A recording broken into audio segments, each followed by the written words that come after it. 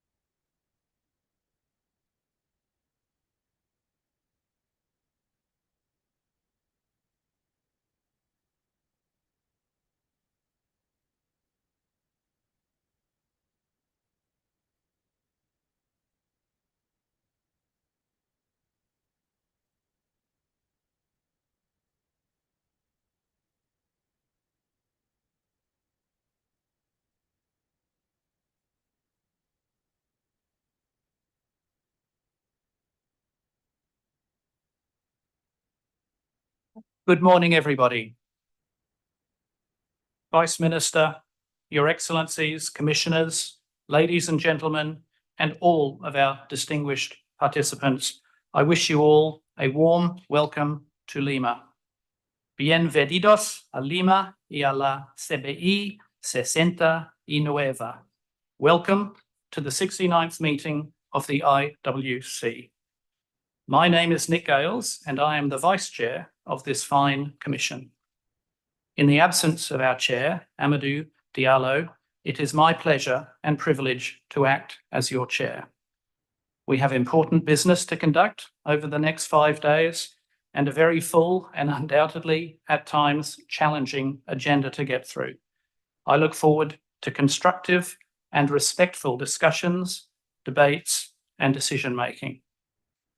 My first important task as we open our meeting is to thank most sincerely the Government of Peru for being our gracious hosts.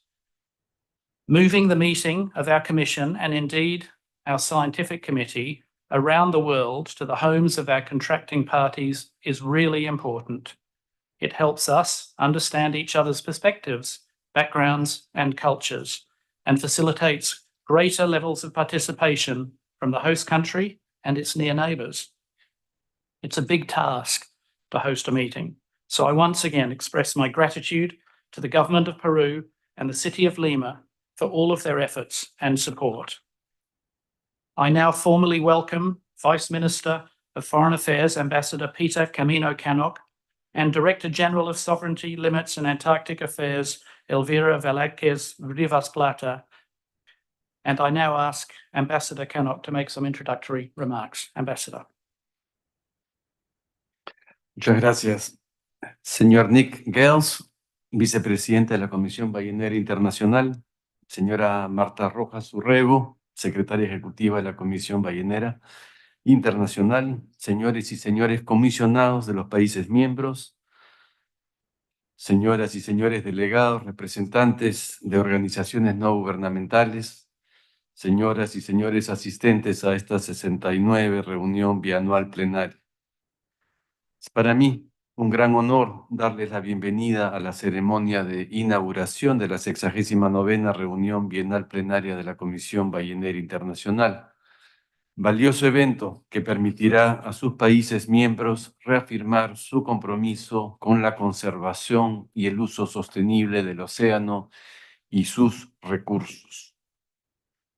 Es importante destacar que la Comisión Ballenera Internacional, desde su creación en 1946, se ha constituido en un espacio vital para acordar acciones multilaterales y avanzar en la conservación efectiva de esta especie.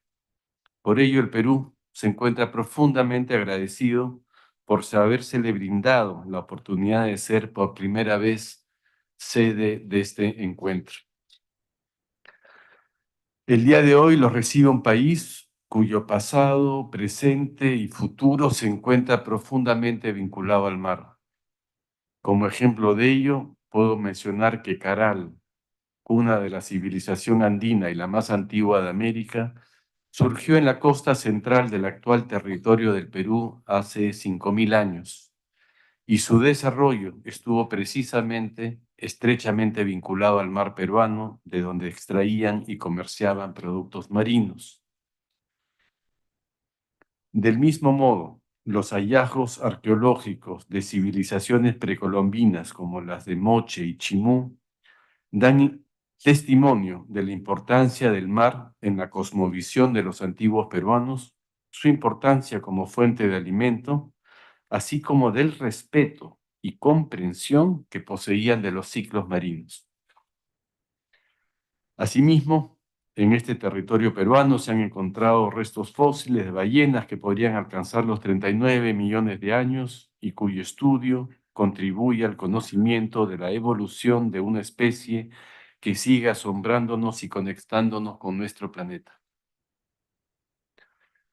Tengan la plena seguridad de que para el Perú, la Comisión Ballenera Internacional representa el marco internacional que permite no solo adoptar acuerdos de conservación y gestión de cetáceos dirigidos a mitigar los perjudiciales efectos ocasionados por el cambio climático, la pérdida de la biodiversidad y la contaminación, sino que además contribuye a la toma de decisiones que se traduce en programas de cooperación científica, educativa y de gestión, de los cuales mi país, el Perú, participa activamente. Estoy convencido de que el fructífero diálogo y las decisiones que se adopten en este evento contribuirán al impulso de los esfuerzos de conservación de los cetáceos, así como el desarrollo sostenible de los océanos para el bien de los presentes y futuras generaciones. Muchas gracias.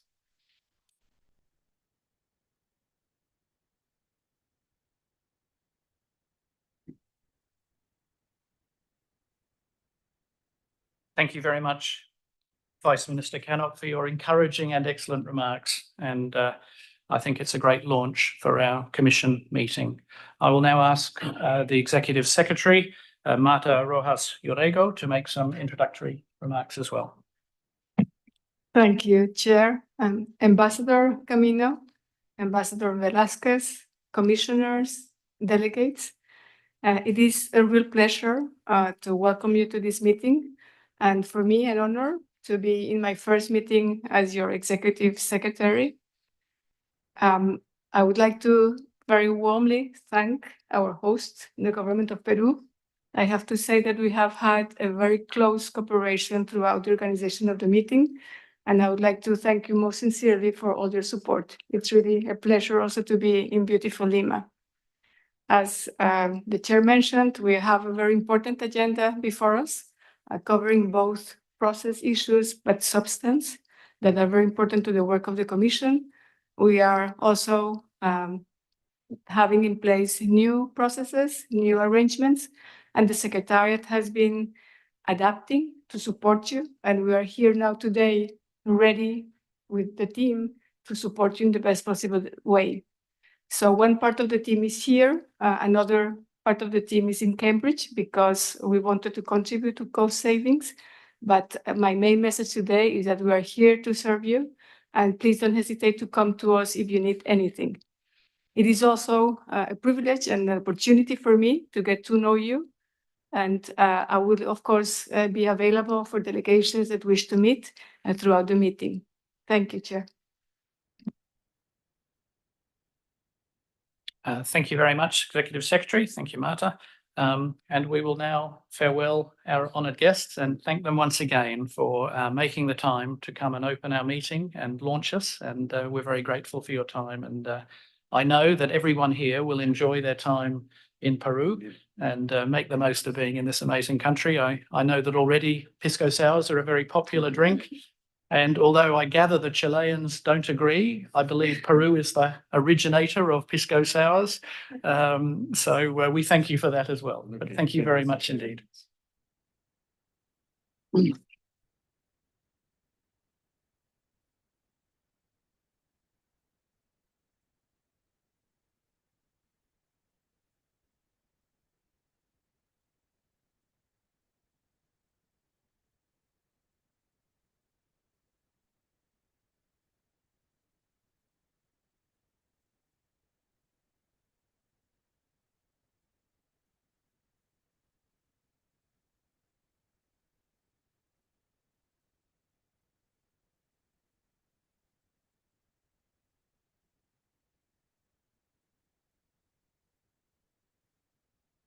So before I move on to agenda item 1.2, which is the opening statements, I just want to say a few words about a couple of colleagues, commissioners of the IWC, who have sadly passed away in the past 2 years.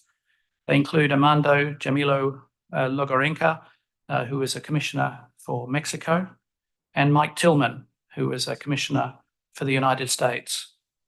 And they both have passed in this last 2 years, and both of those gentlemen made enormous contributions to this organisation over many years, and I think we should remember them. I also note that other members of our commission, not necessarily commissioners, but people who have contributed an enormous amount to the scientific committee and to the work of the commission, have also passed. And I'm not going to name them here because I fear I might exclude some, miss some. But we're going to pause for a moment. We're going to remember them as well. And we'll have a moment's silence in a couple of minutes. But I want to just ask, and I'll look for nods really, or perhaps shaking heads. But I think this should be a normal part of the opening of our plenary each biennium. And we can work with the Secretariat in the intercessional period to make sure that we do have a complete list of names that we can read out to remember. And I'm seeing nods, I think, yes. So we'll undertake to do that. And with that, if we could all please pause for a minute's silence.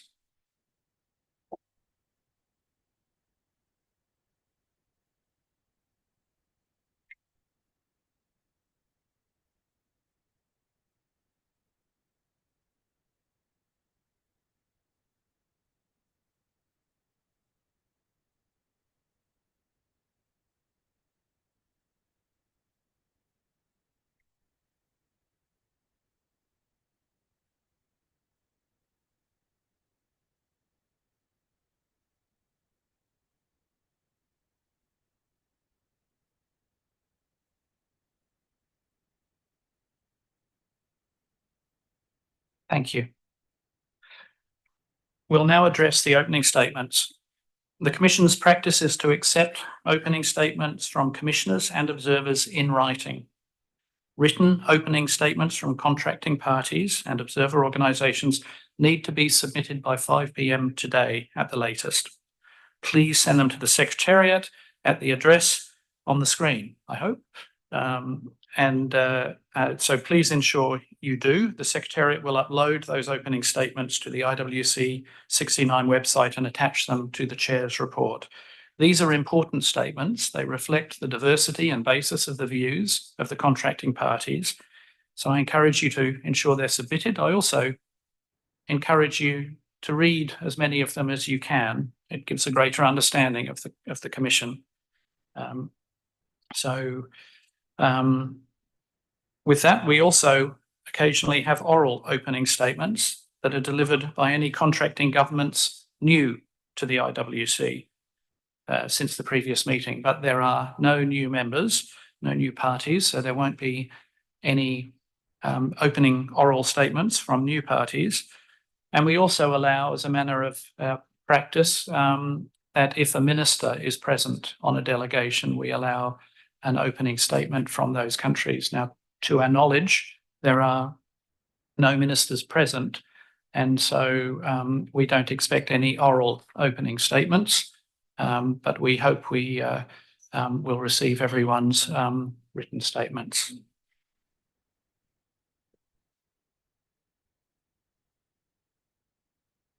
I'll move now to agenda item 1.3 on meeting arrangements. As you're all aware, and it's really as a consequence of our budgetary situation, that we have new meeting arrangements at this meeting at IWC69. Committees, subcommittees and working groups have been meeting virtually between the 28th of August and the 5th of September this year. I'd like to thank the Secretariat and the Bureau for their support in organising these meetings, and the contracting governments for their really valuable input. I'd also like to thank the chairs of each of those working groups and committees for the work they've done in ensuring they ran smoothly in really quite difficult circumstances, often late at night and at difficult times. The Infractions Subcommittee met by correspondence, and the Aboriginal Subsistence Whaling Committee met in person yesterday on the 22nd of September. And here in the plenary, we will consider the reports of those meetings as parts of our agenda. We'll provide an opportunity to share views on how well or otherwise those meetings worked under agenda item 10.1, and that appears in the report of the F&A committee.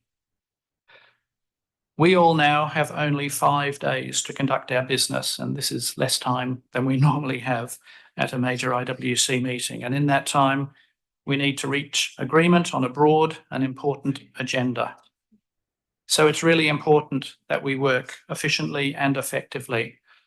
And my intention while I'm in the chair while I'm acting chair until our chair arrives here, is to limit interventions, comments on any of the topics we discuss to 3 minutes.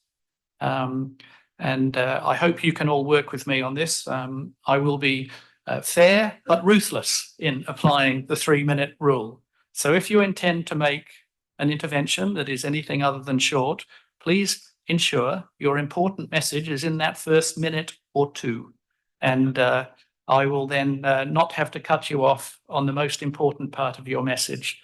But I have asked the techs to provide a stopwatch down in front of me that I can see. And so I will be watching that for keeping on time. I will also ask everyone to speak slowly and clearly when they make their interventions so that the interpreters can keep up and everyone can understand what you are saying.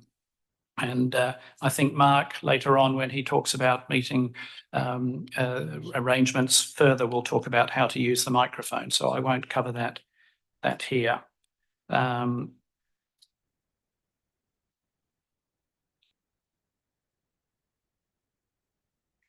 So I will also remind all commissioners to please stay in their allocated seats during plenary sessions. It can get quite confusing if you move around.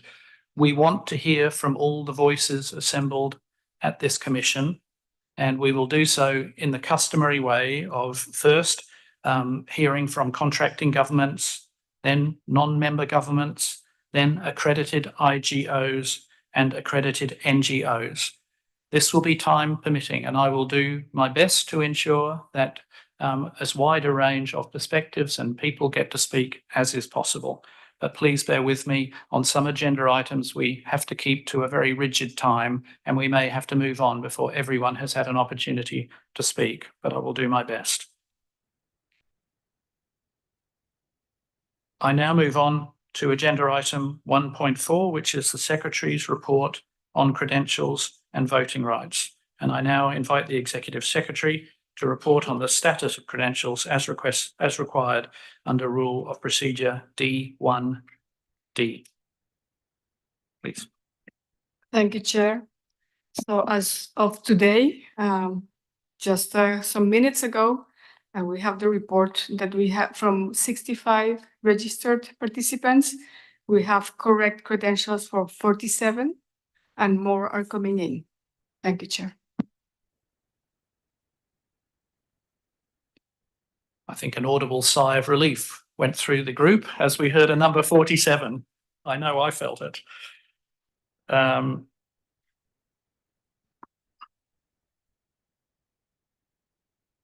So yes, I just encourage any of the parties for whom credentials have not yet been cleared to please make this a high priority on getting those sorted out. I know everyone, especially the Credentials Committee and the Secretariat, are working very hard to get all of that in place.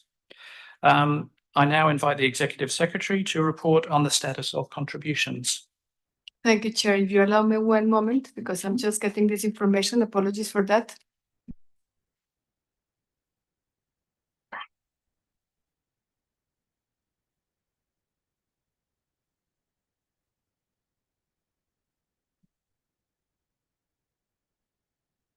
So as of 23 of September, we have 47, sorry, this is the,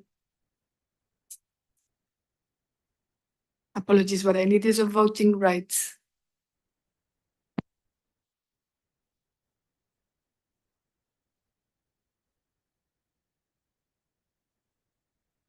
So while we get this information, with my apologies, the chair is going to make another comment.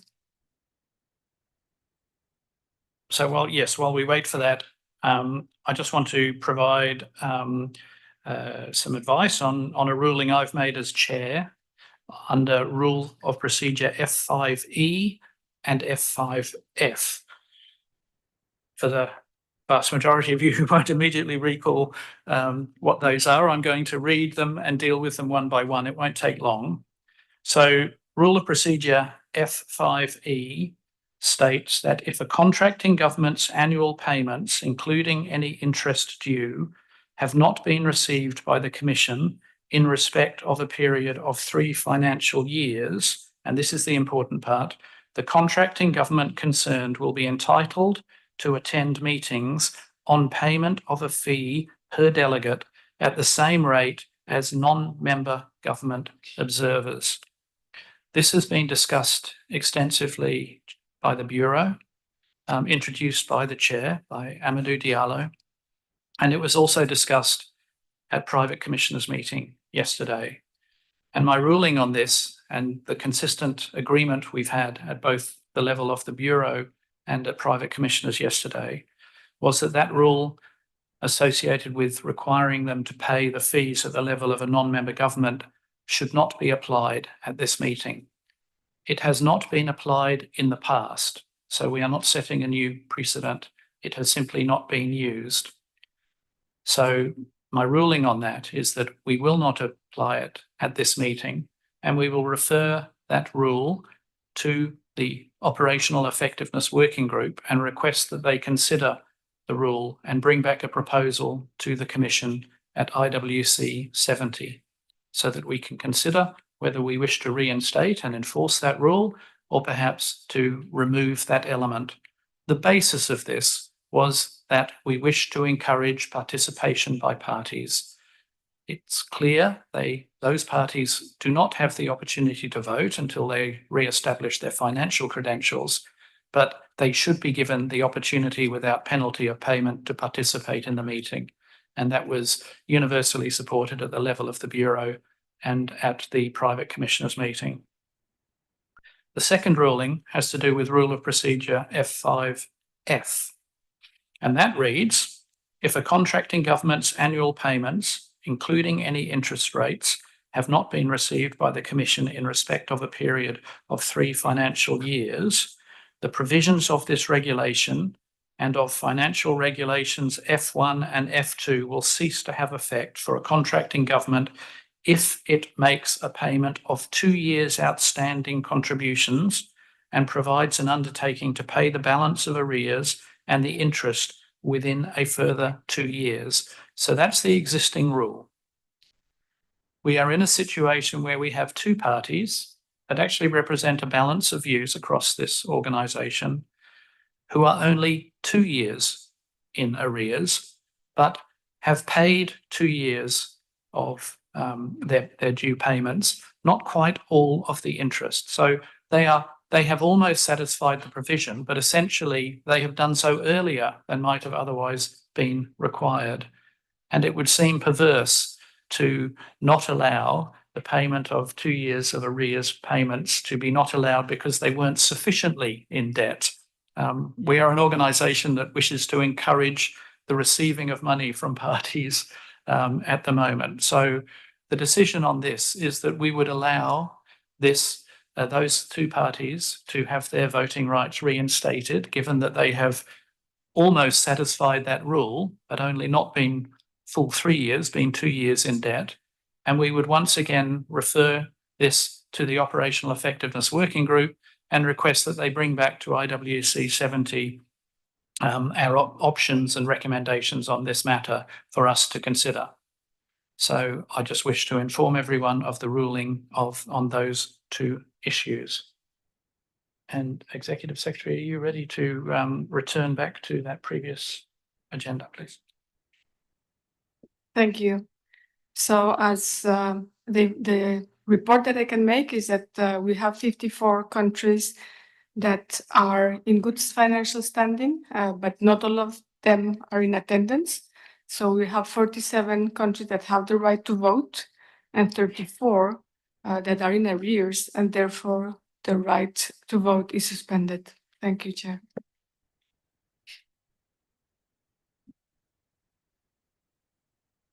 Thank you, Executive Secretary. Thanks, Marta. So I'll now move to agenda item 1.5. This is meeting provisions, and I will ask Mark Tandy from the Secretariat to please provide details on other arrangements for the meeting this week. Mark, please.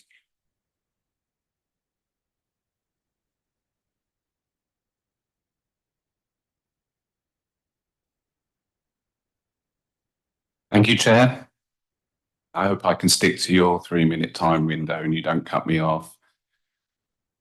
Good morning, everyone. I'd like to echo others' comments that it's great to be here and to see you all in person. I'll just take a few moments to outline some of the resources and logistics for this meeting. To start with, the rooms we have at the hotel. The Secretariat office is called Oppian. Most of you would have been there for registration on the 3rd floor. Please feel free to visit that office for any questions or queries or help that you need throughout this meeting. All of the plenary sessions will be in this room, which is called Mediterraneo, and we ask that you scan your ID badges upon entry and exit from the room. As you will see, there are 2 separate doors for this, and the security guards will point you to the scanners. This will automatically add you to the participants list that we will generate. There are Secretariat help desks available, one outside the room and one to the left of the room over here. And as the Chair mentioned, with regards to the microphones, if you wish to speak, please press the button once on your microphone and you will be added to the queue, and then wait for the Chair to call you to speak.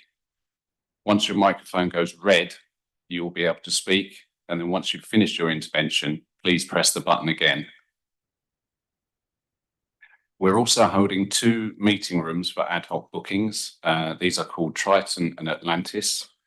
They hold 20 and 50 people respectively. They are available to book to all delegates on a first come, first served basis. And if we could put the email addresses on the screen, please. You can book those by contacting meeting rooms at IWC.int or coming into the Secretariat office to make a request. There are a couple of display screens dotted around the hotel, one outside this meeting room and one outside the Secretariat office. And on a daily basis, we will update that with the agenda items for the day ahead. And if you have any other requirements for information, there is the website meeting page, which you can see on the screen now, which has other links to resources and along with all of the documents for the meeting, which are listed by agenda item. If you have any difficulty accessing the site or just require technical support, please contact itsupport@iwc.int. And equally, if you have any queries regarding documents, please contact documents@iwc.int. And now for some obligatory health and safety notices. In the case of medical emergencies, there is an ambulance throughout the meeting, which will be on site, and there is a doctor and a nurse available. Please keep your travel insurance details with you because they may be needed if in the case of a medical emergency. For other emergencies or the need of emergency services, please dial 911 in this country. If you hear the fire alarm, please leave by the nearest exit from wherever you are in the hotel and do not use the lifts. In this room, the nearest exit is over to the right of the stage with the green sign above it, and it will lead you down the stairs to outside the hotel. Please gather at the front of the hotel and then take instruction from the hotel staff. Finally, just a note that the Peruvian government are kindly hosting a welcome reception dinner tonight, and formal invitations were sent out yesterday with further details and the address. There will be shuttle buses provided to and from the venue, and these will be starting from the front of the hotel from 6 o'clock. The event is due to start from 6:30 to 7, and then the shuttle buses will return you after the event has finished. All other social and side events are listed on the meeting page, and there's quite a busy schedule, so please do check it to see the other side events to which you can attend. That is all from me, so I wish you all a successful meeting and an enjoyable stay in Lima. Thank you, Chair. Thank you very much, Mark. I have Argentina requesting the floor. Arjun. Muchas gracias, señor presidente. Buenos días a todos los colegas. En primer lugar, queremos agradecer al gobierno de Perú por acogernos en esta hermosa ciudad de Lima. Luego también queremos agradecer a la Secretaría por la asistencia que nos brindara y también, bueno, a los intérpretes y a usted, señor presidente, desearle el mayor de los éxitos en la conducción de nuestros trabajos. Señor presidente, nosotros habíamos levantado hace un rato nuestro cartel porque queríamos volver sobre el punto anterior y solicitarle a la señora secretaria ejecutiva si podría, por favor, repetir los números porque no nos había quedado del todo claro las cifras que informara. Muchas gracias. Thank you, Argentina. Yes, of course. And I apologize for keeping you waiting on the when you had requested the floor. Please, Executive Secretary. Thank you. And I have to apologize, but the Credentials Committee met at 9 and finished just before the plenary started. And this is why I apologize for the delay in providing these numbers. So in terms of credentials, as of today, from 65 registered participants, we have correct credentials for 47, and more are coming. So the committee is very actively receiving and checking the credentials. Regarding then the financial situation and those who are in arrears and those who are in good standing, from the total membership, 54 have the right to vote because they are in good financial standing, but not all of them are present. So from those present, we have 47 who have the right to vote, and 34 are in arrears, and therefore the rights to vote are suspended.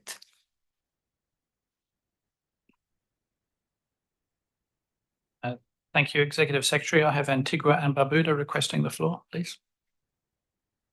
Thank you, Mr. Chair. I would also like to join with those who have already congratulated Peru for hosting this very important meeting. And we are looking forward to a very successful meeting. There are some issues that at hand that I think that we would need to clarify and also to reach an understanding as we go into the substantive part of our meeting.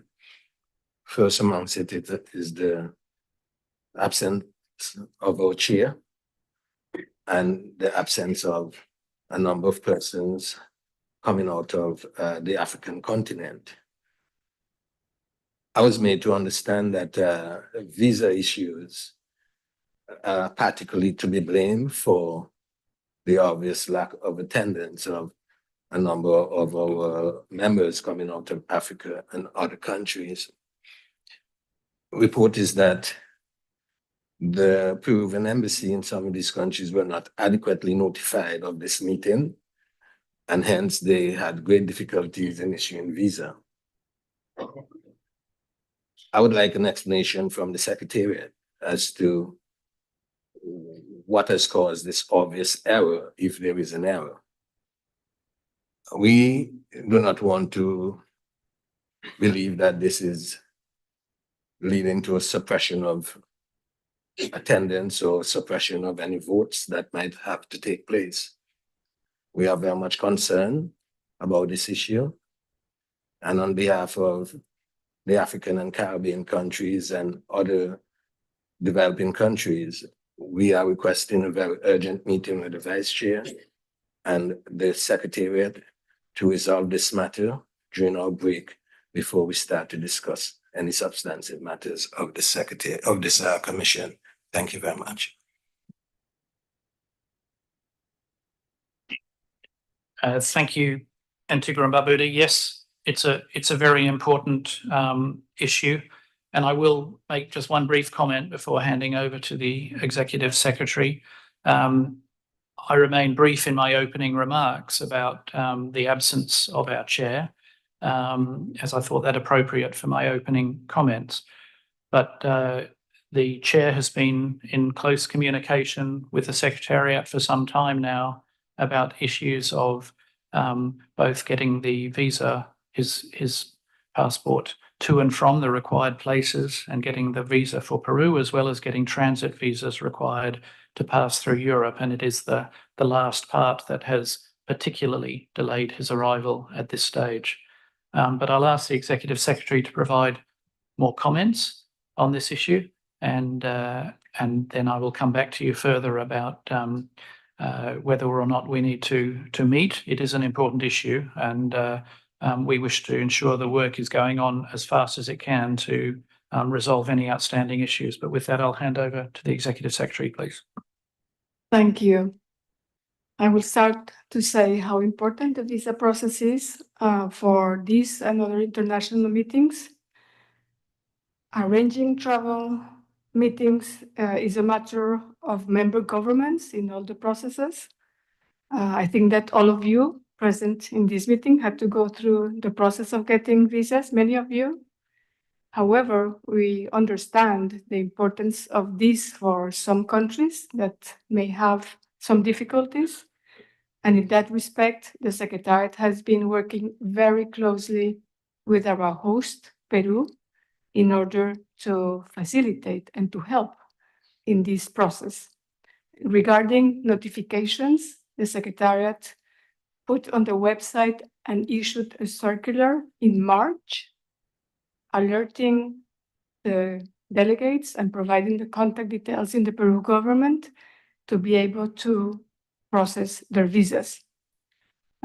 We have been also working closely with the Bureau, keeping them informed, and we know that the importance of this issue was highlighted, and the government of Peru has been clarifying the process since we started discussions with them, and when in March we provided the necessary information. I have to say that we have also provided support for some delegates, especially in Africa, by paying those who were eligible for the voluntary fund support. We have supported them to travel and to the fees and the cost of their visas so that this could be facilitated. We also had a meeting. Actually, I had the pleasure to meet with Ambassador Velasquez, who's the Director of Frontiers from the government of Peru, in July, personally. And they very kindly organized a meeting with us, with all the team responsible for visas. And we started to support the countries, and COMAFAT was very helpful in that respect for the countries in Africa in providing the list of the countries that needed assistance. We have then met with them on the 18th of July, 24, on the 2nd of August, on the 27th of August. We had bilateral meetings with the government of Peru, in addition to the regular communication that has to take place. We have been also in contact with some of the delegates who have asked support. And as far as we are aware, but perhaps the government of Peru would like to also confirm this, the delegates who have asked for the visa has obtained it. We understand that have been some issues with transit visas, but this is something, of course, that is different from each country. And each country needs to see what are the circumstances so that they can arrange and make the arrangement necessary to transfer for any transfer or any route. And it's, of course, not a role of the Secretariat to organize the transit visas as well. So I hope that this clarifies. But what I have to say is that we have been working on this, even as I've mentioned at the beginning, the responsibility of visas in this and all the processes is something that the governments take care of, but we have been very actively because we know how important it is to ensure like an inclusive process that all the countries have the possibility to get their visas. Thank you, Chair.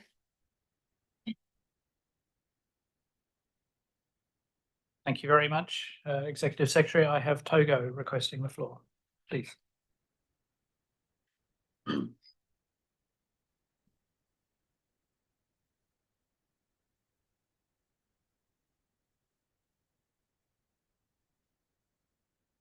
And one more time, and yeah, just wait. And Merci. Merci, Monsieur le Président, Madame la Secrétaire exécutive. Le Togo s'associe à ceux qui ont déjà intervenu pour vous remercier l'organisation de cette 69e session. Remercier également le gouvernement péruvien pour les dispositions prises pour faciliter les visas et l'arrivée des délégations. Sur la question des accréditations, c'est juste une question plus technique. Ce qui était prévu dans les procédures, c'était d'envoyer l'accréditation, une lettre à la secrétaire exécutive pour l'accréditation. Alors, j'aimerais savoir le compte qui a fait, est-ce que ce sont ces notes envoyées ou bien depuis que nous sommes arrivés, on doit déposer une lettre physique. Est-ce que c'est cela dans le compte? Excusez-moi de revenir sur la question des visas. C'est vraiment, je suggère que pour les prochaines sessions, il faut que le pays il y ait un accord avec le pays organisateur pour que les questions de visa soient une priorité pour les commissaires et les gouvernements contractants et tous ceux qui devront venir. Parce que quand le visa n'est pas obtenu dans des délais raisonnables, il faut obtenir le visa du pays où vous devez participer à la réunion avant d'entreprendre les démarches pour le visa de transit.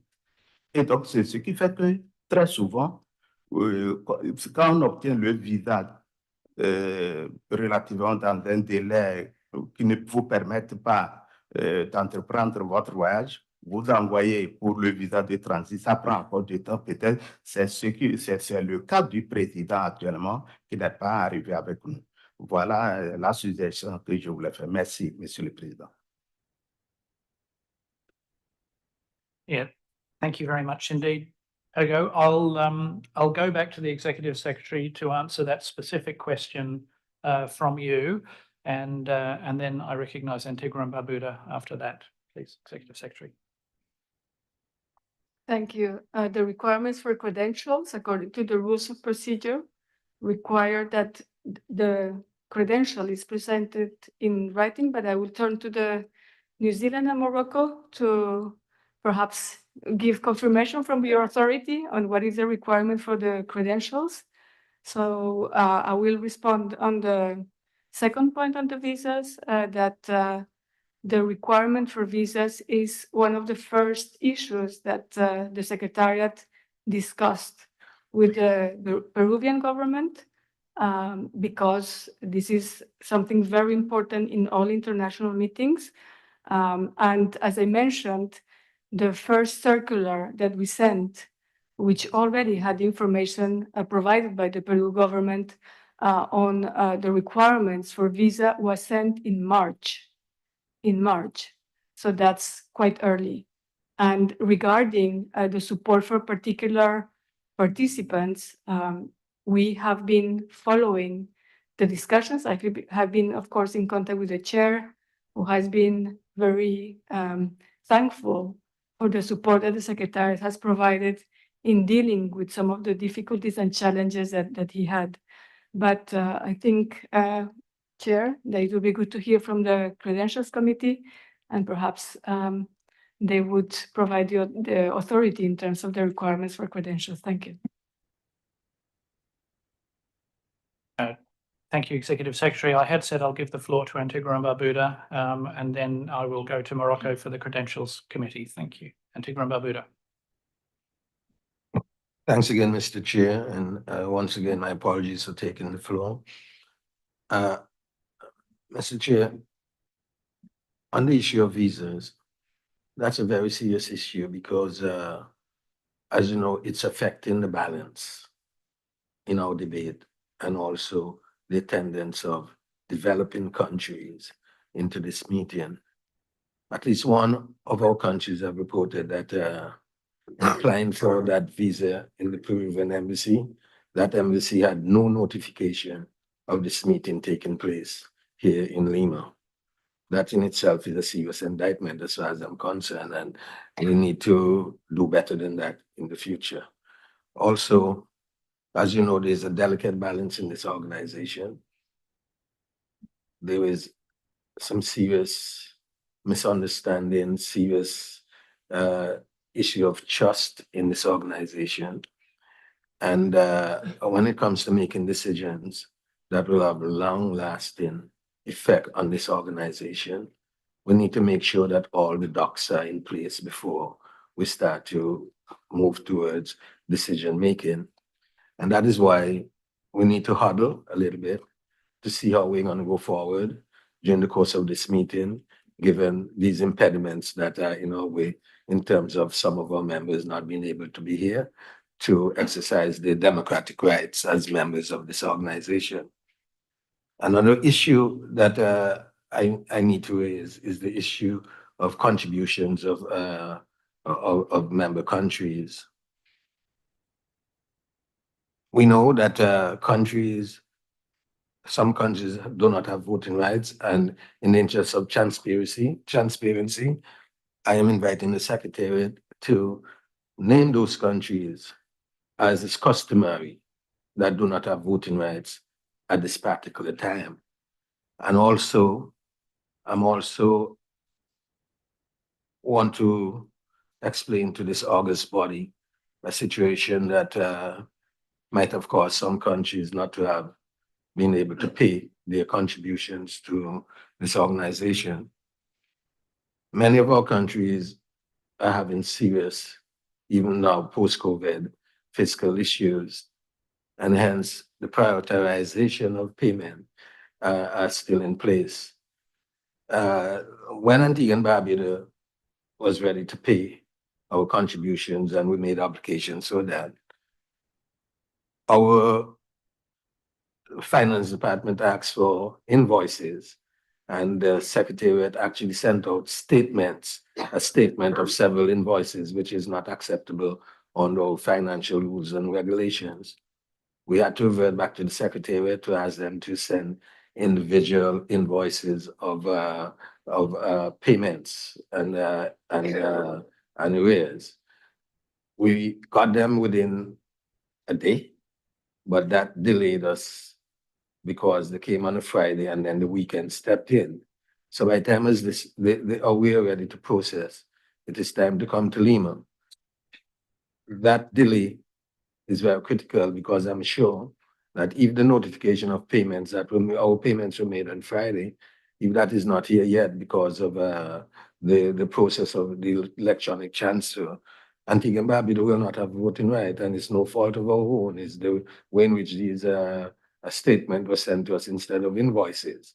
So I'd like to know if there are any areas in your consideration that will allow countries that have actually paid their money and it has not hit your account as yet, if there are any way in which adjustments can be made for these countries.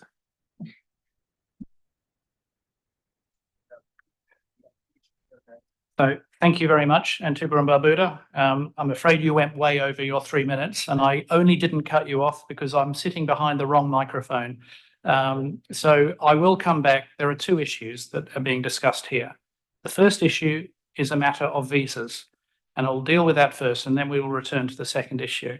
And I'll remind all speakers, issues of visas when you have 88 countries moving to another single location are a perennial problem of this organisation, and efforts are made to resolve them. It is appropriate to have a discussion to make sure that things are run as smoothly and efficiently as possible. But I would remind all speakers to please talk on the topic in a constructive and respectful way and be careful about accusations. We need to look at this, have a discussion and find out if anything went wrong, what was it, and could it have been approved? So it is important and we need to have the discussion. And with that, I'll recognise Morocco from the Credentials Committee who wishes to take the floor. Please, Morocco. Thank you, Mr. Chair. As this is the first time I take the floor, I would like to thank the government of Peru for hosting this meeting. Regarding the credentials, I will, and to explain that the Credentials Committee processes all documents of credentials, whether originals or copies, understanding that the delegates, when they come to the meeting in person, they bring the originals in conformity with the copies we had already in the system. Thank you.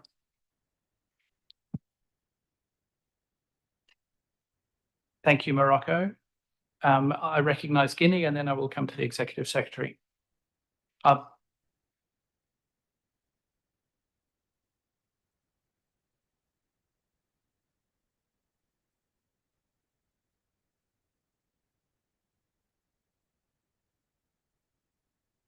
That was my error. I had Benin first on the list and then Guinea. So Benin, if you still wish to make an intervention, please proceed.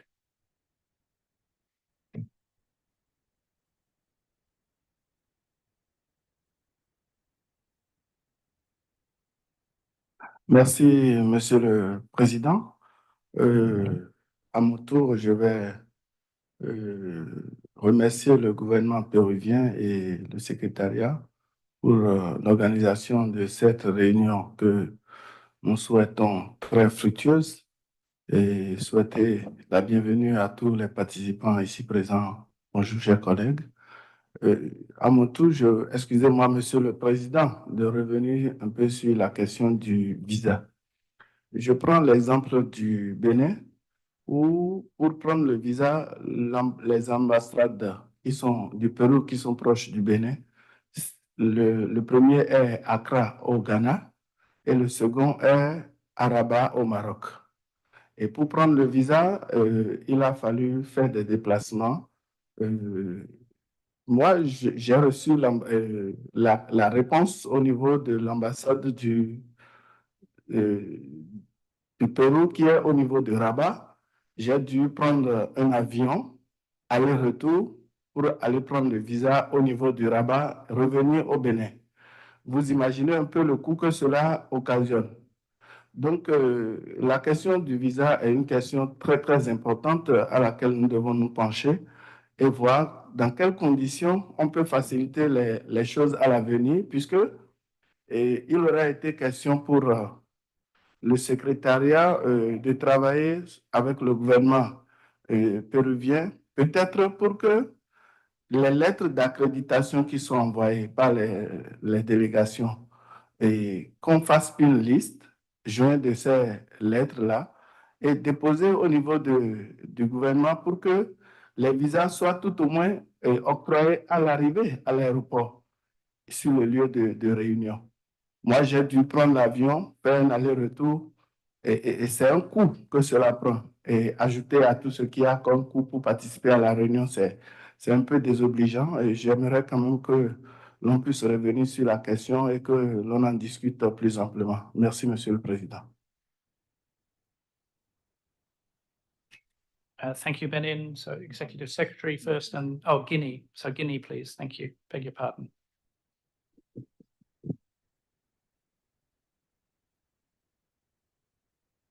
Merci, Monsieur le Président.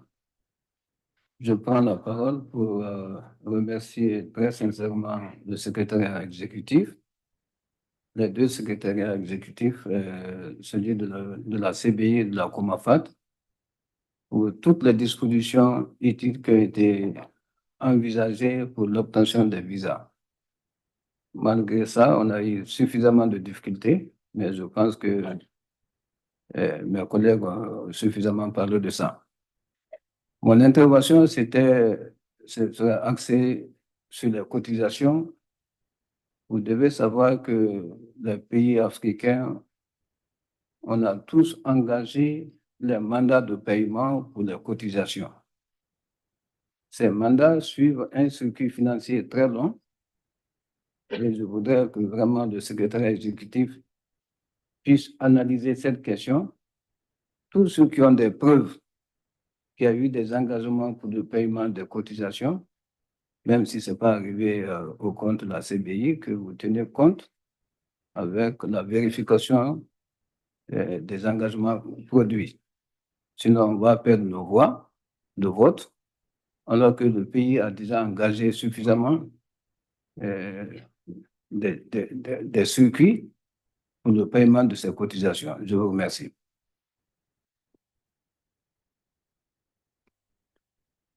Thank you, Guinea. We'll hear from the Executive Secretary, then I will propose a way forward, and after that we will break for a rather late morning tea. Executive Secretary, please. Thank you. Just to respond to some of the comments that were made, regarding providing the advice of where the countries could get their visas, as I mentioned before, in the effort that the Secretariat did beyond, like what many secretariats in other conventions do, I have to say.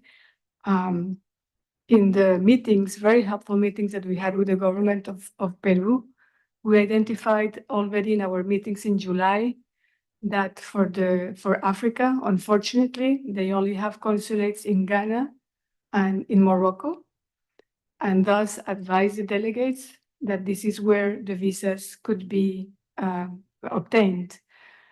There was a proposal to send the documents via DHL and to have them back. We understand that there were some challenges related to each country in terms of their own regulations regarding the shipping of passports through these means. But this is, of course, beyond what the government of Peru or the Secretariat could be handling. So this was already advised since July. And we proposed different options, and I have to mention and thank the Secretariat of COMAFAT, who was facilitating the process. They provided, at our request, a list of the governments that were going to be participating because they organized a meeting in July. And this was the list that we shared with the government of Peru so that they could alert their consulates in these two countries, and that was done. I have to say also that COMAFAT organized very helpfully this meeting in July, and in discussions with the government of Peru, we proposed that delegates could get their visas while being in Morocco, given that there is a consulate there. But unfortunately, the organization of the meeting, as I understand, did not allow for this option. I just mentioned, perhaps apologies if this is too detailed, but I think that this illustrates all the efforts that were made in trying to help and provide support to the countries to deal with the challenges of getting their visas. We will, of course, after the break, we will, of course, and here we have Nikki Bartmeyer, the head of finance and administration, to respond to the points made regarding contributions. Thank you, Chair. Thank you, Executive Secretary, and thank you, everyone. This is an important discussion. My proposal is as follows, that during the morning tea, if I can beg the good graces of Peru, Morocco, the Secretariat, and Antigua and Barbuda, at least, and to please have a discussion over morning tea, and then update me on that discussion. I can participate in some of it. I will also look in the agenda and work with the Executive Secretary on where particular issues are best discussed under which agenda items. I understand the timing of agenda items for things such as financial contributions is, of course, important. And I will come back with a proposal after morning tea on how we deal with those other issues. We are running late and we cannot spend all day talking about these issues. We need to be able to work through how we can conclude our conversations and work out a way forward. I'll do my best over the morning tea and come back then. So with that, we'll break. It's just after 11:10. We'll have a 30-minute break. So 11:40, we will resume and continue on with our agenda. Thank you very much.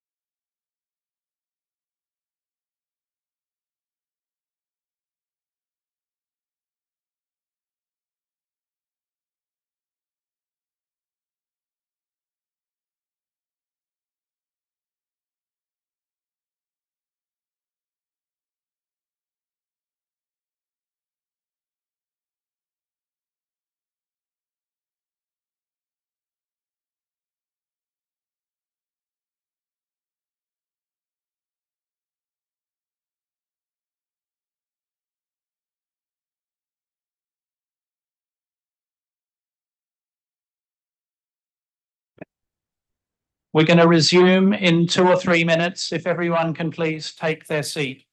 Thank you.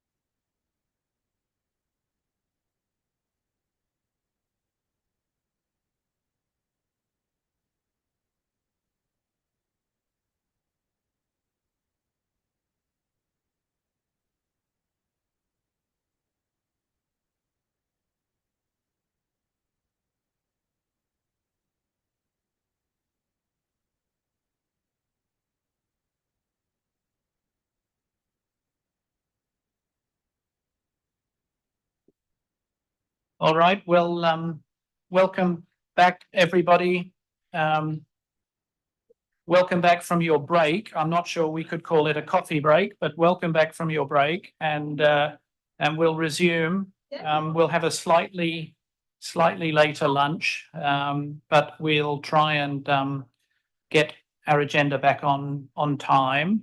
But these are important matters, and thank you to Morocco and Peru and Antigua and Barbuda and the Secretariat for getting together to discuss the issue of visas. We will deal just with that issue first, and then I will make some comments about the payment issues and voting rights associated with payment issues.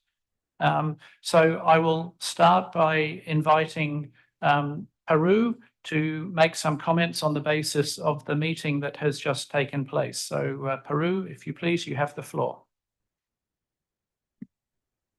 Señor presidente, en la reunión que hemos sostenido con Antigua y Barbuda, con Marruecos y con la Secretaría, Perú ha informado que ha desarrollado sus mejores esfuerzos para poder expedir prontamente las visas solicitadas.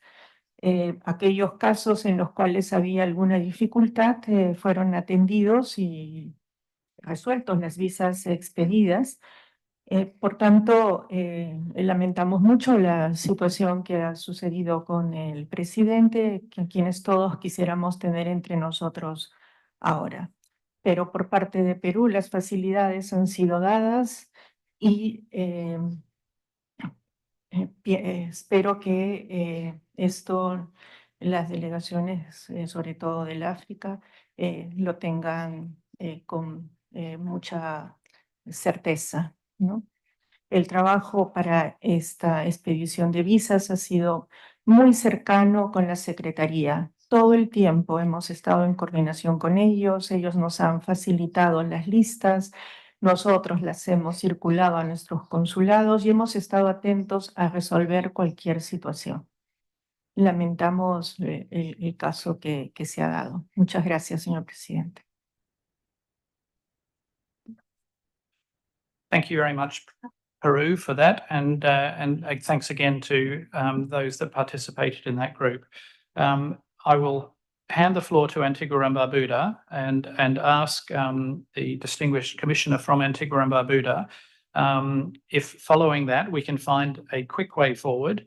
We all deeply regret that these visa issues occur at all, and it's of course particularly regrettable that our chair is not here with us today and leading this discussion. But Antigua and Barbuda, if I can ask you to respond to the comments and help me and help the Commission find a way forward on this issue. Thank you. Thank you, Mr. Chair, and I want to thank the distinguished representative from Peru and the Secretariat for their understanding of our concerns on this matter. The explanations were satisfactory enough for us to proceed with our meeting, and I hope that going forward, we'll be able to address these issues that are very much outside of the realm of the Secretariat, but very important for our meeting.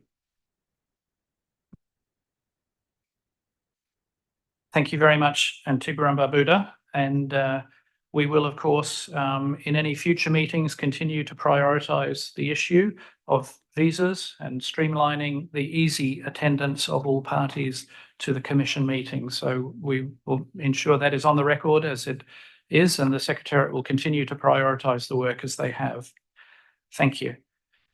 One of the other issues that was raised prior to the break was also the concerns by some parties, quite reasonable concerns, that the time period between sending money into the Secretariat and having confirmation that money has been received in the bank here can leave them in a period where they have sent the money, but yet they are not yet eligible to vote, and there is a lag.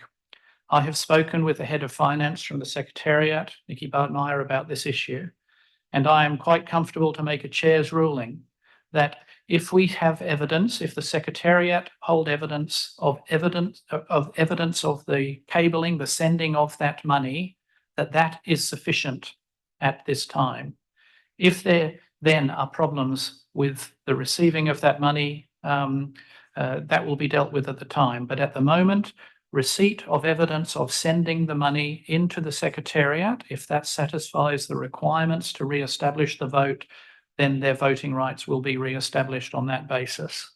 So that should deal with that difficulty and that problem for those few days, 5 days, sometimes business days that it can take for these things to happen. So we propose to do that.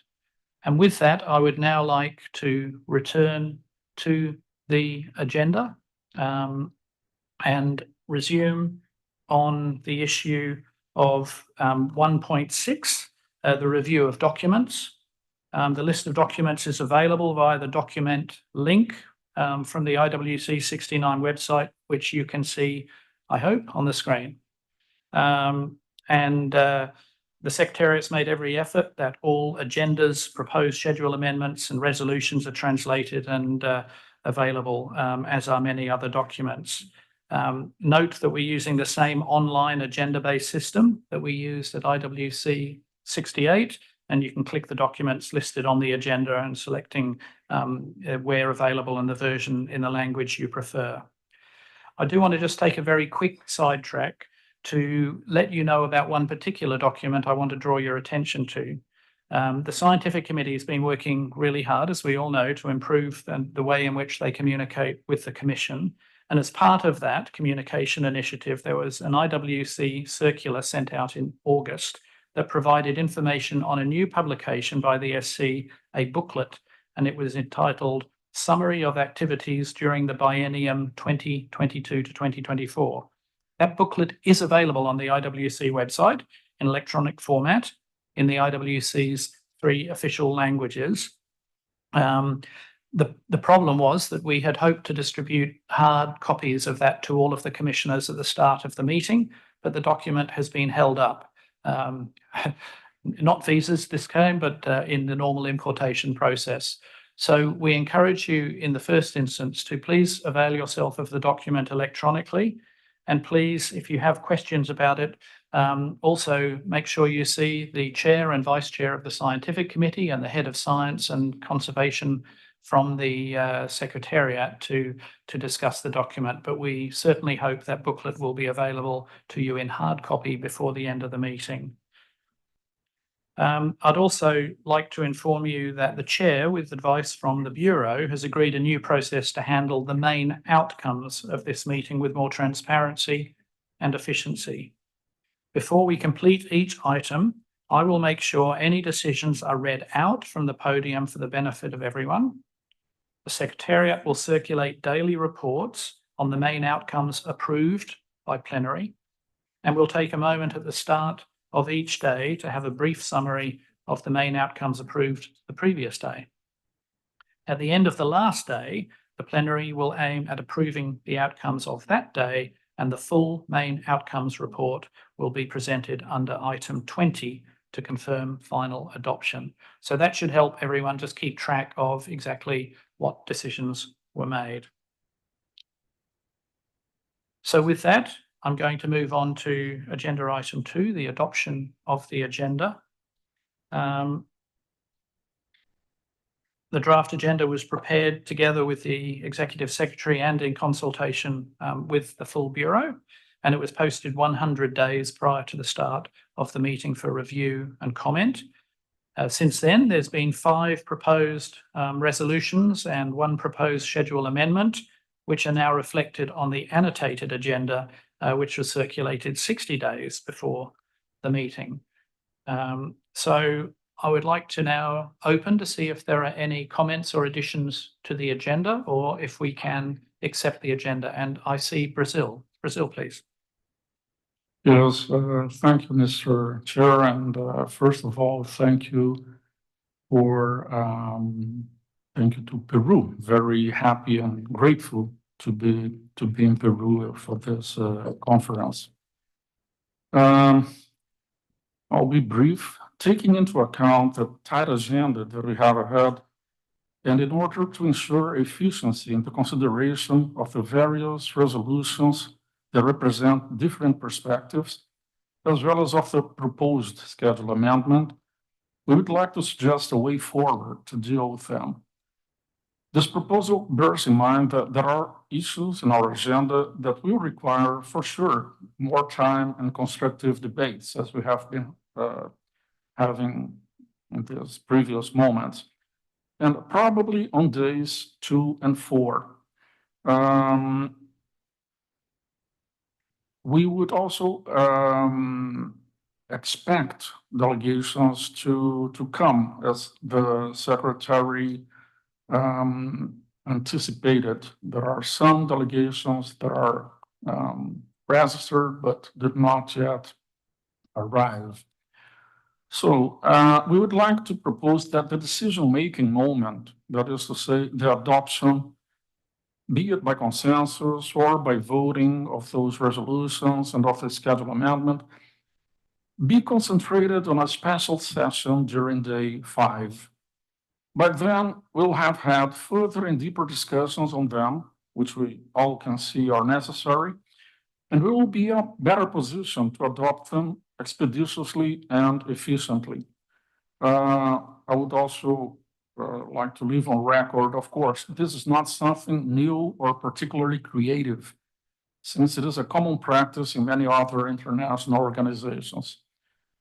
We hope we can proceed this way to save time and for the sake of efficiency and effectiveness of our work. Thank you, Mr. Chair. Thank you, Brazil. So this is not proposing a change to the agenda. It's proposing that the timeline that has been circulated be altered somewhat to keep agenda items open on, as I understand it, Brazil, on the schedule amendment and the 5 resolutions, so that decisions are made in one session, and the proposal is on day 5. That would be Friday of this week.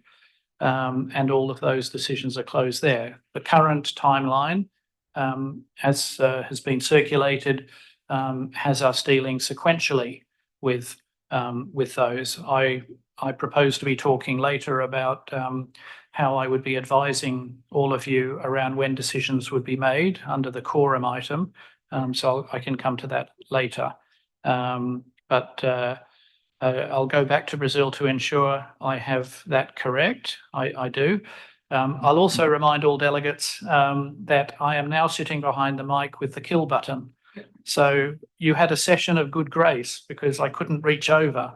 And not only do I have the kill button, I have very large numbers in front of me that count down the moment you start your intervention. So you've been warned, and I'll use it if I need to. I hope I won't. I see, Brazil, is this a point of clarification? Because I'll go to you first and then I'll go to Antigua and Barbuda after that. Yes, it's just a correction. I said day 5, but I would propose Thursday, day 4. Yes, thank you. I beg your pardon. Thank you. Thank you. That would be day 4 of the plenary. Yes, yes. Thank you for the clarification. Antigua and Barbuda, I give you the floor. Thanks, Mr. Chair. I fully agree with Brazil. That was my intervention, and I reserve the rest of my time from this session to be added to my next intervention, please. There are no rollover provisions with interventions, Antigua and Barbuda, I can assure you. So we now have two parties proposing that we make essentially the decisions, whether by consensus or by voting on all 5 resolutions and the schedule amendment in the one session. Is everyone comfortable with that approach? I'm seeing some nods. I'm not seeing any microphones light up. So with that, we will look to the timetable. I remind you this afternoon, we will be introducing each of those items, the schedule amendment and all 5 of the resolutions, and they will be introduced, and the floor will be open for questions of clarification only. There will be no debate or discussion on those issues, nor any decisions made about them. And we would hope to get to that this afternoon. So we will then look to the timetable for actually finalising our agreements on those issues. So that is decided. And with that, can I also take it that we can adopt the agenda? Thank you. The agenda is adopted.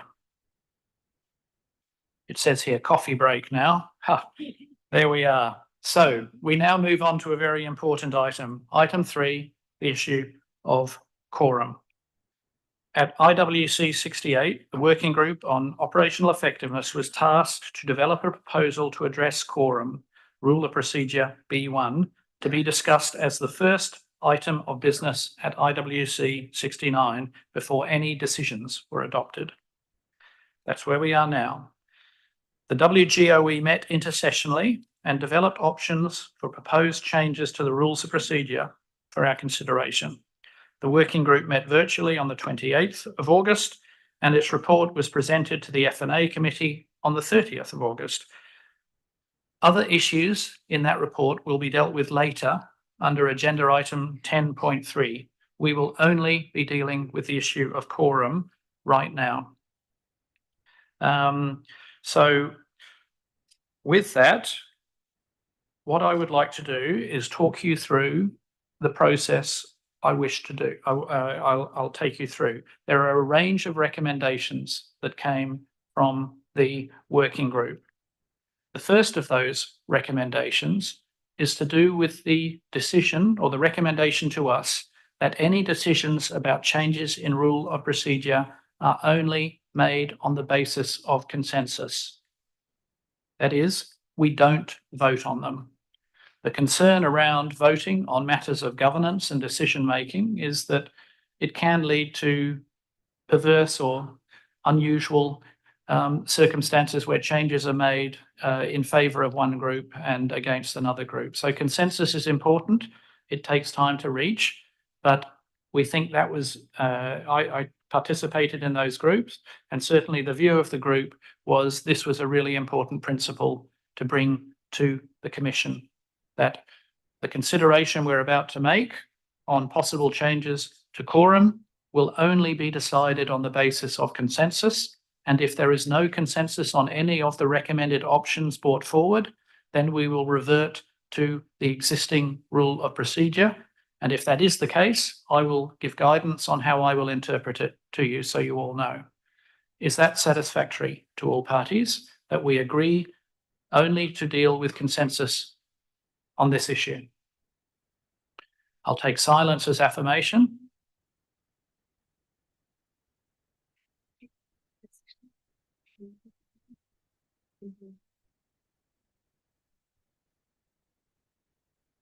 So, to read the decision so it's really clear, the Commission decides that should consensus not be reached to change the rules of procedure, then the existing procedure will remain. Argentina, I see you request the floor. Gracias, señor presidente, y mis mejores deseos de éxito y de agradecimiento a Perú por organizar la reunión. No, simplemente una clarificación que, por supuesto, y respetando las decisiones del grupo de trabajo, nosotros acordamos de que las decisiones sobre este punto se toman por consenso al menos en lo que hace a esta reunión, sin comprometer posiciones futuras en la medida en que el impasse pueda continuar. Ese es nuestro entendimiento. Gracias. Yes, thank you, Argentina. That is exactly correct. The rule of procedure remains in place that indeed we can vote on changing rules of procedure. That remains in place. What we're about to decide, I hope, is that we have agreed for this meeting that would only occur on the basis of consensus. So thank you for that clarification. It's an important one. So I'll read the decision again, and I'll take into account the intervention from Argentina. The Commission decides that should consensus not be reached to change the rules of procedure, then the existing, let me start again. The Commission decides for IWC69 that should the consensus not be reached to change the rules of procedure, then the existing rule of procedure will remain.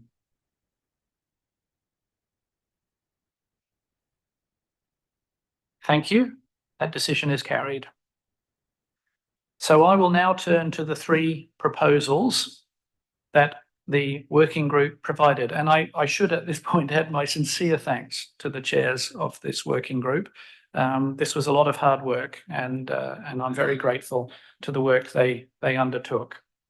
So the words should be projected nicely for you there. If I can move my sign a bit. I've got to keep visibility of both my time limit and the sign there, so I'll move it there.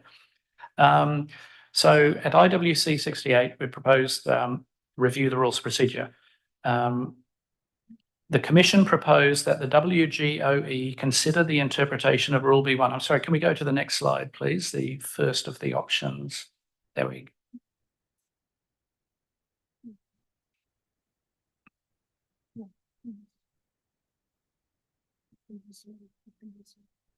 It's the previous one, please. So, give me a second, sorry.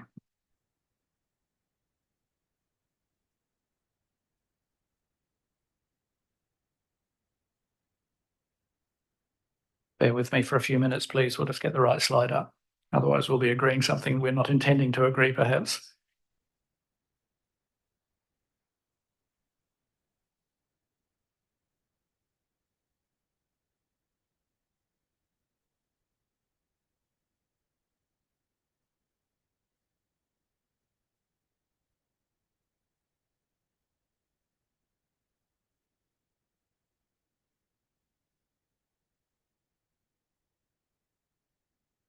I'll give a very quick interlude on this as well. One of the options has some brackets, so it actually breaks down ultimately into two options, depending on which bracketed language you use.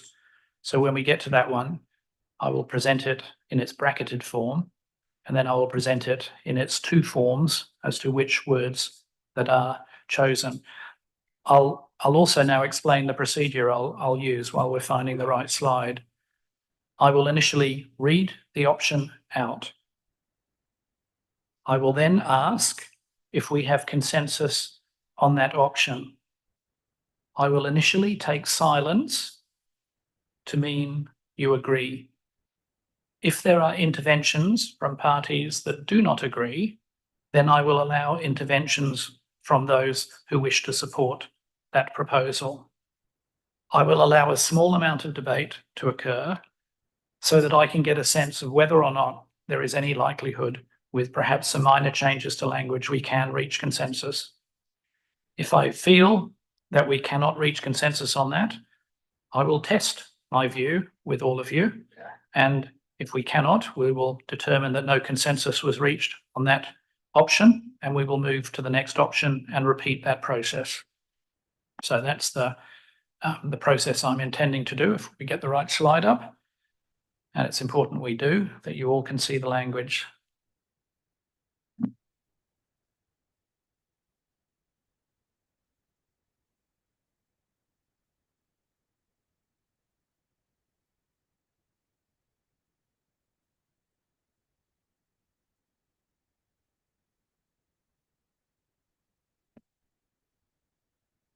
For those of you who are doubtless online, this is the document that is FA-69-REP-WGOE, which is the agenda item 4.1 on quorum, and the words are listed there. But I do want to have them projected, so but you can refer to that document and be reading them in the meantime.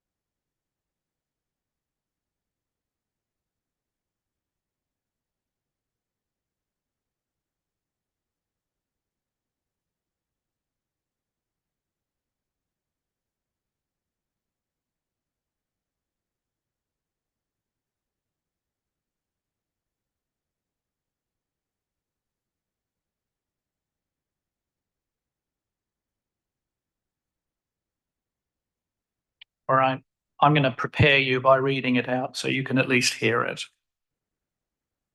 So option 1, as I mentioned, this is the one that includes 2 brackets. So I'm going to read it out and explain the 2 brackets, and then I'll read it out again, both options with the 2 versions. So option 1 is a quorum for plenary sessions of the Commission's biennial meetings consists of a majority of, and then there's a bracket, members of the Commission as one option, or registered and having delegations at the meeting. So I'll now read the 2 versions with those 2 possibilities. So either a quorum for plenary sessions of the Commission's biennial meeting consists of a majority of the Commission, or a quorum for plenary sessions of the Commission's biennial meeting consists of a majority of the registered and having delegations at the meeting. So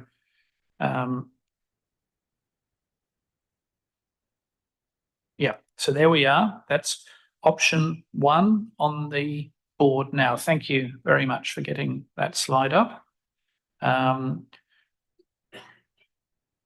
So for meetings, I've just read out the top one. A quorum for plenary sessions for the Commission's biennial meeting consists of a majority of either members of the Commission, that's 88, or those registered and having delegations at the meeting, which will typically be a number less than that. And then second part of that, no plenary session of the Commission shall take place in the absence of a quorum.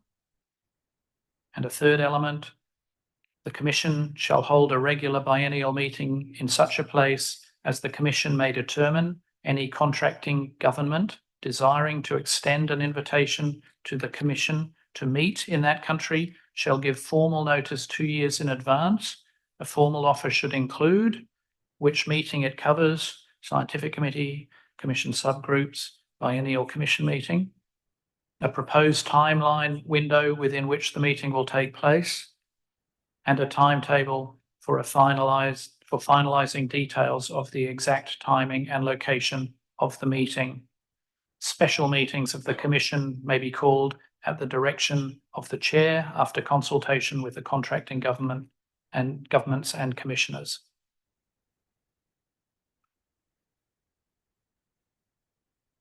So you should have all seen these and read these from the working group of OEWG and FNA, but it's now on the board. I've read it out once. Is that sufficient for us to start testing that with you, or would you like me to read it one more time? Is it clear to everyone? So I think I'll take that is clear. The option is there. So the first thing I will do is I will take that if we use the brackets members of the commission in number 1 there under option 1. So a quorum for plenary sessions of the commission's biennial meeting consists of a majority of the members of the commission. And then the rest of the words remain unchanged from the version I just read out. My question to you all is, do we have consensus on this option?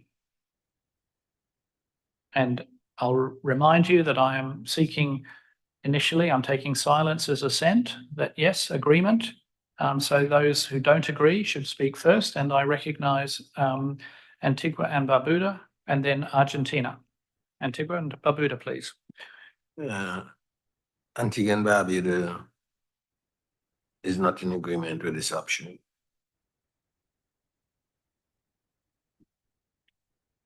Thank you, Antigua and Barbuda. I recognize Argentina. Gracias, señor presidente. Y en coincidencia con Antigua y Barbuda, creemos que esta opción no resulta suficiente para resolver los problemas que tenemos en este momento. No podemos acordar o ir con el consenso. Thank you. Argentina? That's 2 countries have said they cannot find this acceptable. I see no other countries requesting the floor. Oh, I do now. I see first India and then Norway. India, please. Yeah, we from India would not like to support this, that only members of the commission.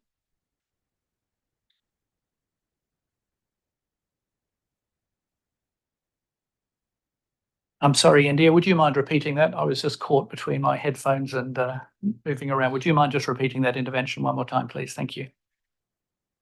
We would not like to support the first clause, members of the commission. Thank you very much. Thank you very much, India. And Norway. Thank you, Chair. Norway does not support this option. Thank you. Thank you, Norway. I'll recognize Uruguay and perhaps suggest that any other countries wishing to take the floor to say they don't agree. I think we're close to determining fairly solidly that we don't have consensus, but please, Uruguay.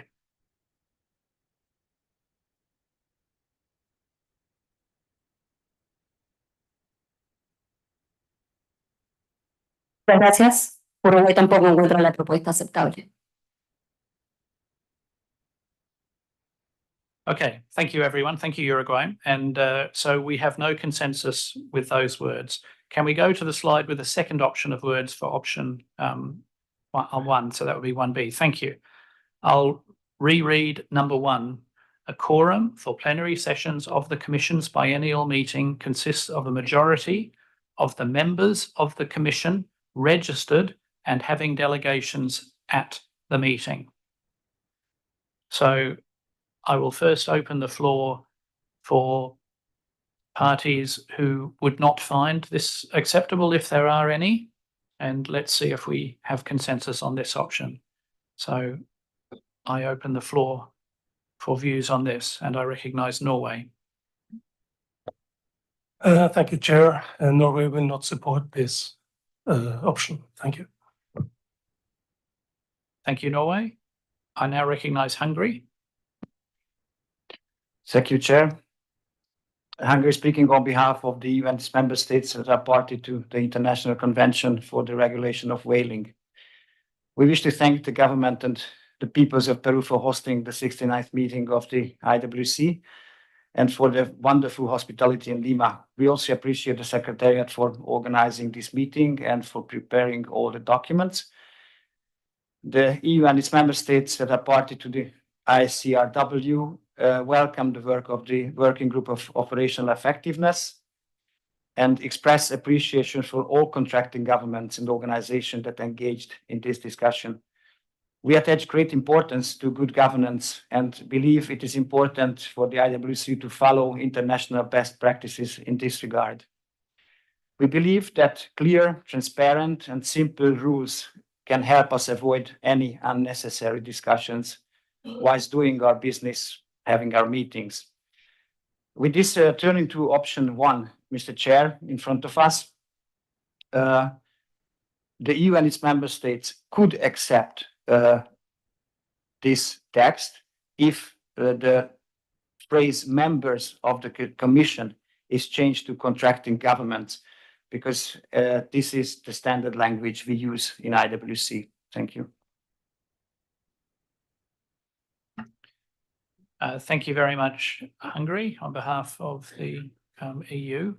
So I'm not sure if you can do that on the slide edit there, but I'll read out the version that is proposed. A quorum for plenary sessions of the Commission's biennial meeting consists of a majority of the contracting governments. I think you said, I should have written it down, I beg your pardon, contracting governments of the Commission, registered and having delegations at the meeting. With those words, would we have a consensus on this option?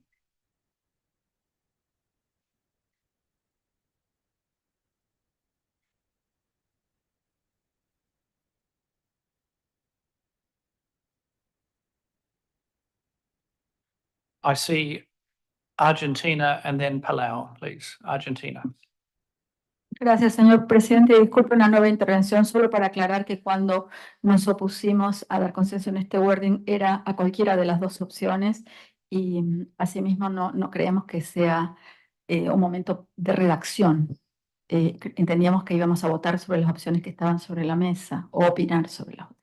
Gracias.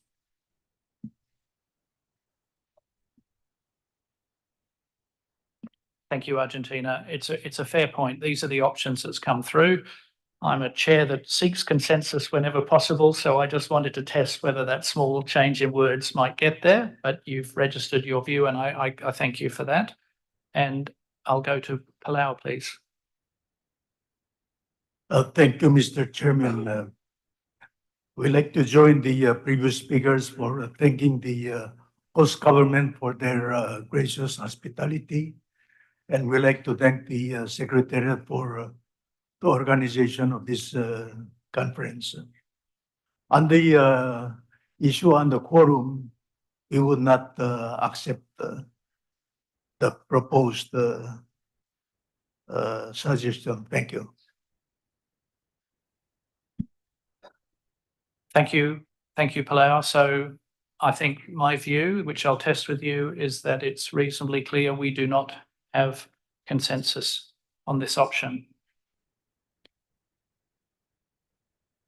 And so with that, I will move to option 2, please.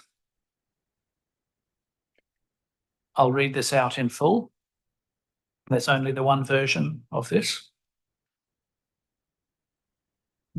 Attendance by a majority of the members of the Commission shall constitute a quorum for purposes of holding a meeting.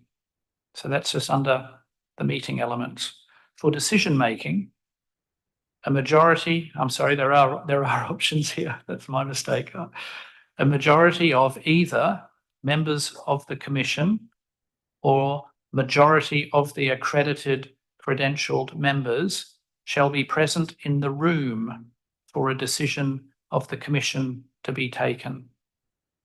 A decision of the Commission taken at a meeting, whether by consensus or by a vote, is not deemed adopted until the text has either been provided to all members of the Commission or presented to them by electronic means and then approved by the Commission.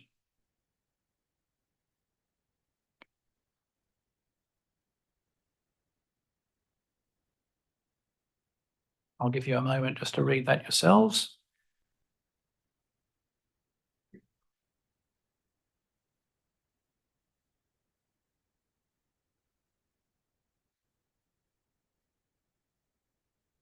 And I will now open the floor initially, taking silence as assent. Are there any parties who would not find this change in words acceptable?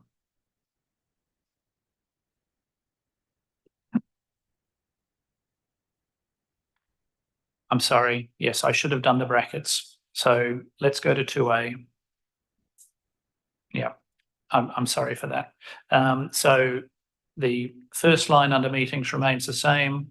The change is in the first paragraph under E, decision making. A majority of the members of the commission shall be present in the room for a decision of the commission to be taken. That's the change of this particular version.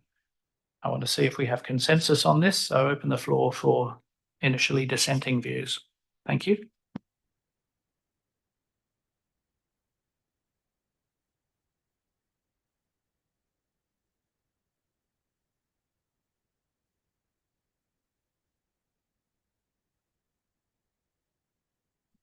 Antigua and Barbuda, please. Yes, Mr. Chairman. Antigua and Barbuda would like some clarity on the B of this. Is it saying that you have a quorum in the beginning of the meeting when the majority of the members of the commission are present? So if we start now, we have a quorum, but after the break and we begin again, that quorum carries over after the break. I need some clarity on that, please.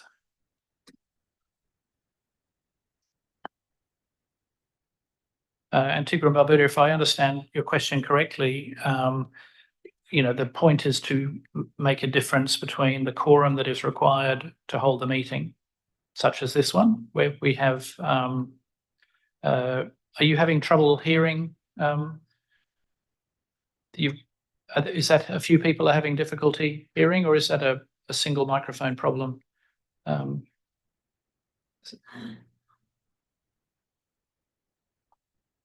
Sorry, I'll pause for a moment. We'll make sure everyone can follow. Benin, I'll give you the floor. Are you having difficulty hearing the discussion or the interpretation, please? I'll give the floor to Benin. Oui, on a des difficultés à entendre, on n'entend rien dans le micro, dans l'écouteur, merci.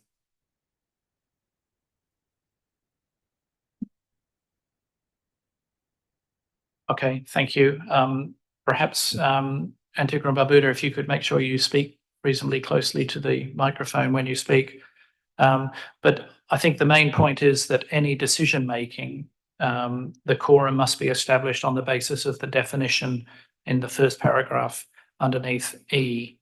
So the first part under meetings is just the quorum to hold the meeting, such as today we had 47, hopefully more now, but at the start of the day, 47 accredited parties, and therefore that's more than 45. We had a majority, we had quorum to open the meeting.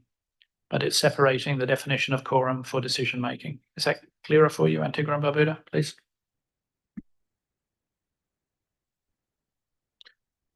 Yeah, that is clear, but we have in a two-part situation here that can create some problems, because we're saying, attendance by a majority of members, which means you're registered and you're attending the meeting, constitute a quorum. And then for decision making, there seems to be another area in which a quorum is redefined, and that is saying that the majority of members must be present at that point in time. So there is some ambiguity there that needs to be clarified. Do you have a suggested change in words that make that clearer, or are you saying, as it's worded now, as presented to us, you do not find this version acceptable? To make it short, it's not acceptable. Thank you, Antigua and Barbuda. I'll go to Benin, please. Merci, Monsieur le Président. Tel que formulé, le Bénin ne soutient pas cette proposition. Je vous remercie. Thank you, Benin. Are there any other views on this proposal as currently worded? Option 2A. I have Guinea, please. Oui, merci, Monsieur le Président. La Guinée ne soutient pas cette résolution. Thank you, Guinea. Well, I think it's reasonably clear we do not have consensus on this issue. And so with that, I will ask for option 2B to be presented. So the change in words in option 2B is under decision making, under E, that top paragraph. A majority of the accredited - credentialed members of the Commission shall be present in the room for a decision of the Commission to be taken. Is this version of this option acceptable to all of you? I see Brazil, please. Thank you, Mr. Chair. Not acceptable for Brazil. Thank you, Brazil, and thank you also for being brief.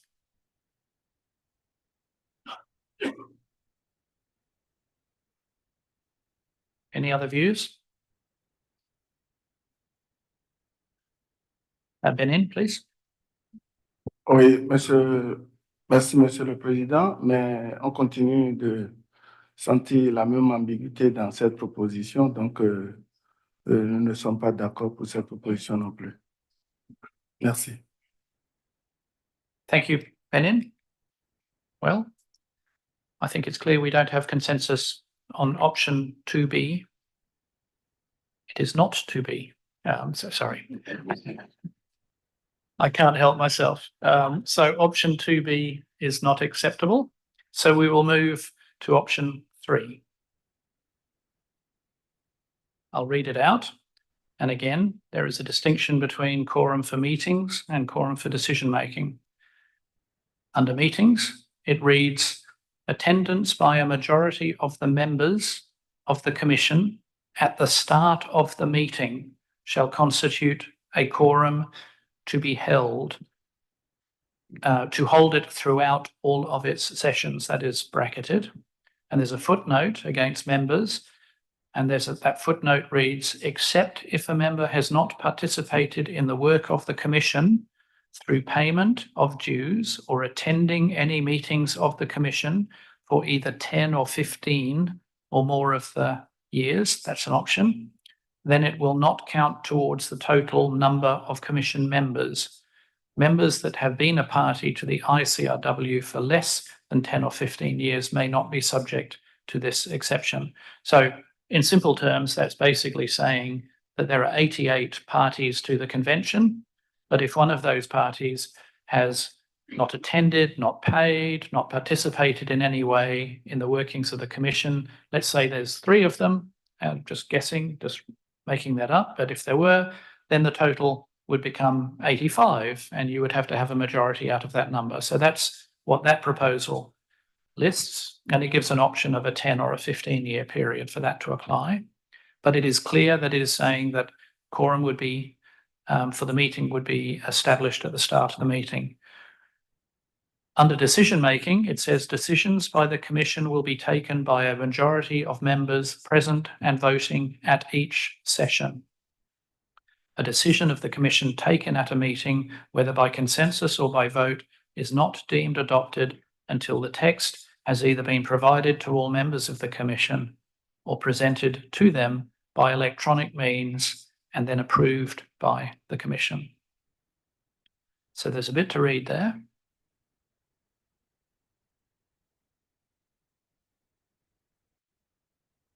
So I will now test as to views on this. So do we have consensus on this option? I see Norway, please. Thank you, Chair. Norway cannot support option 3. Thank you. Thank you, Norway. I see the US. Thank you, Chair. The United States would like to join other delegations and thank the government of Peru for hosting us in this wonderful city. We'd also like to thank the Secretariat for all their efforts and hard work supporting us at this meeting. It is the view of the United States that a quorum of at least 50% of commission members is required to hold a meeting and also at the time of decision-making. We believe decisions of the commission should continue to reflect the views of a majority of the commission and are not supportive of language that would allow for decisions to be made where less than 50% of commission members are present. So we read that that is something that could happen under this change. Therefore, we cannot support this option. Thank you. Thank you, US. I don't see other parties requesting the floor, but I think from the interventions we've just heard, it's clear we do not have consensus on this option either. So we have gone through the three options, and by the agreed approach that we will only move to change the rule of procedure if we have consensus. On that basis, we have no consensus on any of the options brought forward. I want to reiterate my thanks to the Working Group on Operational Effectiveness for undertaking this task and presenting us with well thought through and carefully constructed options that reflected the views of the many people who participated in those discussions within the Working Group and then subsequently in Finance and Administration. So the decision, which I will now read and test with you all, is that not having reached consensus among the options proposed by the WGOE, the existing rules of procedure regarding quorum, that is Rule B1 and Rule E, will remain.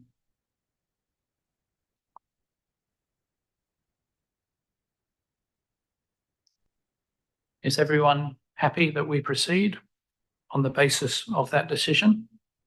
I see no one taking the floor. Argentina, please. Muchas gracias, señor presidente. Respecto de la pregunta que nos plantea, se abre un interrogante hacia cómo vamos a continuar, porque es evidente que la forma en la que está planteada la regla del quórum en el reglamento actualmente es ambigua y no deja claridad acerca de cómo leer ese quórum en cada una de las situaciones posibles, sea al momento de mantener la reunión, de sostenerla o de tomar decisiones. Nuestro país, la Argentina, ha participado activa y constructivamente en las discusiones del Grupo de Trabajo sobre Efectividad Operacional y hemos propuesto con el apoyo del Grupo de Buenos Aires una de las tres opciones, la alternativa 3, que nos parecía dar una solución aceptable hacia adelante a la cuestión del quórum, que es una cuestión insistente y que obstaculiza el trabajo sustancial de esta comisión. Teniendo en consideración la recomendación del grupo de trabajo y lo expresado por numerosas delegaciones, acompañamos en esta sesión la propuesta de que al menos por ahora en esta plenaria la cuestión se decida por consenso en virtud de que se trata de algo que hace a la gobernanza de la comisión. Ahora bien, constatada la falta de quórum y el mantenimiento del status quo que de las reglas de procedimiento en esta reunión plenaria, es ese mismo argumento de la gobernanza el que nos invita a seguir buscando un tipo de solución para resolver una cuestión de procedimiento que en realidad nos parece amenaza el normal funcionamiento de la comisión y el tratamiento de las numerosas cuestiones sustantivas.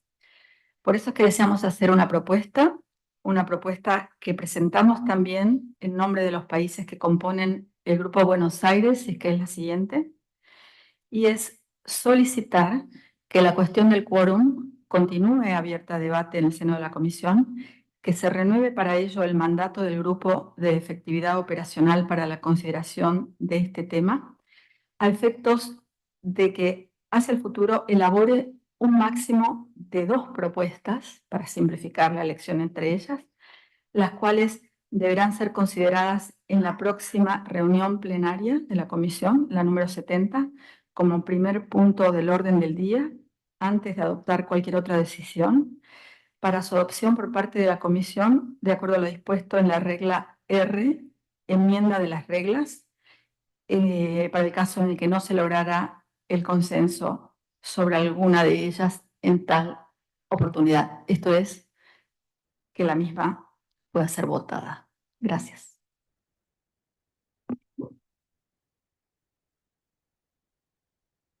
Thank you very much, Argentina. I will note the distinguished commissioner from Argentina is a very skilled intervener with 10 seconds remaining in her intervention.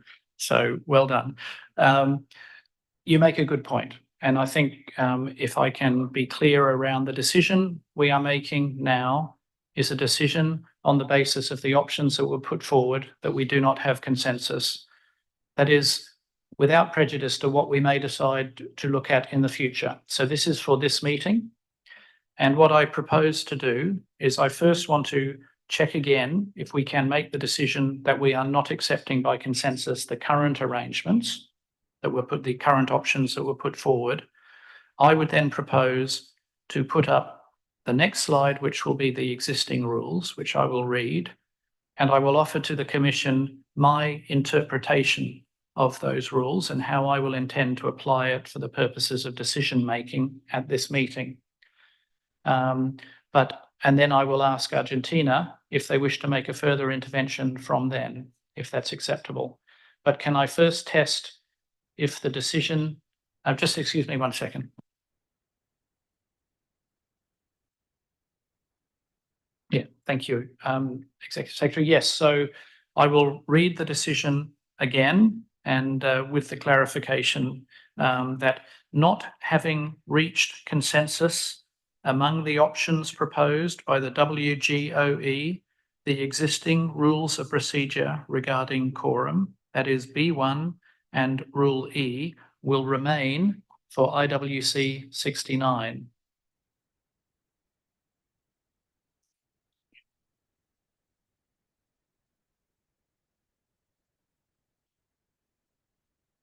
I see no one taking the floor, so that decision is carried. Thank you. I know that's been a lot of hard work, and we'll return to considerations in the future in a moment.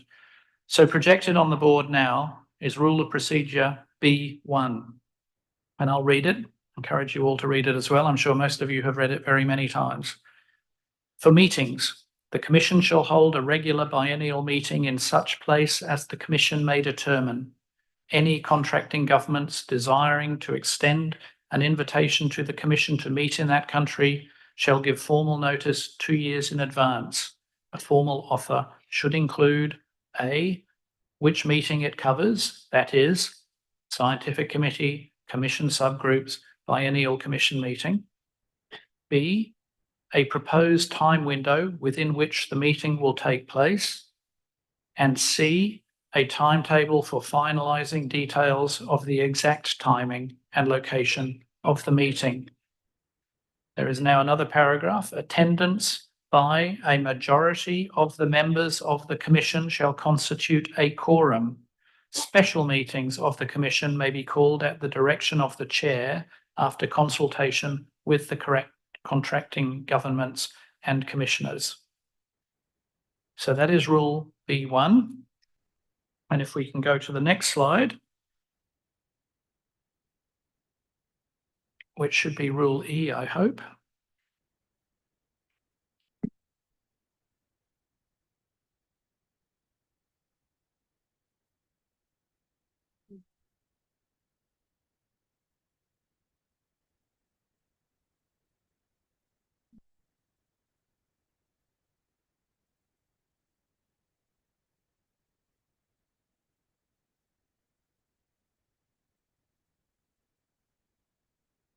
While we're waiting for the next slide, I'll refer you back to that second paragraph, the last paragraph. Attendance by a majority of the members of the Commission shall constitute a quorum. So at this meeting, as I mentioned earlier, we have at least a minimum of 47 credentialed participants here. So we're quorate to have the meeting under that definition. But I'm hoping we can go to the rule that deals with decision-making, Rule E. I'll read it out in the meantime.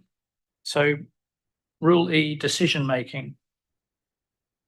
A decision of the Commission taken at a meeting, whether by consensus or by vote, is not deemed adopted until the text has either been provided to all members of the Commission or presented to them by electronic means and then approved by the Commission. The text will also be made simultaneously available to all other accredited participants. The text shall normally be distributed or presented in English and conveyed in the other working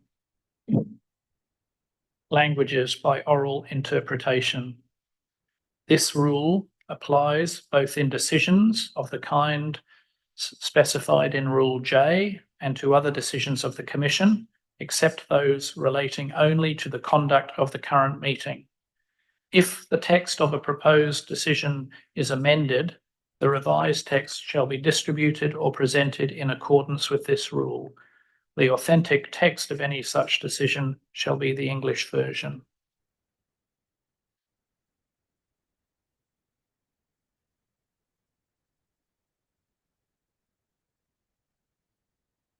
So there's the summary held there.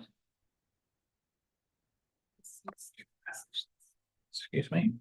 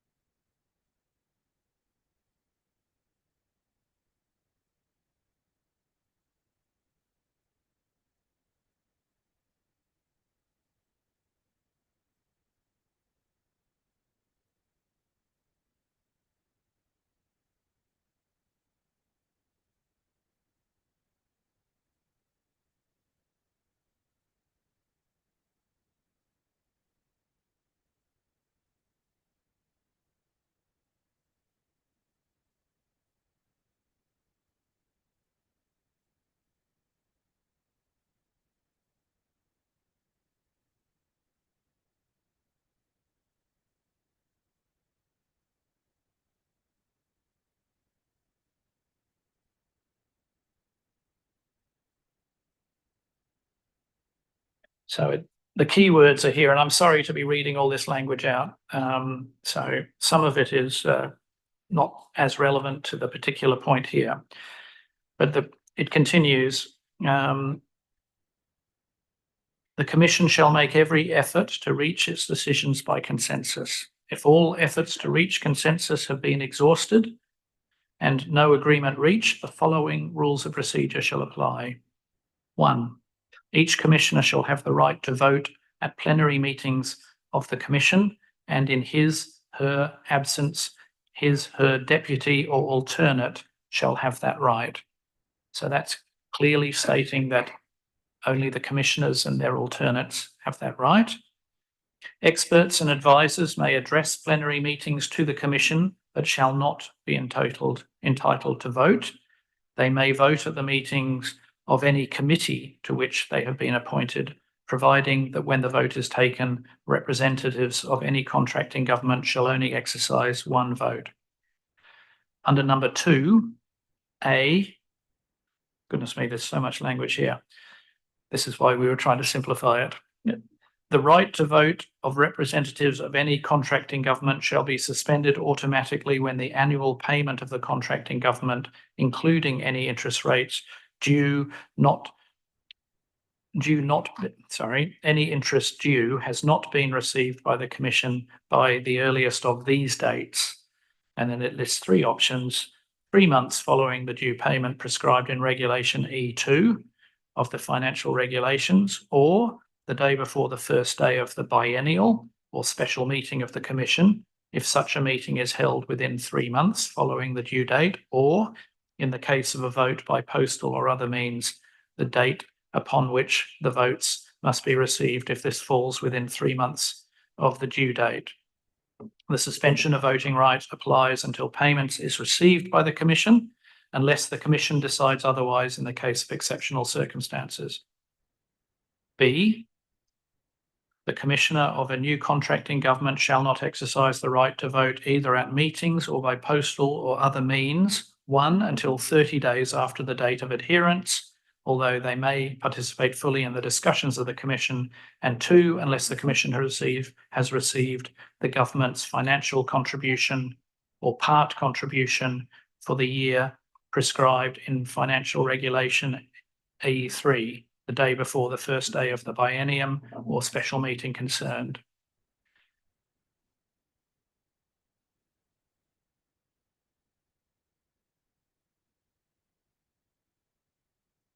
Three, there's more.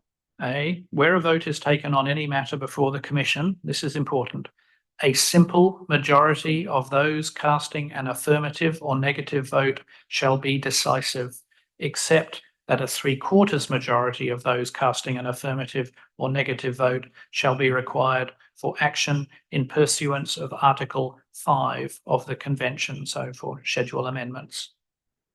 So that's some of the key words we've been grappling with. So that I'll just read that again. Where a vote is taken on any matter before the Commission, a simple majority of those casting an affirmative or negative vote shall be decisive, except in the case of schedule amendments.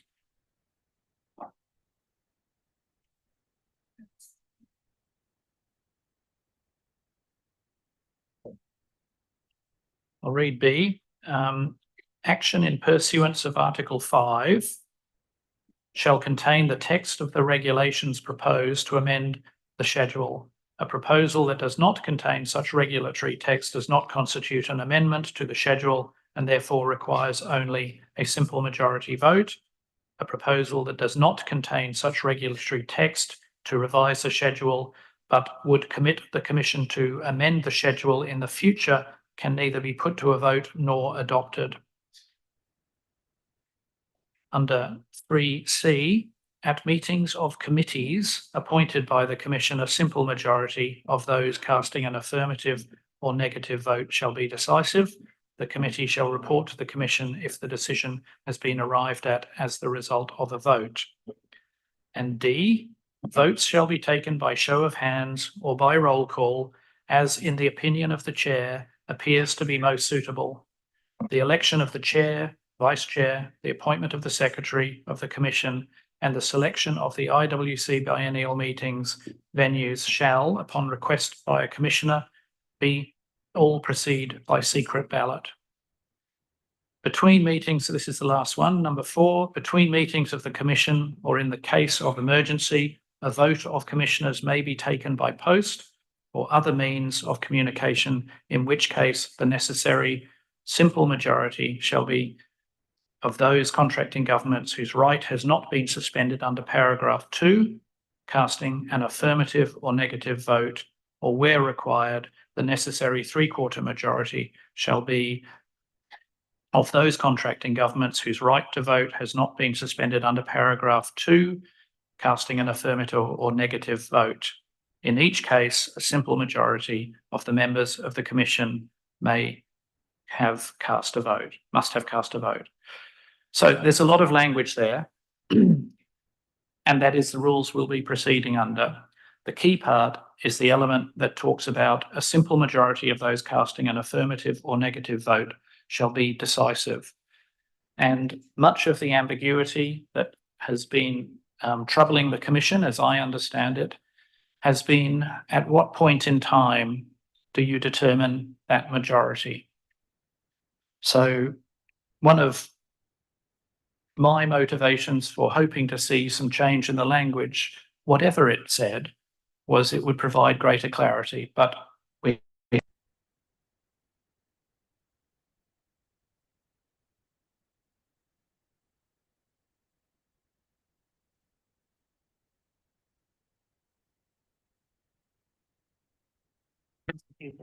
the quorum for a decision will be constituted at the beginning of a session.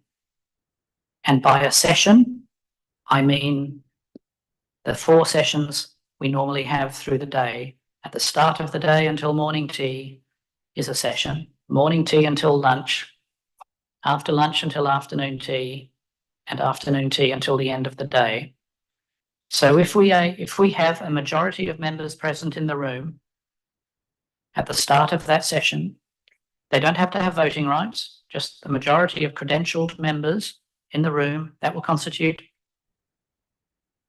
quorum, and decisions may be made during that session. I'll further undertake, will be my interpretation, but I will further undertake that I will forecast ahead of time when any decisions are to be made. So if we are to take a decision tomorrow morning, for example, I will let you know before the end of today, so that you all know that we are proposing to make decisions in, for example, the first session tomorrow morning. I'm just making this up, but I'll be clear at the time. But I will nominate a session ahead of time. We will not start a session and then have me announce that we're about to make a decision if I have not said that before that session began. I hope that's clear. So there will be no surprises. We will make decisions about when we will vote, and from the intervention earlier by Brazil and supported by Antigua and Barbuda, the proposal in any case around the schedule amendment and the 5 resolutions is to have all of those decisions made in one session. So that will make my job easier. So that's how I will interpret quorum on the basis of the existing words. And I trust and I hope that you will all support me and not challenge my interpretation of those rules if and when we come to be making decisions. So I see no one taking the floor. And with that, we've reached the end of that agenda item. The agenda is closed, agenda item 3. And after lunch, we will commence with agenda item 4, and we will proceed through that. As I've noted, there will be an introduction of schedule amendments and resolutions, but no discussion on outcomes or decisions on those. But in the next session, we will be faced with a decision, a recommendation from the Aboriginal Subsistence Whaling Group. So we will be considering whether we adopt and agree with that decision as per a normal process. So letting you know that. And I see Chile takes the floor, please, Chile.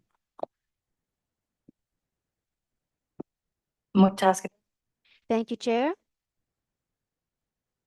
This is the first time we have taken the floor, so we would like to thank the government and people of Peru for your hospitality and for being such an able host of this meeting. Also, thank you to the Secretariat for everything you have done to make this meeting a success.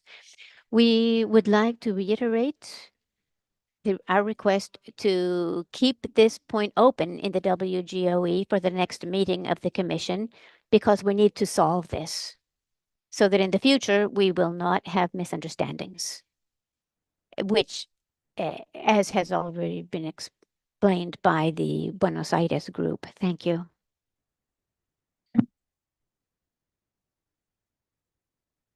Thank you, Chile. And yes, of course, that's the point raised by Argentina earlier, and my apologies. I was doing too much reading. So the request from Argentina and Chile is that the Working Group on Operational Effectiveness further consider the question of quorum and bring back to IWC70.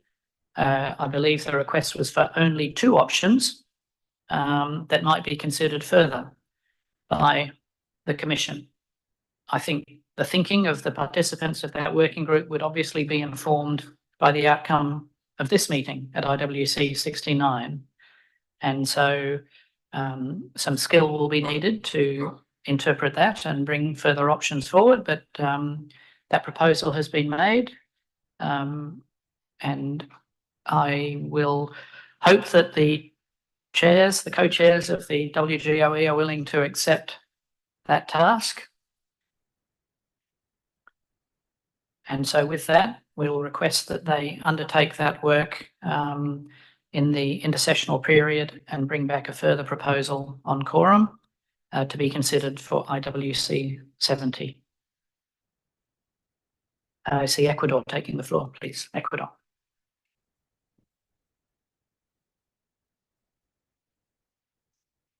Good morning, everyone.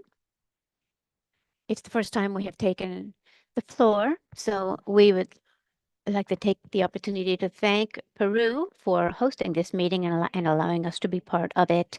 We also want to express gratitude to the Secretariat for all your hard work. We would like to request a small clarification, Mr. Chair, if we may.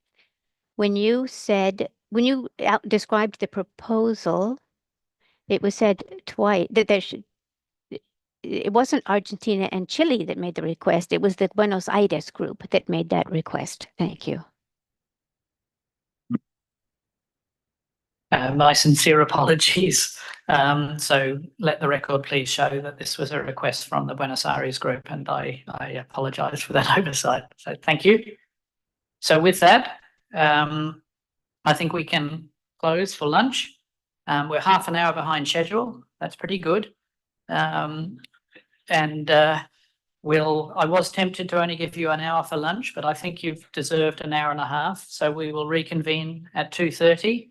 We do have a hard deadline at the end of the day to ensure that we can get to the event tonight. So please be back here promptly at 2:30 and we will work through the program we have this afternoon. Thank you very much.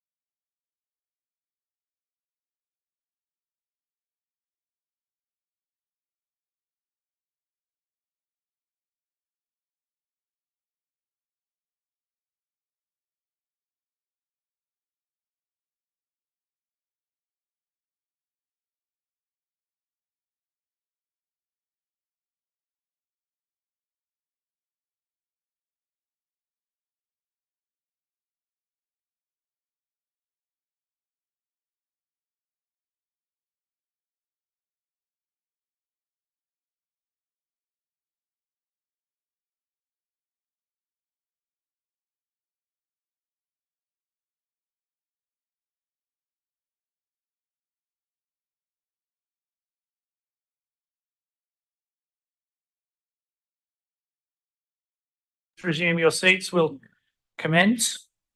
We are on agenda item 4. And this is the Executive Secretary's report on Secretariat activities. So I will ask the Executive Secretary to present her report on the main activities since IWC68. You can find the document at IWC/69/04/01. The Secretariat prepared this report after consulting with the Bureau to increase transparency and visibility of the work of the Secretariat.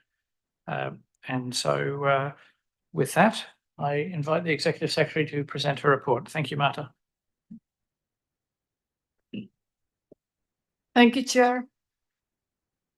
So I'm going to present the report of the Executive Secretary on the Secretariat activities, and you find this document as document IWC69/04/01. As the Chair mentioned, this is new, but we wanted to report to you with the aim of increasing transparency, but also visibility of the work of the Secretariat. And this was a recommendation that was discussed with the Bureau. I want to emphasize that what we do, what the Secretariat does, is what you instruct us to do. So the Secretariat implements the decisions that you take as a Commission. This covers a period intersessional, so since IWC68. I'm going to take you briefly through giving you some examples and some highlights of some of the areas that we cover. And as many secretariats of these kind of organizations, one of the main activities that we do is to organize your meetings, the meetings of the governing and subsidiary bodies. And this includes meetings with participants, where we have 20 participants, like the Bureau meetings, to 500 participants, including, of course, the IWC meetings. And these works includes things like travel and accommodation, registration, security, IT support, organizing interpretation, and all the kind of things that are necessary for a meeting to be conducted. In terms of the number of meetings that we organize during the intersessional period, you will see that we organize, of course, IWC68, but also 2 meetings in person of the Scientific Committee, but also workshops and virtual meetings, including 13 workshops of the Scientific Committee, as well as some meetings of the Conservation Committee, including the Planning Group and the Joint Group of the Scientific Committee and the Conservation Committee, plus other working groups like the Working Group on Operational Effectiveness, the Bureau. And in addition, we were in close collaboration and advising and getting advice from the chair and the vice chair and the chairs of the subgroups. One important item in this function is, of course, organizing documents. And I have to say, coming from other international agreements and conventions, that the number of documents that this commission handles is quite impressive. And if we take for the IWC68, the Secretariat handled 178 papers. For the Scientific Committee, if we take the 2 meetings, we handled 568 documents. For the Scientific Committee and the Conservation Committee, we also prepared some documents on their behalf. In terms of other documents, we also are responsible for doing the reports of your meetings. And in that sense, we did, of course, the chair's report and the 5 committees report of the IWC68, but also of the Scientific Committee. And this includes the 2 full reports. But it's important to note that the reports include 48 annexes that are published. In terms of the Scientific Committee meetings, there is also a lot of documents that are developed and handled during the meeting, as you can see there. And importantly, we also wrote an intersessional report and produced a summary booklet for the scientific committee that the chair referred to earlier on.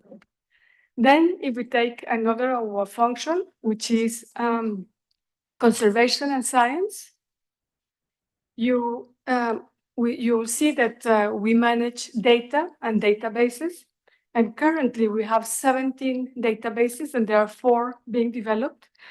We also have the database on recommendations. That is a very useful tool. And we had 154 new entrances and 300 that were closed. We digitized data, 235,000 lines.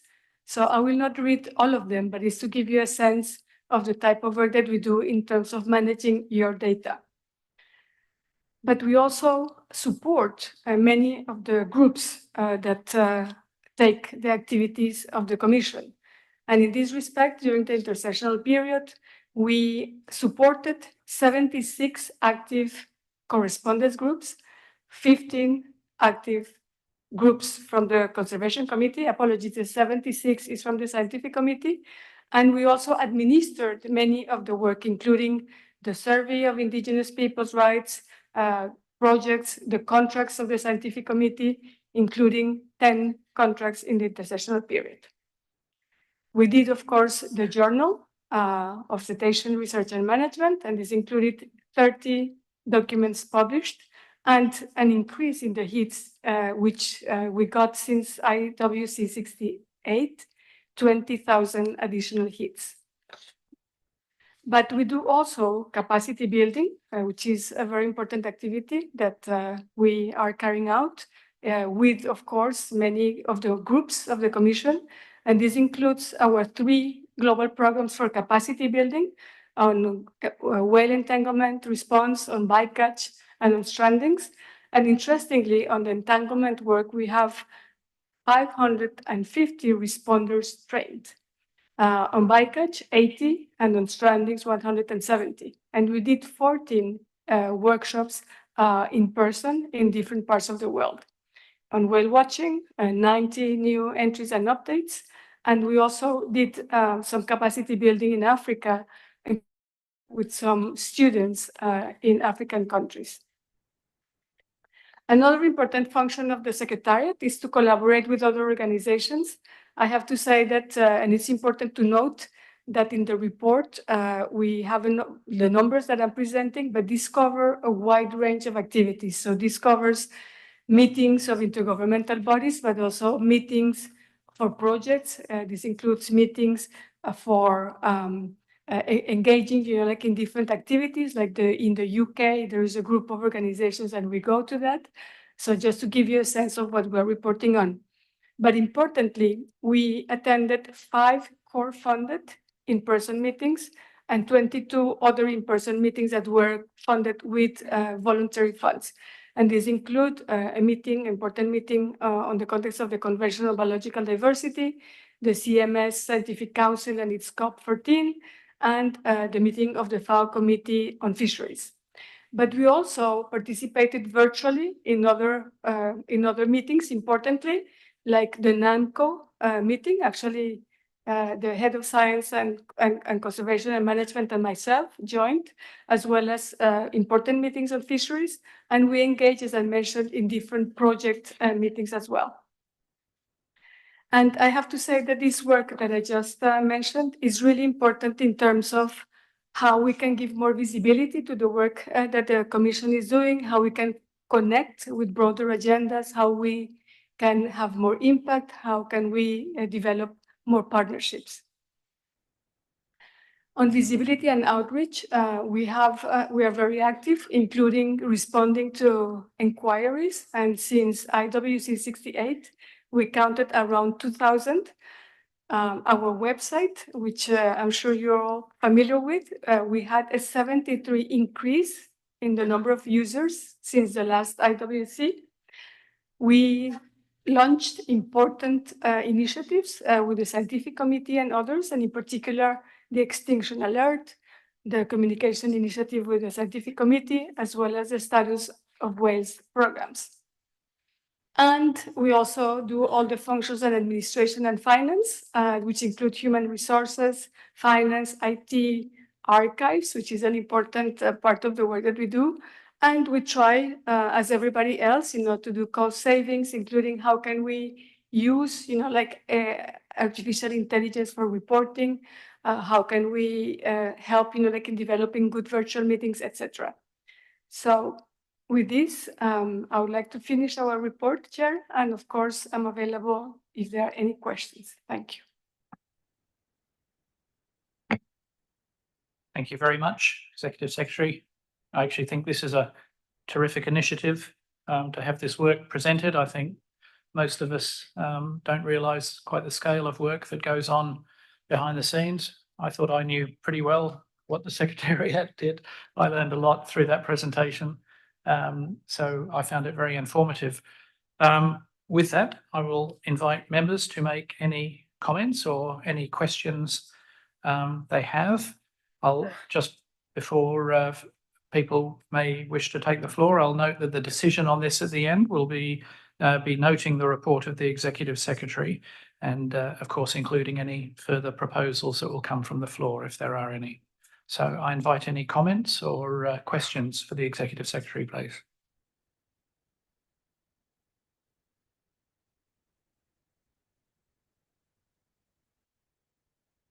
New Zealand, please. Thank you, Chair. And as this is the first time that New Zealand has taken the floor in this plenary, may I extend New Zealand's thanks to the Government of Peru for their wonderful hospitality. I just wanted to add and to really emphasise the New Zealand government and my own personal thanks to the Secretariat for the work that they do and the support they provide, not only in my chairing role, but to my conservation and management folk back home who couldn't be at this meeting. The support has been tremendous. I'd particularly like to highlight the whale watching handbook that our Executive Secretary referred to. This is managed by the Secretariat. New Zealand has had a hand in helping to get the handbook up and running, but now it's totally managed by the Secretariat. It is just a button away on your computers, and we have found that people in New Zealand, coastal communities, Indigenous groups have found this resource tremendously helpful in working out regulations and how they manage whale watching. Thank you, Chair. Thank you very much, New Zealand. Recognise Hungary, please. Thank you, Chair. I'm speaking on behalf of the European Union and its member states that are party to the convention. We warmly welcome Mrs. Marta Roas Urrego as the new Executive Secretary. We would like to extend our full support to her as she embarks on this important journey. And we are confident that her leadership will steer the organization through the complexities and opportunities that lie ahead. We would also like to take this moment to express our deep gratitude to Dr. Rebecca Lent for her remarkable contributions during her tenure as Executive Secretary. Dr. Lent has served with unwavering commitment, navigating unprecedented challenges in recent years, and her achievements in these difficult times are truly commendable. In addition, we extend our sincere thanks to the Secretariat for their outstanding work over the past biennium. Despite facing budgetary constraints, the difficulties with the sale of the Red House, and the challenging office relocation, the Secretariat has maintained excellence in its duties. We recognize and appreciate the perseverance and dedication that have gone into ensuring the smooth functioning of the Commission during this period. In providing guidance to Mrs. Roas Urrego, the EU and its member states would like to underscore the following expectations regarding the work of the Executive Secretary. We encourage the continuation of the excellent work done by the Secretariat. We place great importance on ensuring the well-being and efficiency of the Secretariat as a modern and effectively functioning Secretariat is crucial to the success of our shared mission. We also wish to highlight the importance of neutrality in the role of the Executive Secretary, as it serves as a bridge between contracting governments and the diverse opinions represented within the Commission. And we trust she will uphold this essential role with impartiality and fairness. We also advocate for continued collaboration, not only within the Commission, but also with external organizations to leverage collective expertise and build on existing partnerships. Finally, we would like to emphasize the importance of the Secretariat continuing to fulfill its mandate given by the ICRW, as well as through decisions and resolutions adopted by the Commission. So the IWC remains the key international instrument for conservation and management of cetaceans. In closing, the EU and its member states stands ready to work closely with Mrs. Roas Urrego and all partners within the Commission, united in our shared goal of safeguarding the health of our oceans and the future of cetacean populations. Thank you, Mr. Chair. Thank you very much, Hungary, for your intervention, and I'll use that to remind everyone who's making interventions to please send them through to the Secretariat. I think it's important those remarks are reflected, so thank you very much. And I recognise the UK, please. Thank you, Chair. As this is the first time taking floor, we as the UK would also like to extend our sincere thanks to the Government of Peru for hosting IWC69 and to you, Vice Chair, for stepping in to guide our discussions. We look forward to welcoming the Chair to proceedings later this week, and you both have our fullest support.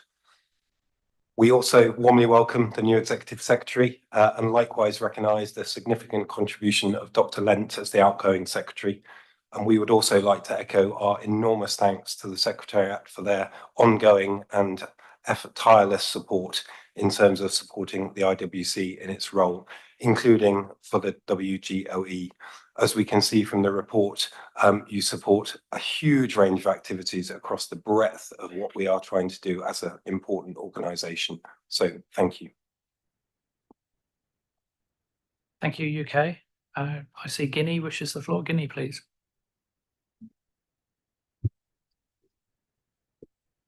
Oui. Merci, Monsieur le Président. Je voudrais vraiment remercier le secrétariat exécutif de la CBI pour tout ce travail gigantesque abattu. Comme vous devez le savoir, les côtes africaines commencent à enregistrer des échouages de baleines. Est-il possible de procéder à une formation sur les procédures de sauvetage des baleines vers nos côtes africaines? Si j'ai dû comprendre aussi qu'il y a eu la formation de certains Africains par la CBI, je voudrais savoir quels sont les pays qui ont bénéficié de cette formation. Je vous remercie.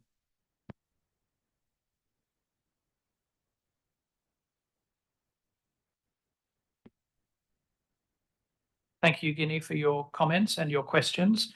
I'll take a couple more comments and then I will ask the Executive Secretary to respond to the general comments and more specifically to also respond to your questions. So thank you very much. USA, you have the floor. Thank you, Chair.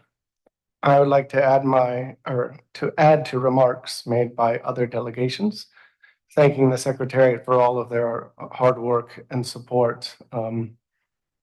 I also share the views expressed by the Chair a moment ago that this is a really helpful presentation, and I would support this being a standing agenda item for the Commission going forward. You presented quite a significant amount of work that you have supported over the last biennial period. But I also wanted to note that I've had the privilege of working closely with our new Executive Secretary, as well as Secretariat staff over that time in my role as FNA Chair. And I'm incredibly grateful to all the support that they have provided to me, to the Bureau, and to all the efforts they work on implementing decisions of this Commission. Thank you. Thank you, USA. Panama, please. Gracias, señor presidente. Al ser la primera vez que Panamá toma la palabra, deseamos agradecer al gobierno de Perú por su hospitalidad al albergar esta reunión, a la Secretaría por los esfuerzos y el apoyo para la organización de esta reunión y deseamos el mayor de los éxitos, señor presidente, llevando adelante esta reunión. Hacemos eco de los agradecimientos y felicitaciones a la Secretaría por este informe que ha presentado. Resaltamos su labor en el fortalecimiento, colaboración con otras convenciones, posicionándonos como el órgano principal para el asesoramiento en materia de cetáceos. Agradecemos también su amplio trabajo y a pesar de las restricciones presupuestarias que han sabido llevar adelante de manera muy airosa el trabajo de fortalecimiento de capacidades, alianzas estratégicas con otras instancias para hacer sinergias estratégicas que nos permitan cumplir con los mandatos de esta comisión. Queremos felicitar a la señora Marta Rojas por el liderazgo en continuar la labor que llevó adelante la doctora Len y al staff de la Secretaría por su excelente labor. Muchas gracias. Thank you very much, Panama. I have Argentina, and I'll give the floor to Argentina. And then, as I see no other people requesting the floor for now, I will then ask Marta to respond to those comments and the questions. So please, Argentina. Muchas gracias, señor presidente. En primer lugar, queremos unir nuestra voz a las delegaciones que se han expresado hace un rato en el sentido de dar la bienvenida a la nueva secretaria ejecutiva, Marta Rojas, y agradecerle también por el tan detallado informe que nos presentara hace unos momentos. Queremos en ese sentido felicitar a la Secretaría Ejecutiva, como así también a todo el equipo que integra la Secretaría, por las labores que viene realizando en cumplimiento del mandato de esta organización. Así que vayan nuestras felicitaciones por todo ello. Y también queremos, para finalizar, hacer un reconocimiento y también un agradecimiento a Rebeca, la anterior secretaria ejecutiva, por las labores y los servicios que prestara en esta comisión. Muchas gracias. Thank you very much, Argentina. And I'll now give the floor to the Executive Secretary to respond to the comments and the questions from Guinea. Thank you.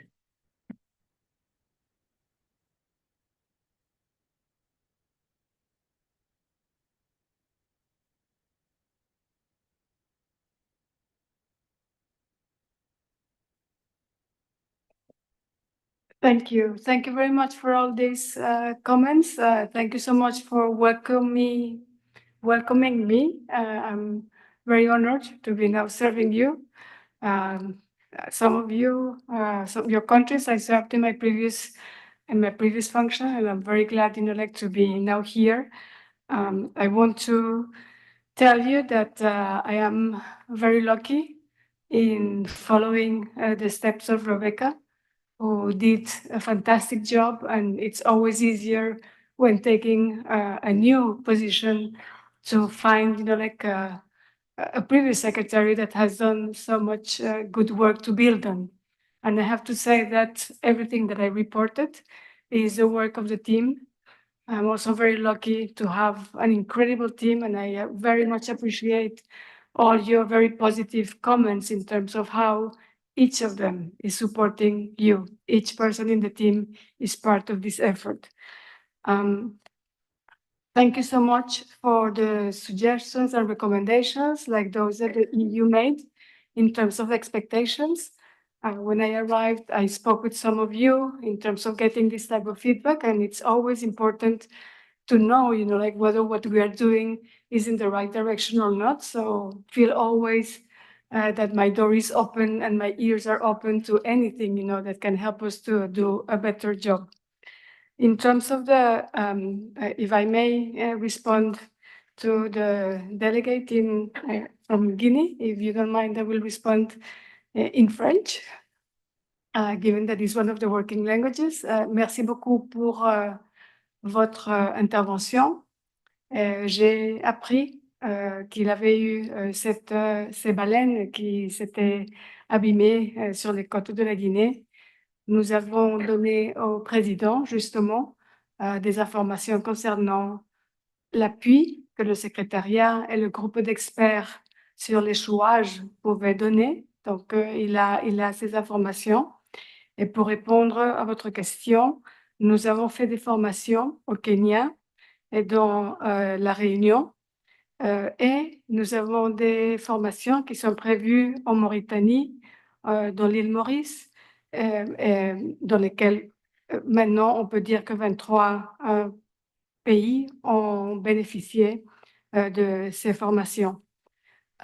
Et évidemment, on avait proposé aussi au président qu'on pouvait, à sa demande, voir comment on pouvait soutenir davantage la situation de la Guinée. I think that that is my response, Chair. I hope that I responded all the comments, and thank you again for your support. And we will continue then to report to you as it was suggested if the Chair and you agree that this becomes a standing issue in the agenda. We will be very pleased to do that. Thank you. Thank you very much indeed, Marta. I think we can agree with the proposition put forward by the US that this remains a standing agenda item for transparency and for understanding of the work of the Secretariat. So the decision that I mentioned earlier on is that the Commission notes the report of the Executive Secretary on Secretariat activities and will add this agenda item as a permanent part of our future agendas. Is everyone comfortable with that? Yes, thank you. Then that decision is noted and that item is now closed. And we move to agenda item number 5, the Scientific Committee presentation. We'll be going through a presentation first from the Scientific Committee and under the next agenda item from the Conservation Committee. These presentations will be for information and more substantive discussion will take place under a later agenda item, but questions of clarification will of course be entertained. So this item allows the leadership of the Scientific Committee to provide a summary of the committee's progress and the main recommendations arising from its meetings in 2023 and 2024. The Chair, Vice Chair, and other members of the Scientific Committee will also provide input on those specific items later, as I mentioned, under agenda item 14. The relevant scientific reports to be addressed under this item were circulated after each of the scientific meetings and are now available at the link that is shown on the screen. So with the introduction, I now call and invite the Chair and Vice Chair of the Scientific Committee to present the Scientific Committee's reports. I'd like to note that as part of the communications initiative approved in IWC68, the Scientific Committee and Secretariat have produced the booklet I mentioned earlier, summarising the main aspects of the report. And we, as I mentioned earlier as well, we sincerely hope you'll receive the hard copies of those soon. So with that, I hand over to my friends and colleagues, Alex Urbini and Lindsay Porter, to provide their presentation. Thank you. Thank you, Mr. Chair. Thank you, Stuart. El Comité Científico agradece al Gobierno de Perú por recibirnos en esta reunión, and we also thank the Secretary of the Commission for organizing it and allowing us to be here presenting our report today. My name is Alex Urbini. I am the Chair of the Scientific Committee, and together with Lindsay Porter, the Vice Chair, who's sitting here next to me, and also Ian Staniland, the Head of Science Conservation Management, who's sitting next to Lindsay, we will deliver the first of 2 presentations of the work of the Scientific Committee. I need this, thank you. So for today's presentation, we would like to give you a relatively short presentation that will cover some of the main topics of the Scientific Committee, which are shown here. The presentation will be shared between the SC Vice Chair and the Head of Science and Conservation Management. And we will have another presentation probably on Thursday where we will cover some of these topics that are on the screen right now in more detail, new topics, and also we hope to address questions that you might have when we finish our presentation today.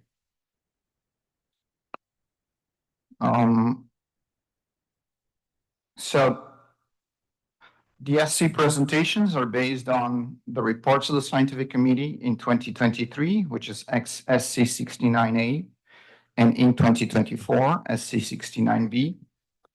And we're also going to cover some material today and on the next presentation related to the Scientific Committee work plan, which is presented in the paper shared by the Budgetary Subcommittee, and these are shown on the screen right now. Because of the financial difficulties that we are all aware of, there were insufficient funds to support 2 meetings of the Scientific Committee in this biennium, and our 2024 meeting was fully funded by savings of the Scientific Committee research budget during the COVID pandemic, as well as voluntary contributions from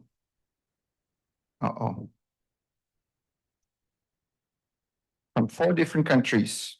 And in my screen, I have little nice flags next to each country. Unfortunately, they're not showing on the presentation there.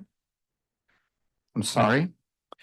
But I'd like to thank Belgium, France, the Netherlands, and Spain for contributing to the organization of the Scientific Committee this year. And I'd like to remind you, all of you, that voluntary contributions can be given to support the work of the Scientific Committee. So Nick and Martha have already mentioned the Scientific Communication Initiative, which was developed to assist the Scientific Committee to better communicate the work of the committee to the Commission and to the general public. The picture there is the booklet that Nick mentioned earlier today. It's very unfortunate that the booklet is not available yet or has not arrived, but I hope you all get them soon. And in addition to the booklet, there is a science hub that has been set up just outside of the meeting room. So if you walk out of the room and go to the left, you're going to see that hub.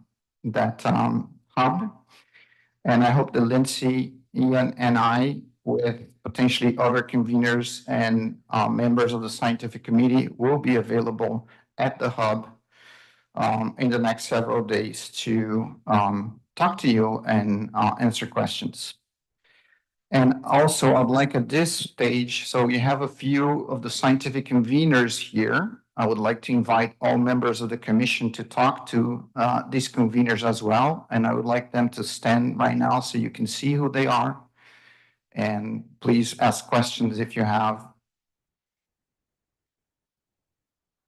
Thank you. So the Scientific Committee meeting was attended, or both of the meetings were attended by nearly 250 participants, including delegates, invited participants, and observers from 6 continents in each of these last 2 years. The map here shows the breadth of the Scientific Committee membership and is an indication that the Scientific Committee reaches very far on topics related to cetacean science and conservation. While Antarctica is not represented in a map because people don't normally live there, the Scientific Committee also addresses many research questions related to whales in the Southern Oceans. During these last 2 meetings, we said welcome to Martha. It's been a pleasure to work with you. She came to SC69B. It was your first Scientific Committee meeting. And we also said goodbye and thank you to Rebecca Leeper on the previous years. And I'd like to take this opportunity to thank Musa from the Secretariat for producing this very nice map for us.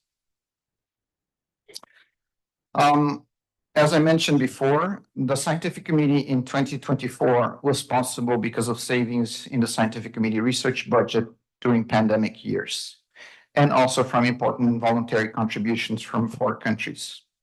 Yet, we did not have sufficient funds to host a full meeting in 2024, And some saving measures were implemented at the last meeting. And they include the scientific committee meeting was shortened by a day. We typically have a conveners meeting after the scientific committee ends, so we can start dealing with business related to the next meeting. And this year we canceled that meeting just to save funds as well. If you attended the scientific committee before, you know that typically the schedule for the next day is decided the day before, or maybe 2 days before at best.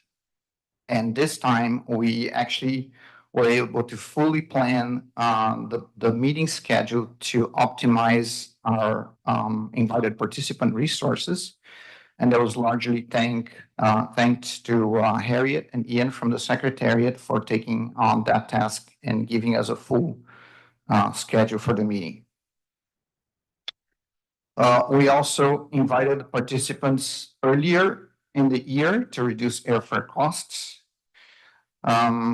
Some of the co-conveners and rapporteurs were not able to attend the scientific committee plenary after the subcommittee meetings, and that was another strategy to save costs.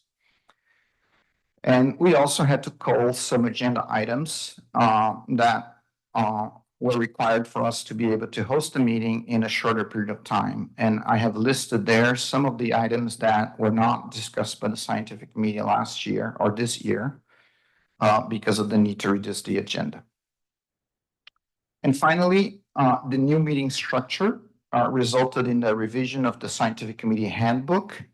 We will cover some of that in the next presentation, but the new handbook needs to be endorsed by the commission so we can publish it and make changes that are necessary in the near future. As I understand, the link will be added to the commission's agenda under agenda item 14. So there will be a link there shortly with the scientific committee handbook so you can review it. With that, I'm going to transfer to Ian. Ian, please. Thank you, Alex. I'm going to talk about the work of population assessments, which is obviously a key function of the scientific committee. So these have two stages. The initial stage, the pre-assessment. This is not time limited. It's where the committee gathers information as much as it can about the genetics of a population, votes from a photo ID, tagging, it looks at abundance estimates, and a whole range of different issues, as much information as it can. It just gathers information at this stage. When it feels that it has enough information, that assessment will then move to the sort of the doing phase, the population assessment. And these are generally expected to be done over 2 full SC meetings and usually involve 2 intersessional workshops.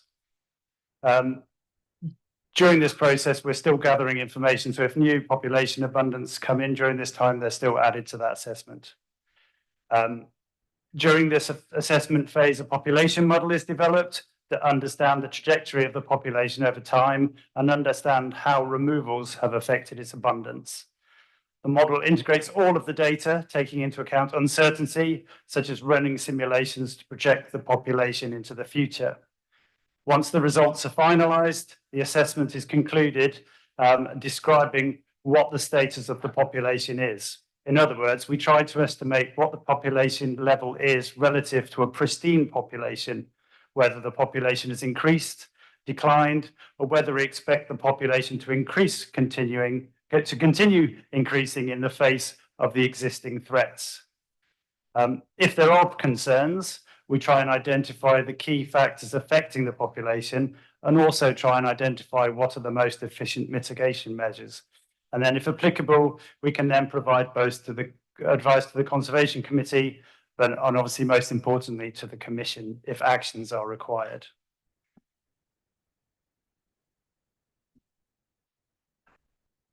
The most crucial task of the Scientific Committee this year, and in many years, it was to look at the Aboriginal subsistence whaling quotas for the continuation of the hunts.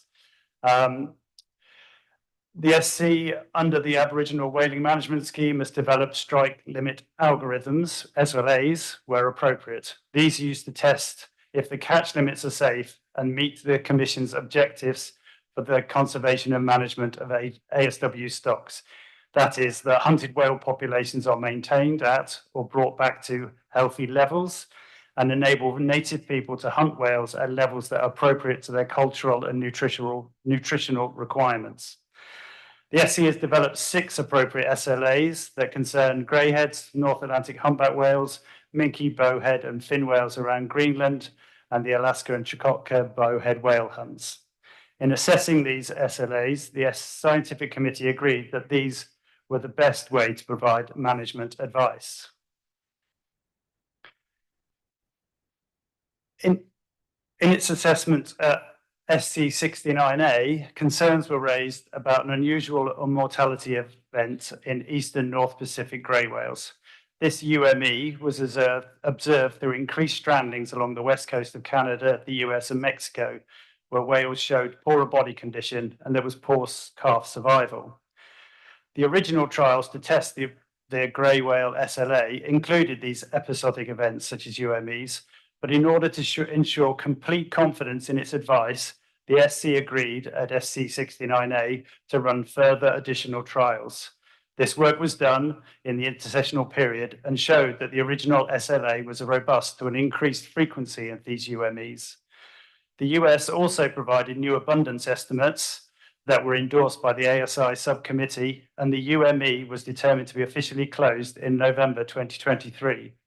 Given these factors, SC69B, the committee agreed that the SLA was the best way to provide advice, noting that its next implementation review would begin in 2025 as scheduled.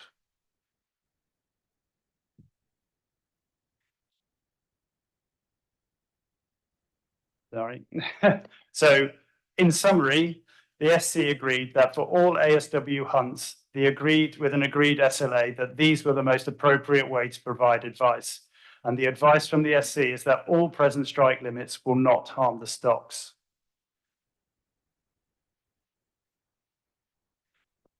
Finally, from me, and given the importance of the assessment work I was talking about, the committee was asked by Commission to provide a broad information on the status of whale stocks for both the Commission and for the general public. In response, the SC has developed what is now called the Status of Whales website. The goal here is to provide Commission with information on the abundance of stocks, whether they are declining, stable or recovering, and where we expect the populations to be in the next 3 decades. The committee has spent a lot of effort and a lot of time ensuring that the content is both scientifically accurate but simple to understand. It is hoped that this will be a useful resource for the Commission and promote the work of the IWC to a wide audience. So far, 3 species have been identified to launch the website, initially with a list of 7 others that have been prioritised. The idea that assessments undertaken by the committee will then be summarised on the website going forward. If the Commission endorses this endeavour, it will go public as soon after this Commission meeting as possible. And I'll hand over to Lindsay. Thank you, Ian.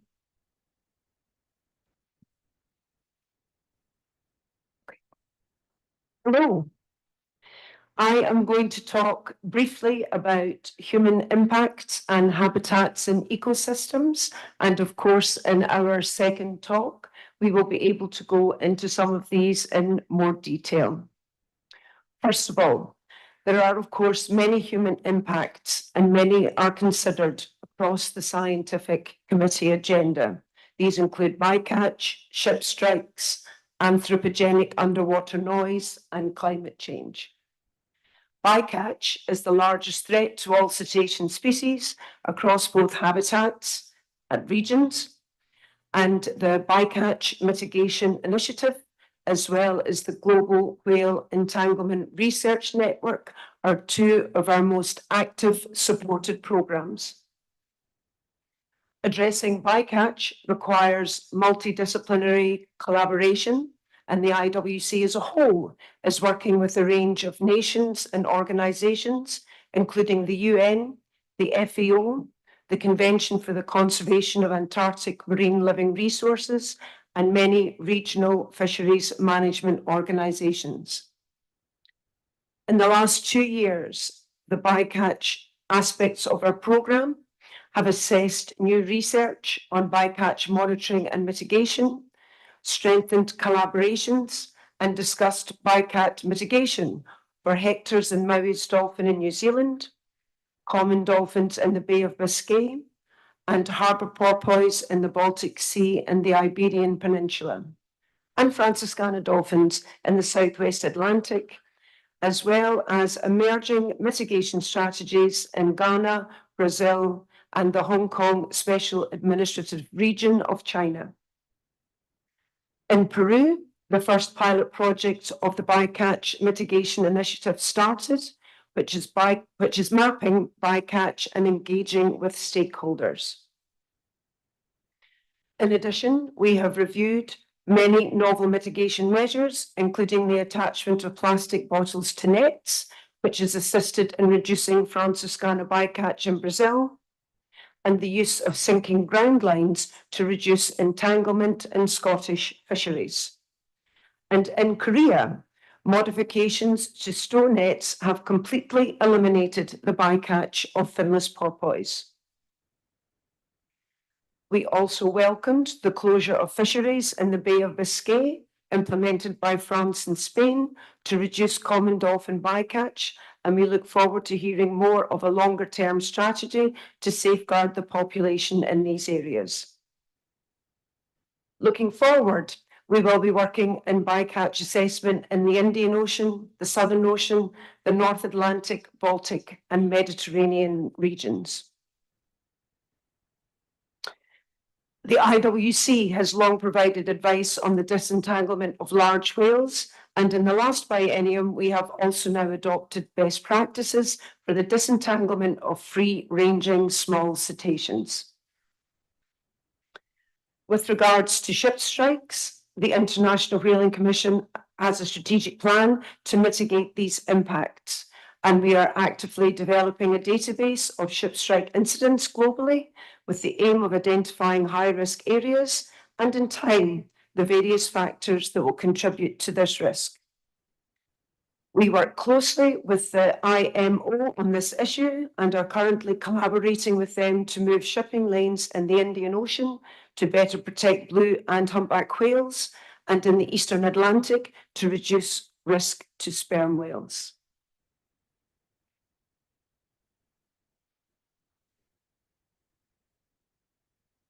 Under habitats and ecosystems, our work streams include strandings, ecosystem functioning, plastic pollution, chemical pollution, and disease. The SC leads the Strandings Initiative, which in the last 2 years has been extremely active. Since its inception in 2016, the Stranding Expert Panel met for the first time, which very much assisted in consolidating its mandate and forging a new work plan. The Strandings Initiative has 5 key themes: emergency response, capacity building, knowledge compilation, exchange of samples, and monitoring of disease outbreaks. Emergency response is perhaps the most active and critical component of the work of the Stranding Expert Panel. I have been involved in many of these events myself over the last few years, and I can attest to the effectiveness of having a global panel with an expert in nearly every single time zone in the world.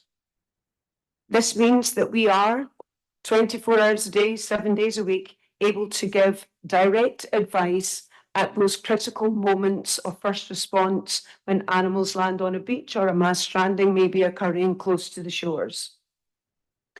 In the last year, we have responded to multiple live strandings in, for example, neonate killer whale in New Zealand, false killer whales in the South China Sea, and mass strandings events all along the coasts of the Atlantic. The group also assists with queries on sampling protocols and unusual mortalities. And in the last 2 years, the Stranding Expert Panel has grown in number and expertise and remains one of our most active work streams.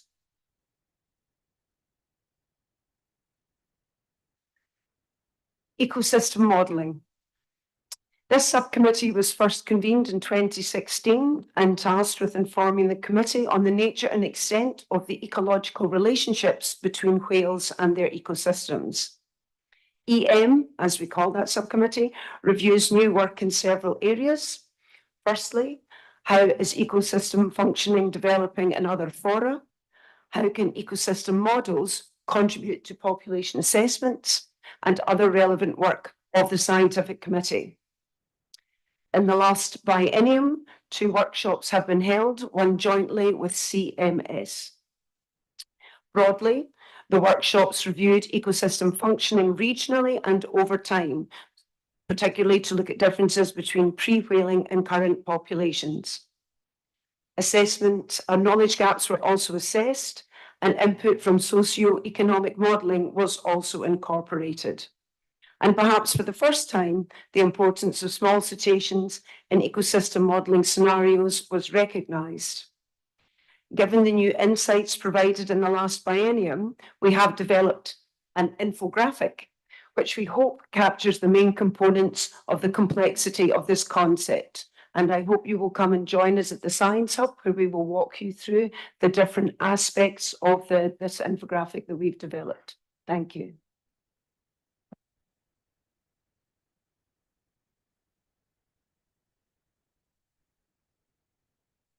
So our next topic is conservation management plans, which is also an important component of the work of the scientific committee. The CMPs are an important initiative of the Commission because they provide a framework for member countries to coordinate, fund, and implement conservation planning for some species. There were 5 CMPs endorsed by the Commission in the past. The Western Pacific gray whale was the first one of them that was jointly endorsed with IUCN. Then we had 2 CMPs endorsed for the Southeast Pacific and the Southwest Atlantic right whale. Then the Francis Cana dolphin, which is the first CMP for a small cetacean. And then the South American river dolphins, which was the first multi-species CMP. During the last biennium, the scientific committee reviewed and endorsed 4 more CMPs.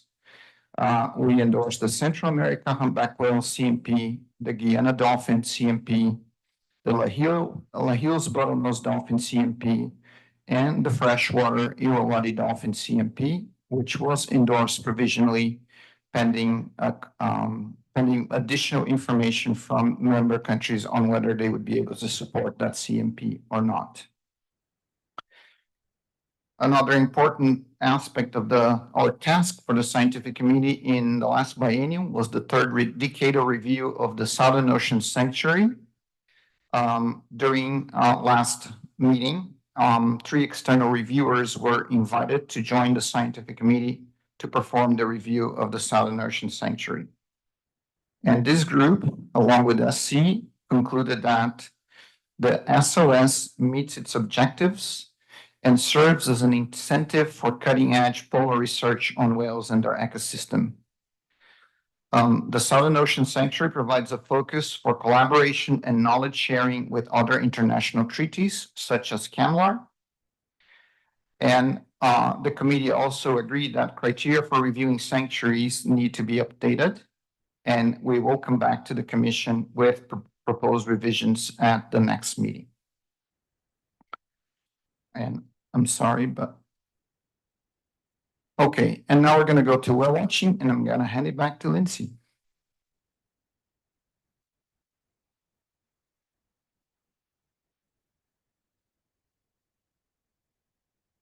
Thank you, Alex. Echoing the praise earlier of New Zealand, the Whale Watching Handbook is an incredible resource, and I encourage you to click that button to understand the depth of work and guidance that has gone into producing that resource. Over the last 2 years, it has been used extensively by several countries, particularly in Asia, which are now including their own whale watching guidance and practices into the resource database. I wanted to particularly highlight a most constructive period with the Timor-Leste, where not only has the Whale Watching Subcommittee assisted with the development of whale watching guidelines in that particular area, but we are currently developing a study where we are being provided imagery of more than 100 interactions with 7 species of cetaceans in that area, so that we can better quantitatively understand the potential impacts of whale watching in an area where the industry is growing quite dramatically.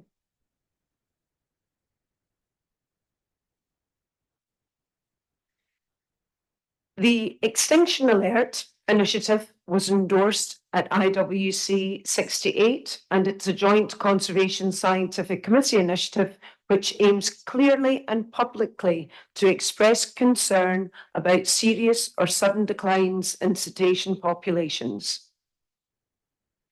The Extinction Alert was a successful public awareness tool and achieved coverage across broadcast, print, digital, and social media in at least 15 countries, as well as international media outlets, including Reuters, BBC TV, radio, and the Arabic News Network. I should have said, the Extinction Alert, of course, focused on the vaquita, a species that has been of great concern to the scientific committee for the last decade or more. On discussion of the outcomes of the Extinction Alert, we acknowledge that it was easy to generate a first good uptake by the media on something that was novel and new and had never been attempted before or done before by the scientific committee.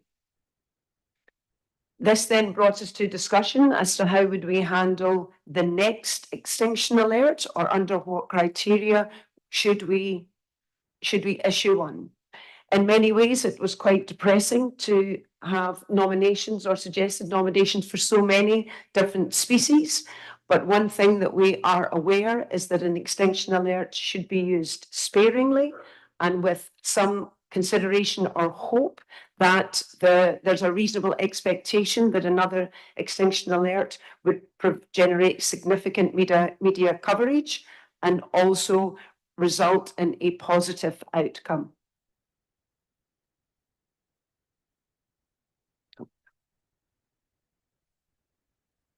Now I'd like to talk a little about resolutions, starting with the status of the Cetacean Environment Report, Resolution 2000-7.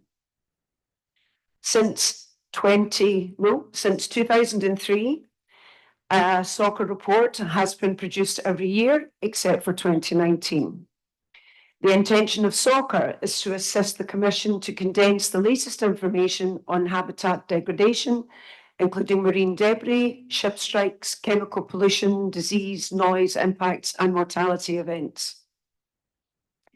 Positive changes in habitat status, including protection through MPA establishment or habitat restoration, is also included in the report. In the last 2 years, soccer focused on the Mediterranean and Black Seas. Soccer focuses on 5 different regions, and in the last 2 years focused on the Indian Ocean and the Mediterranean and Black Seas. As has become practice, following each 5-year cycle, a compendium is compiled, and that is what is planned for the next biennium. It was also agreed that the next synthesis of this document should include a summary of information available on marine plastic debris from 2020 to 2025.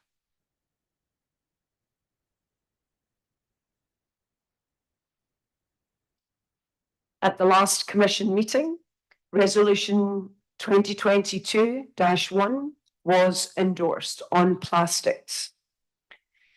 This is the first time that we have been tasked by Commission to cost a suite of research recommendations and work plans that was not derived from discussion within the committee. So I wanted to walk you through the process that we followed to get to the documentations that we've already submitted to this meeting. First, at SC69A, we requested all subcommittees to provide a synthesis of research and actions of current work streams that were already contributing to aspects of the resolution. We also asked an external academic institute recognized globally as experts in the field of marine megafauna and plastic impacts to present a summary of their current research at SC Plenary in 2023 and to participate in relevant working groups throughout the biennium. We then invited research proposals from across the scientific committee, as well as from the external institute that addressed the resolution. A document was then compiled that includes the diversity of opinions and suggestions put forward, and where no costs were attached to these suggested actions, a cost was estimated. In synthesis, 3 work streams incorporating multiple and interchangeable components were summarized, which focused on a balance of resources and urgency of implementation. Some of the limitations that we recognized while we were developing our proposal or the approach was that the shortening of the scientific committee meetings didn't give us very much time to discuss the documents fully in plenary, and it became apparent that there were different interpretations of what the resolution was asking of us. So it turned out it wasn't as straightforward as we thought, but we presented to you the best available information or a synthesis of the discussions that we were able to have. Thank you.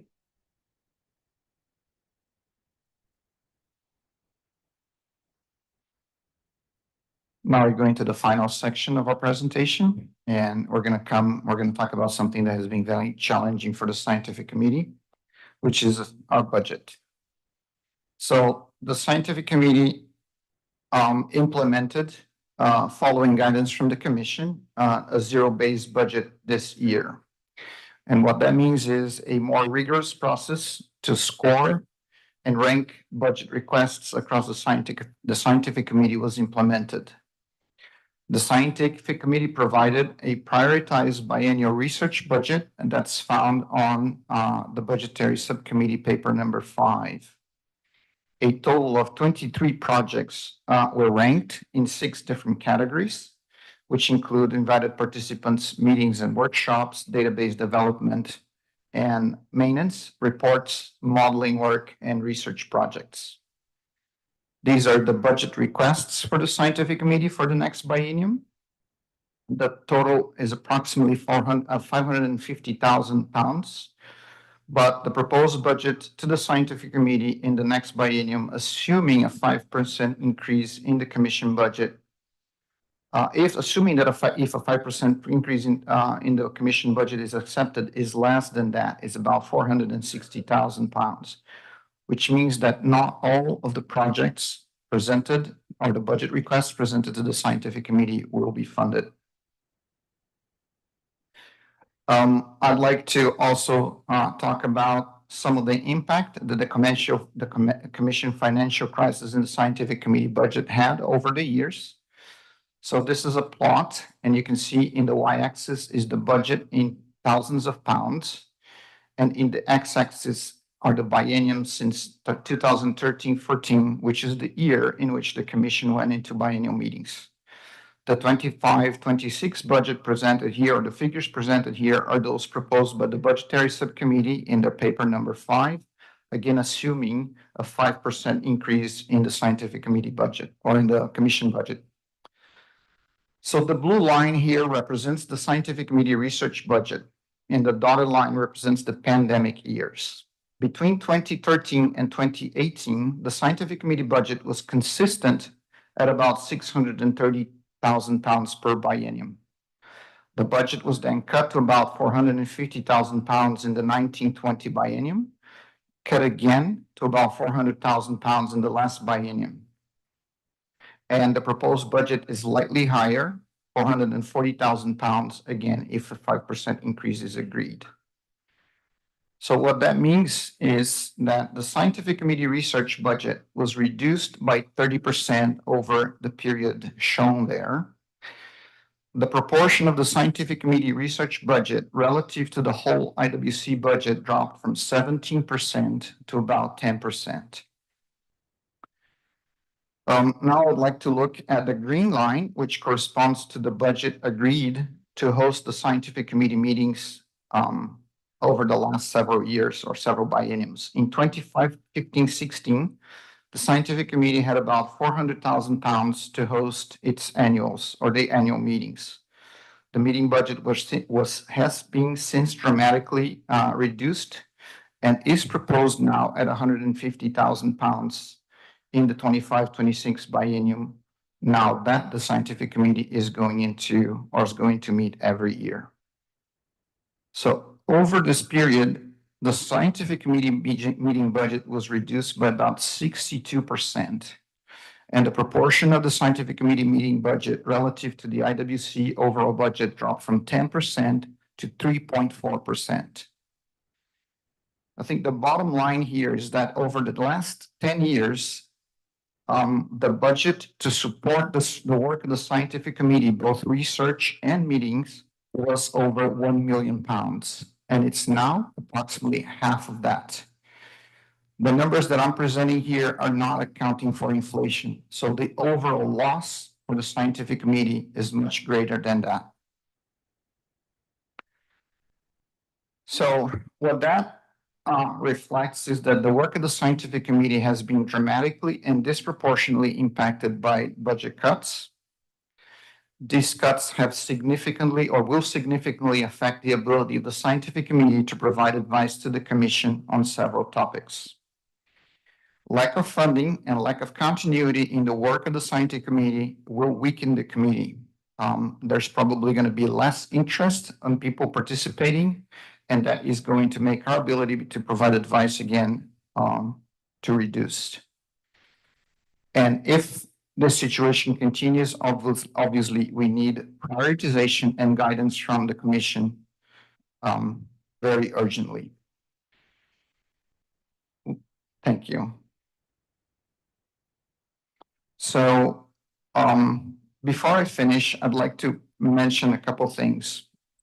In 2016, the IWC agreed to a comprehensive independent review of institutional and governance arrangements for the IWC under IWC Resolution 2016-1. A review team comprised of 3 external reviewers delivered a report in 2018. And that report said the following about the scientific committee, and I'm going to read it. The IWC Scientific Committee is the premier body worldwide regarding cetacean science, comprising some of the greatest experts on cetacean biology in the world.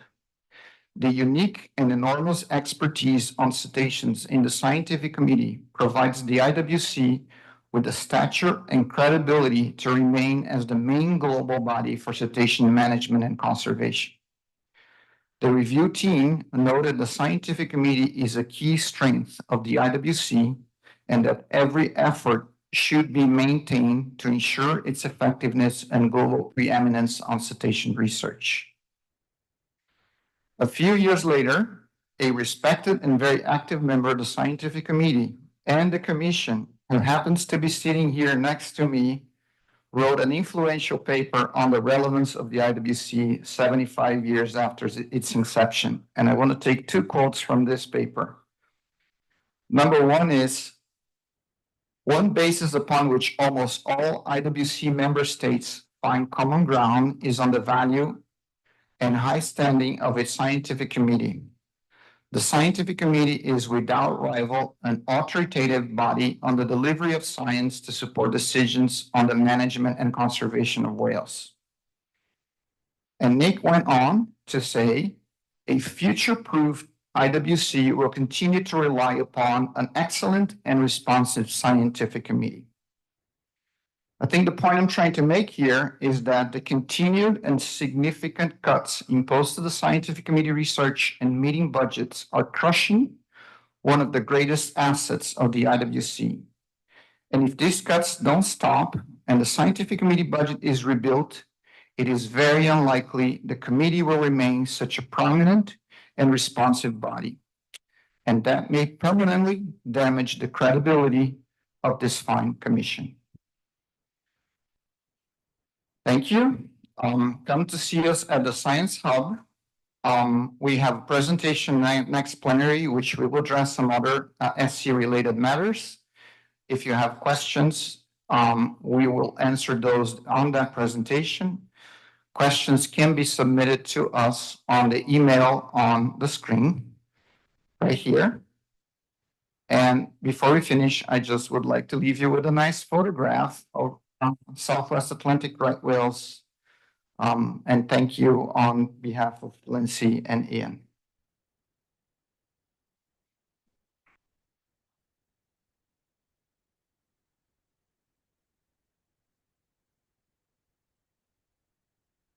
Well, thank you very much, Alex, Lindsay, and Ian, for an excellent presentation. As Alex has said, there will be a more in-depth discussion around many of these items under agenda item 14 later. Similarly, and particularly around Alex's cri de coeur on issues of budget, quoting some eminent scientists, I should add, will be revisited in agenda item 10.2 on budget, and that is a very important discussion, as we have heard from the Scientific Committee. We can entertain a few questions on clarification really now. Most of the substantive questions can wait until agenda item 14. So it's really only on matters of clarification that we would take views from the floor now. But otherwise, as Alex, as chair of the Scientific Committee, has reminded you, please do seek them out. And the other members of the Scientific Committee you saw standing earlier in the corridors, in the breaks, and visit the Science Hub. And seek out the booklet as soon as it arrives, or seek it out electronically in the meantime. Much of the information is there. So with that, I will open the floor, but as I say, for points of clarification, and I see Palau, please. Thank you, Mr. Chairman. First of all, I'd like to thank the Scientific Committee for a very comprehensive report. Of course, Palau doesn't have any whaling activities, but we're very impressed with the report. And it went through a lot of impacts of activities, human impacts and other impacts. But I'm just wondering, what about the hunt impacts? There's no reference to hunting of whales. Thank you.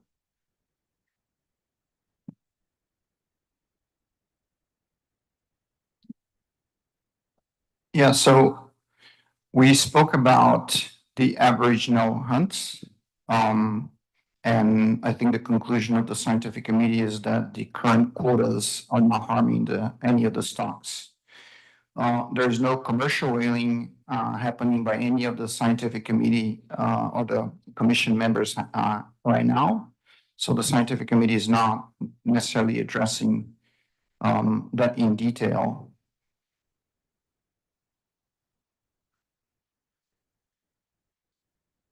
Yeah, sorry. And we're going to cover some more of that in the next presentation as well, because the catches that happen are taken into account in all of the assessments that we have. And Ian mentioned a little bit of those assessments when he spoke about the status of whales initiative. But we will cover some more about assessments and catches in the next presentation.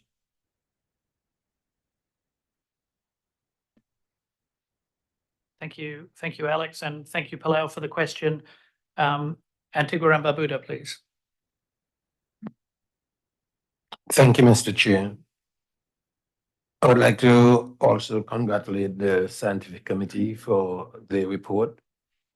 Wouldn't go as far as their detailed report, but their report, and would like to join with Palau with regards to the question that has been asked, because there's a growing concern in this organization that the Scientific Committee, of course, it has to be instructed by the Commission, but some of the critical matters of the objectives and function of this organization have been consistently being ignored by the Scientific Committee, causing significant acrimony in this organization, a reduction in membership to this organization, a lack of reflection of the global comprehensiveness of this organization in terms of the members that it's serving, and hence bringing to us a situation that is likened to we are paying contributions without any sort of representation. There are countries here that support sustainable use, and we are not satisfied with the work of the scientific committee in addressing matters that are relating to the objectives and function of the commission in terms of the provisions of this ICRW. I think the time has come for us to have a frank discussion on this, given the poor financial situation in the organization, the lack of financial support to the scientific committee to undertake its work. And time again, we are seeing where the scientific committee is drifting from its critical function of providing the Secretariat with information about catch limits for all of these stocks of cetaceans that are in questions, and also with regards to the abundance, the critical abundance of these stocks in terms of the obligation of the Commission to allow for catch limits other than zero. You know, all that we're hearing here is a report from the scientific committee that is addressing specific matter of narrowed interest. And I think that the time has come for us to have a critical debate as to where goes the scientific committee. Is the scientific committee serving the purpose as it was established under the ICW? And rather than coming here biennially and providing us with a report that is not in keeping with the objectives of the provisions of the ICRW, we want to expand the work of the scientific committee and stop censure, strict.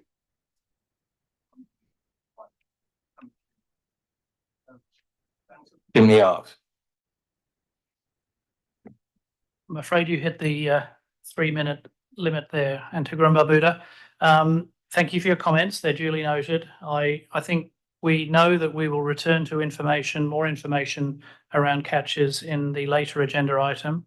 We will also return to the discussions around the budget and the appropriate elements of the budget as well under agenda item 10.2. And I'll just draw everyone's attention also to a paper on a proposed science liaison group for the Commission that will assist in providing feedback that represents the views of the whole Commission and all range of views from the Commission back to the Scientific Committee. And that will also be discussed under agenda item 10.1 later on. So there's a number of agenda items in which that will be discussed at a later time. I see one NGO requesting the floor. I will entertain that, and then we will wind up this agenda item and we will break for afternoon tea. I have Colombia before the NGO, and I will draw a line under the list at that point, please. So first Colombia and then the NGO. Thank you. Gracias, señor presidente. Por ser la primera vez que Colombia interviene, quisiéramos agradecer al gobierno de Perú por hospedar esta sesión plenaria y estamos felices que se realice en nuestra región. Igualmente, reconocimiento a todo el equipo de la Secretaría por su trabajo para la preparación y realización de estas sesiones. Colombia quiere agradecer al doctor Servini por todo su compromiso y trabajo permanente, especialmente en esta etapa que representó retos importantes como lo fue la pandemia. Muchísimas gracias. A la doctora Porter le auguramos lo mejor en este rol de presidente que asume desde este momento. Aprovechamos esta oportunidad para destacar el compromiso de los comisionados de los gobiernos de Perú, de Brasil y de Ecuador en la implementación de nuestro plan de manejo para la conservación de delfines del río Amazonas, Orinoco y Tocantins, Araguaia, así como la presentación de los avances en el Comité Científico 69. Y finalmente, un especial agradecimiento a la Comisión por todo el trabajo y el apoyo brindado a Colombia en la realización de los talleres de atención de varamiento, enmayamiento e incidentalidad. los cuales fueron atendidos por la comunidad de base, los pescadores de la región del Pacífico, la academia, los investigadores y las entidades del Estado. Muchísimas gracias. Thank you for your comments, Colombia. And we will take a comment from the NGO, please, if you can remember to identify yourself and your organisation, please. Thank you.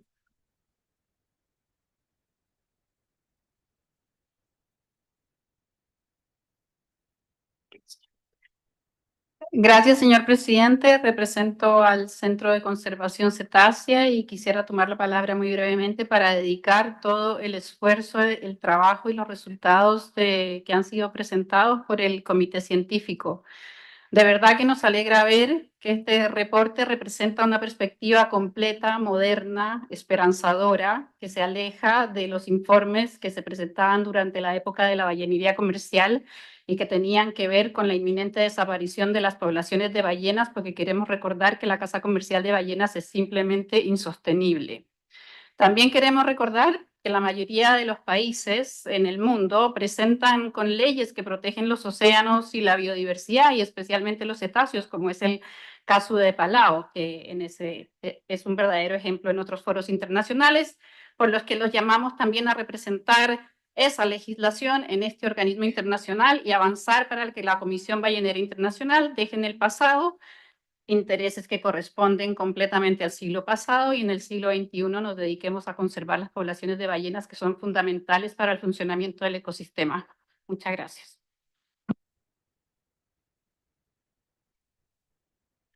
Thank you very much for the comments. And with that, I will just make a comment on agenda item 5.2, presentation of the future work, the scientific committee's future work plan is detailed within the report and will also be presented as part of the budget discussion under agenda item 10.2. So I think we can all please join together and thank our three wise scientists for their informative presentation and look forward to further discussion on that topic here. So thank you to the three of you. And with that, we will break for afternoon tea.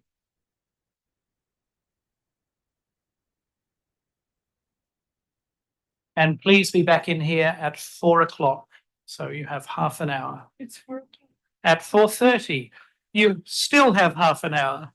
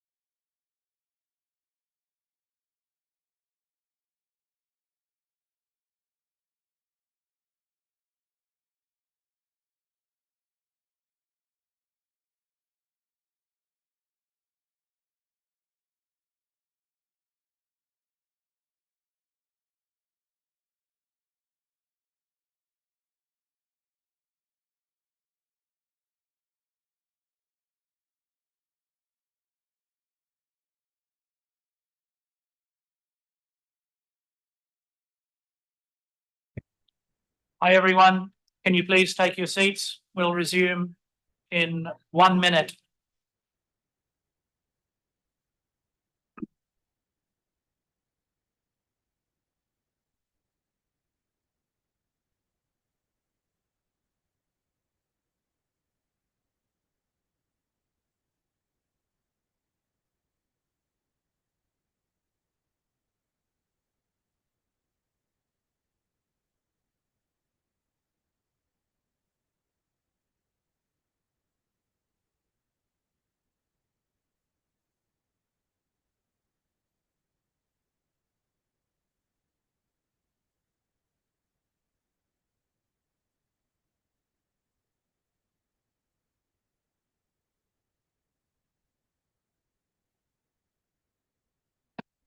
Thank you very much, everybody.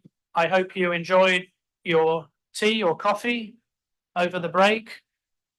My intention in this last session of today is to go through the Conservation Committee report and take questions of clarification, and I will point out where substantive discussion on this item occurs. And then I would like to go to the Aboriginal subsistence whaling agenda, and I would like to complete that. And that will be the end of the day, I believe. We will then open tomorrow, and I will describe that once we have got to that point later today as to the order of business tomorrow. So that will be the ambition for the next 1 hour. We will need to break at 5:30 and we will have an announcement at that time on the arrangements for this evening's reception. So with that, we will move to agenda item 6. And this item allows the chair of the Conservation Committee to provide a summary of the committee's progress and main recommendations during the intersessional period. Excuse me. Discussion of the Conservation Committee's future work plan will be presented, but will be discussed as part of the budget discussion under 10.2. And the chair and the other members of the Conservation Committee will also provide more substantive discussion and opportunities for comment under agenda item 13. The Conservation Committee met virtually between the 2nd of September and the 5th of September. Big undertaking. The Conservation Committee's report was circulated after this meeting and is now available at the link you can see on the screen. So I now call, I'm moving to 6.1, introduction and presentation of the main recommendations. I call on the chair and the vice chair of the Conservation Committee to present their reports from those virtual meetings and of their work over the 2023 and 2024 period. Before I do, I really want to thank the two active chair, vice chair pair. So Jack has done an extraordinary job in taking on the leadership of this, and Miguel as well for many years on supporting that role. So thank you to both Jack and Miguel from me, and I'm sure that others will join and express their thanks after your presentation, but also thanks to Kat Bell as well, who had done a lot of work on this. So to Jack Collier and Miguel Iniguez and Kat Bell, thank you very much indeed. So I give the floor to you, Jack. Thank you, Chair, and good afternoon, colleagues. I think we might just be waiting momentarily on the presentation.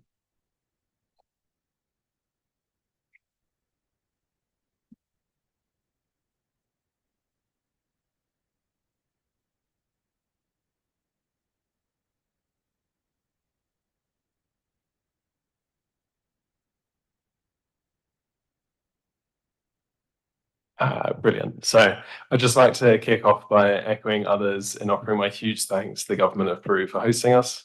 As the Chair has kindly introduced, my name is Jack Collier. I'm the alternate Commissioner for the UK and Chair of the Conservation Committee, and I'm joined by my excellent Vice Chair, Miguel Iniguez. It's a little bit cozy here, so we're quite warm and close together at the moment, but that reflects our working relationship. Today, I have the pleasure to present the work of the Conservation Committee and to talk you through key progress updates and recommendations. These are captured in detail in the committee reports and the plans that we're recommending Commission endorse at this meeting. So please, if you want to check any further details, do please check that report. As the Chair has noted, this will be an introduction to the work. There will be space for a substantive discussion and questions later in the week. I am very mindful that we have an important agenda item to get to after this as well. So I hope you're feeling caffeinated after the break because we're going to be moving quite quickly, so you have to keep up. And just briefly up front, I would like to thank the Secretariat, Miguel, my predecessor, Kat Bell, all of our topic leads, and members of the committee for all of their tireless work to support it. Please do grab one of our topic leads, or myself or Miguel, if you have any questions throughout the break. This may backfire on me because I'm not entirely sure how many of our topic leads we have with us in the room right now, but I'm going to shamelessly steal Alex's idea and just invite topic leads if they're able to stand up and give a quick wave in case anyone's not familiar with them. That includes you, Mark, yes. Yeah.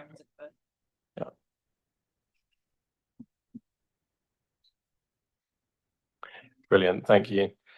Before we dive into the substance, just one last housekeeping point. So I'd just like to recognise the excellent participation that we had at our committee meeting. I think we had something like over 200 attendees on the participants list, and that made for really robust discussion. And I think it really demonstrates the strong interest in the work of the committee and the value that it brings to the wider work of the Commission.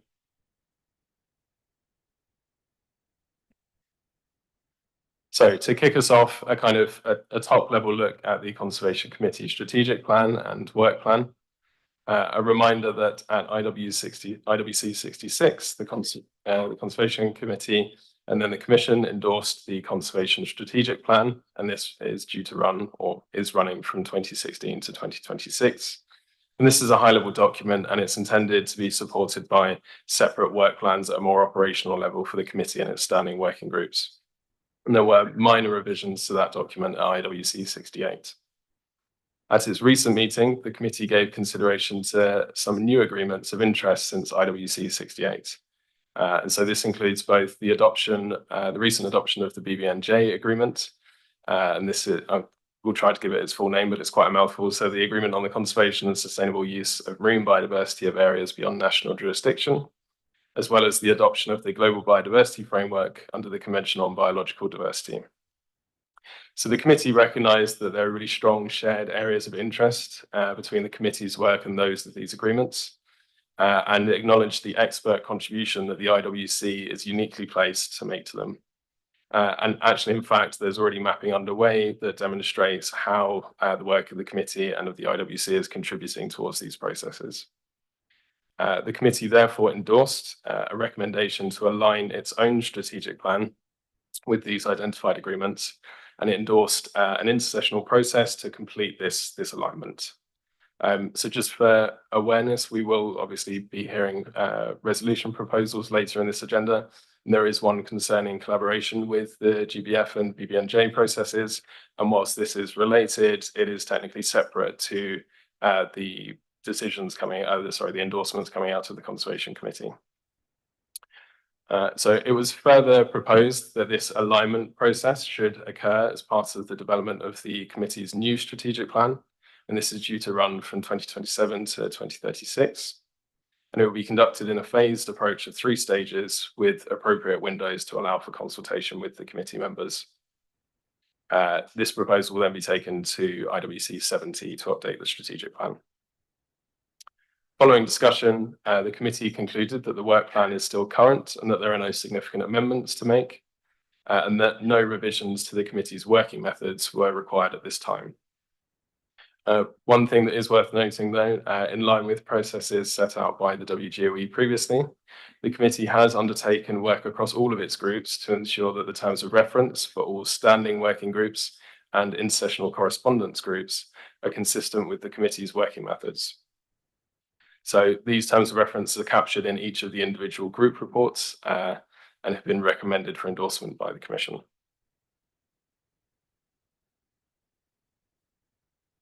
Moving on to voluntary reports and the conservation database. So a reminder that the conservation database is intended to replace the previous system that we had of static written voluntary conservation reports. And it's replacing that with a more dynamic online database. And the intention there is for it to be searchable by country or by conservation theme. And further to that, the intention is for it to be compatible with other IWC databases. And the hope here is that it should simplify contracting government reporting and also improve kind of accessibility and effectiveness and use of the VCRs. Following presentation of a prototype of the conservation database and feedback at IWC68, significant progress has been made to improve both the usability and the aesthetics of the database, including work on how the content is organized and structured. In terms of actual reports themselves, the committee gratefully welcomed voluntary conservation reports from Argentina, Australia, Austria, Brazil, Cambodia, Chile, India, the Netherlands, New Zealand, Panama, the Republic of Korea, Spain, the UK, and the USA. And I think further reports may have landed since then, so we can do a further stock take. The committee strongly encouraged all contracting governments to submit national reports. And we recognise that although the database is excellent, it's only as effective as the data that we feed it through our reporting. We do recognise that national reporting represents a burden for contracting governments, and so I'd like to thank the Secretariat for the processes that they've undertaken in this intersessional period to reduce the burden for governments. So that's include things like providing templates, reassuring that only new updates have to be provided rather than repeating information, and also sending gentle chasers and reminders when we are close to deadlines. This process was strongly welcomed and supported by the committee.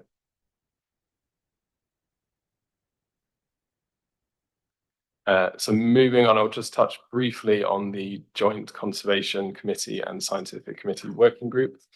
But I believe we probably will cover this more substantively when we have discussions later in the week on both the SC reports and the CC reports. So a reminder, since IWC68, we've had 2 meetings of the Joint CCSC Working Group in 2023 and 24. For my part as chair, I found these meetings extremely valuable. It helps us coordinate with SC colleagues on the work that spans our 2 committees, and it ensures that our efforts remain complementary and that we're kind of pulling in the same direction. The committee considered the work undertaken in these meetings and has endorsed the report of these meetings, as well as an updated terms of reference.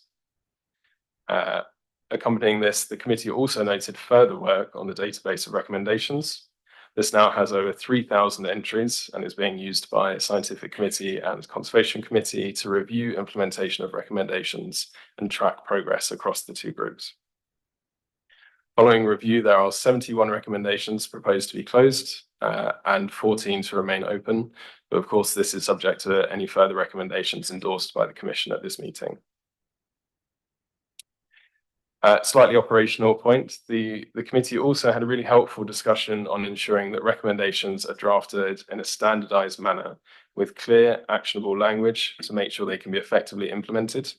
And this is learning from kind of similar processes and best practice that have taken place in the Scientific Committee. It was noted that a guidance document actually already exists to aid in drafting, and the Secretariat will circulate this to support future drafting of recommendations.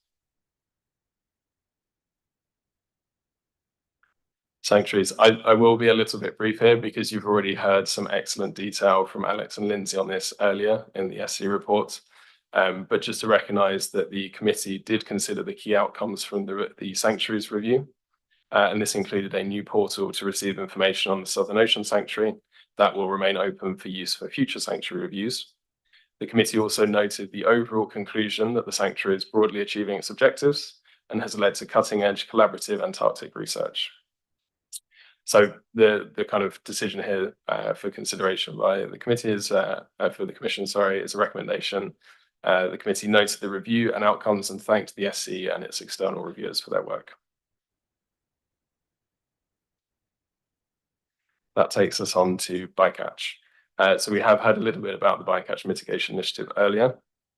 This is a really critical program of work as you heard in the SC report, is the most important threat to cetaceans worldwide. As such, there is a lot of detail on the progress of this group, standing working group. So I will encourage you to look at the committee report for some of that detail, and I'll just give you a few highlights here from the BMI report.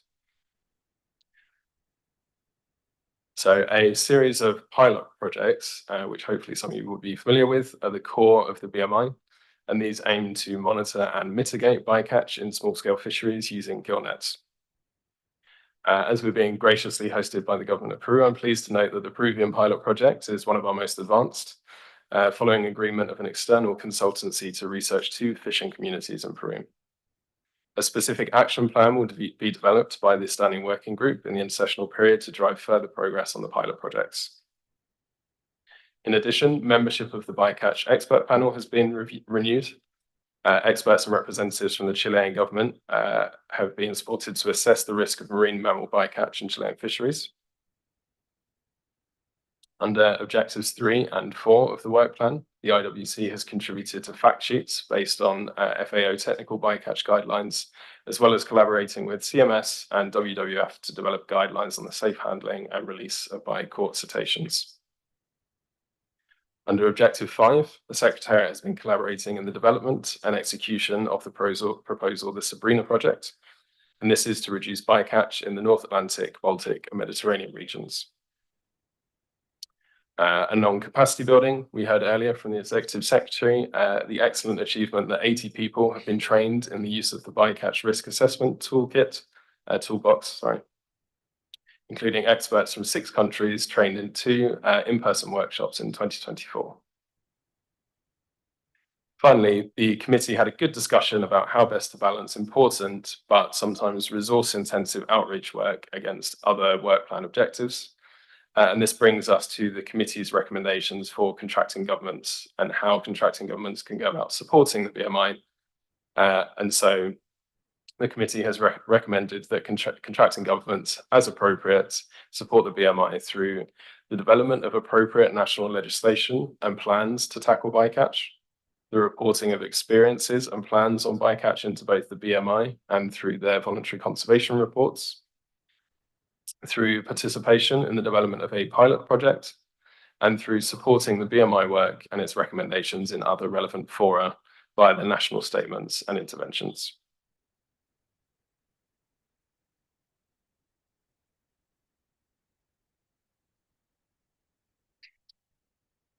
That takes us on to whale watching. So first and foremost, the committee welcomed my predecessor, Kat Bell, into the role of the chair for the whale watching standing working group. So it's nice to be able to keep her in the Conservation Committee family. But substantively, the committee endorsed updated strategic and work plans for the group, as well as revised terms of reference and the closure of several recommendations. It has been noted, but I would just again like to highlight the whale watching handbook that my esteemed colleague from New Zealand picked up on earlier. The handbook is a flexible and evolving tool designed to support managers, regulators, operators, and anyone interested in whale watching. This has been a joint initiative with the Conventional Migratory Species, CMS, and we think it's a great demonstration of the expertise that the IWC can share with other organizations. As part of the report, the committee endorsed newly proposed content for the handbook, and I'd like to thank all contributors and funders and to encourage others to contribute further updates and additional information relevant to its development.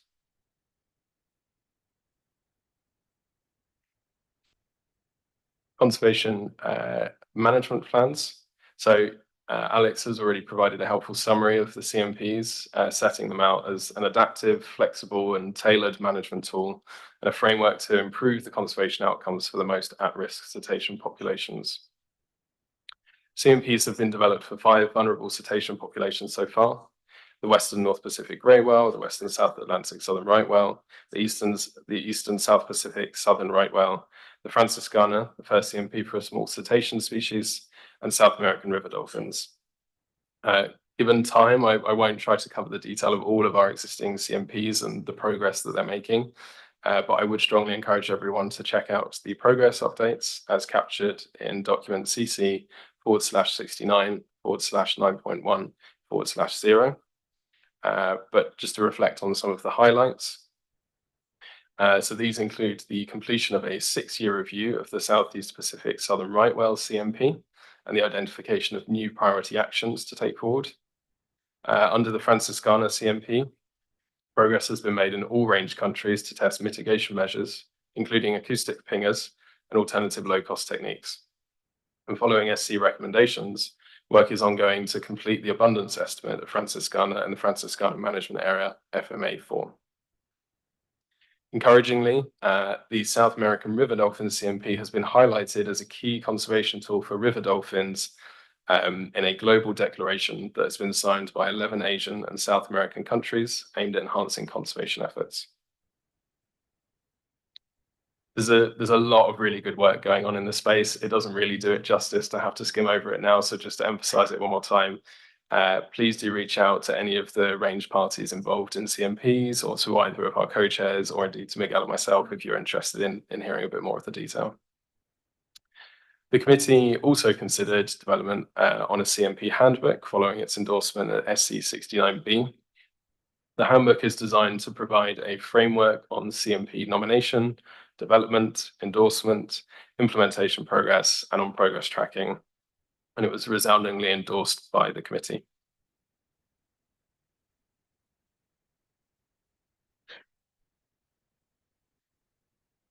In line with advice from the Scientific Committee, the Conservation Committee was very pleased to endorse 3 new CMP proposals. These were for the Central American humpback whale, prepared by Costa Rica, El Salvador, Mexico, Panama, and the USA. For Lihili's bottlenose dolphins, prepared by Argentina, Brazil, and Uruguay. And for Guyana's dolphins, prepared by Brazil, Costa Rica, France, and Panama. The committee also provisionally endorsed a further CMP proposal for Irrawaddy river dolphins for populations in Cambodia, Indonesia, and Myanmar. However, as similar to, the SC endorsement, this is subject to formal confirmation of support from the proposing governments involved, and we do hope to hear from them during the course of this meeting or during the next intersessional period. I'd just like to stress these proposals represent several years of hard work, coordination among range countries and wider stakeholders, including workshops and lots of outreach to progress their planning and development. And the committee recognised the significant efforts and thanked the proponents.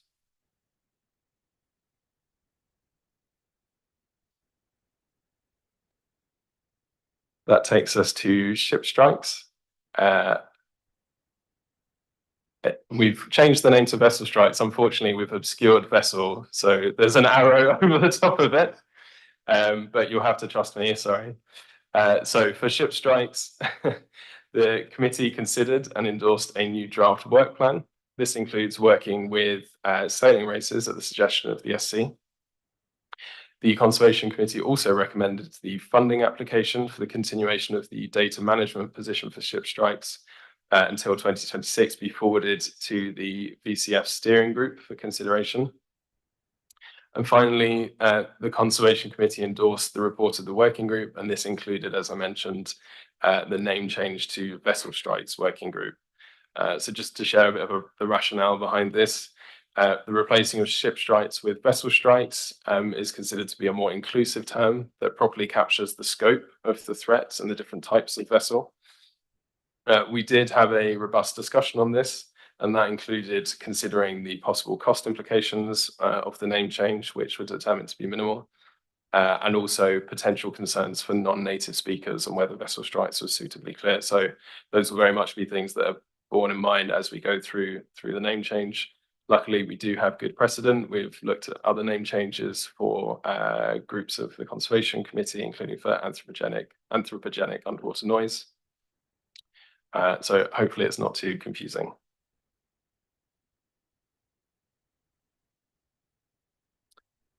This brings us on to progress of some of the committee's intersessional correspondence groups. So for the Marine Debris ICG, which is a shared ICG with the Scientific Committee, the committee noted the significant work undertaken by the ICG during the intersessional period, including the collaboration with relevant bodies such as CMS and its daughter agreements, ASCABANS and ACABAMS. The committee also noted the group's significant contribution to the proposed response of the marine plastic resolution. And obviously we'll come to this later in the agenda, but the marine debris ICG confirmed that it stands ready to support on the implementation of that work. And the committee noted in particular a focus on gear marking as identified within the resolution. That takes us on to anthropogenic underwater noise. So some highlights from the discussion and from the group's work. The group has continued collaboration with the International Maritime Organization, specifically in updating their guidelines for the reduction of underwater noise from commercial shipping. The IWC is also a partner in the Global Partnership for Mitigation of Underwater Noise from Shipping, the GLOW Noise Partnership, which is led by the IMO. And finally, the ICG has also prepared and circulated a questionnaire on seismic surveys, the results of which were presented at SC69B. For both of these groups, the committees endorse updated terms of reference and their new work plans.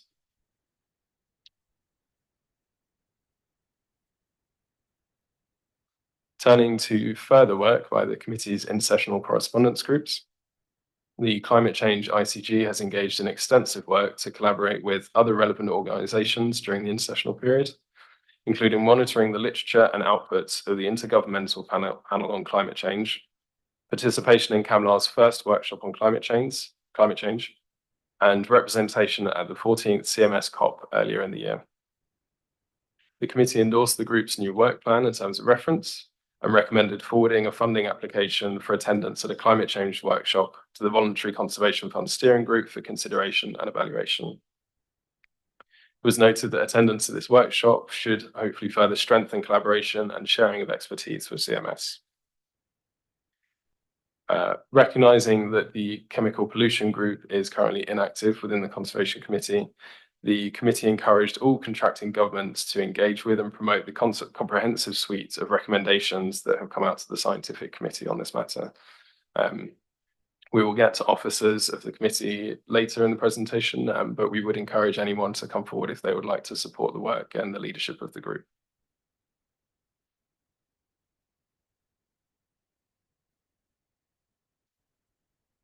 That takes us on to cetaceans and ecosystem functioning. So the committee in its discussions on this work agreed to note the intersessional progress made by the working group on cetaceans and ecosystem functioning. It endorsed the report as well as the proposed work plan of the WG and the updated terms of reference. That report captures really key progress that's been made to advance the development of a pilot project proposal to assess the socioeconomic value of the contribution of cetaceans to ecosystem functioning. This has included consultation with an advisory group of experts and a shared IWC-CMS workshop to review recommendations from that advisory group that are relevant to the pilot project and its development. Building on that work, the committee considered a funding application for the pilot project and recommended it to the Voluntary Conservation Fund Steering Group for consideration and evaluation. Just to note, this was after some revisions were made to provide more detail on how conflicts of interest would be handled for the project. Clarifications around the Secretariat resource and support that would be required to deliver it, as well as the selection process for the project.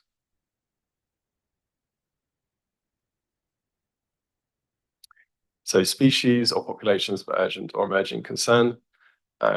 Again, I can probably be brief here because this topic has already been excellently presented by Lindsay in the Scientific Committee presentation. You're seeing a theme here. But important points to note on this topic are that the Conservation Committee expressed continued support for the extinction alert mechanism and strongly supported the conclusions from the SC that it should be used sparingly and strategically to maximize its impact. The committee also noted the additional guidance to interpret the existing criteria and the new ICG that has been established by the Scientific Committee to establish to collate and rank potential candidate species for future EAs.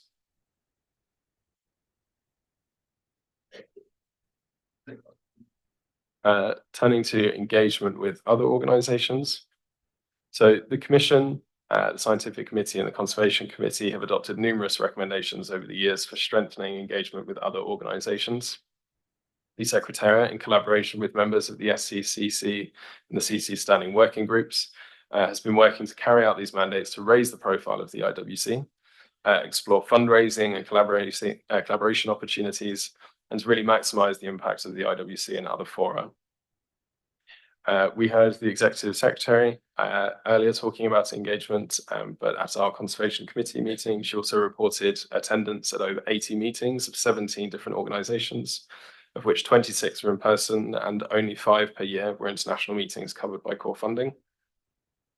The types of these meetings ranged from IGO meetings, including CMS, IMO and CBD, to regional level engagement with different regional frameworks.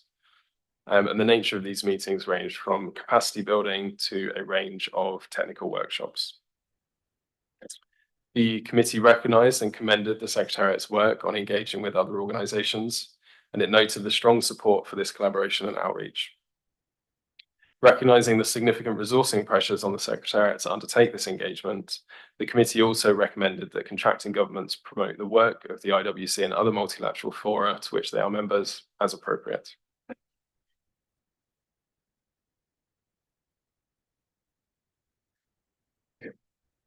And moving to the Voluntary Conservation Fund. So as a quick reminder, the purpose of the Voluntary Conservation Fund is to support the IWC conservation initiatives consistent with the purpose and provisions of the ICRW. The VCF steering group is responsible for allocating funding to projects that align with project categories, criteria, and allocation processes as endorsed at IWC67. Proposals can be submitted as part of costed working plans through the committee's working groups, or from outside the standing working groups if surplus funds are available.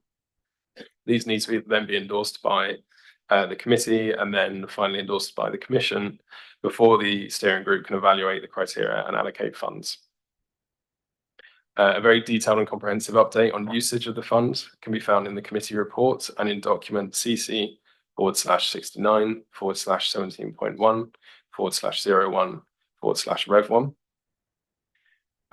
But I suppose the thing to highlight is that the VCF currently contains £174,000 of unallocated funds, but is facing requests of from up to 7 proposals. And if all of these proposals were to be approved, the total required funding would exceed that unallocated pot by approximately 10,000, and that's assuming that no further voluntary contributions are required. So while we're really encouraged to see the strong use of the fund, the committee did consider that given the increasing utilisation of the VCF, there might be need for work to strengthen the governance of the fund.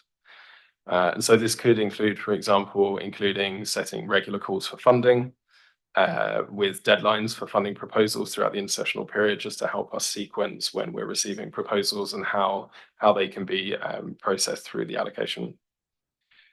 The committee recommends, off the back of this discussion, intersessional work to develop a proposal that builds on the existing VCF evaluation and allocation processes to provide additional structure for its utilisation. The undertaking of this work will be informed by a collaboration with the small group on designing a procedure for conservation priorities, as well as other information sources like the committee's strategic plan.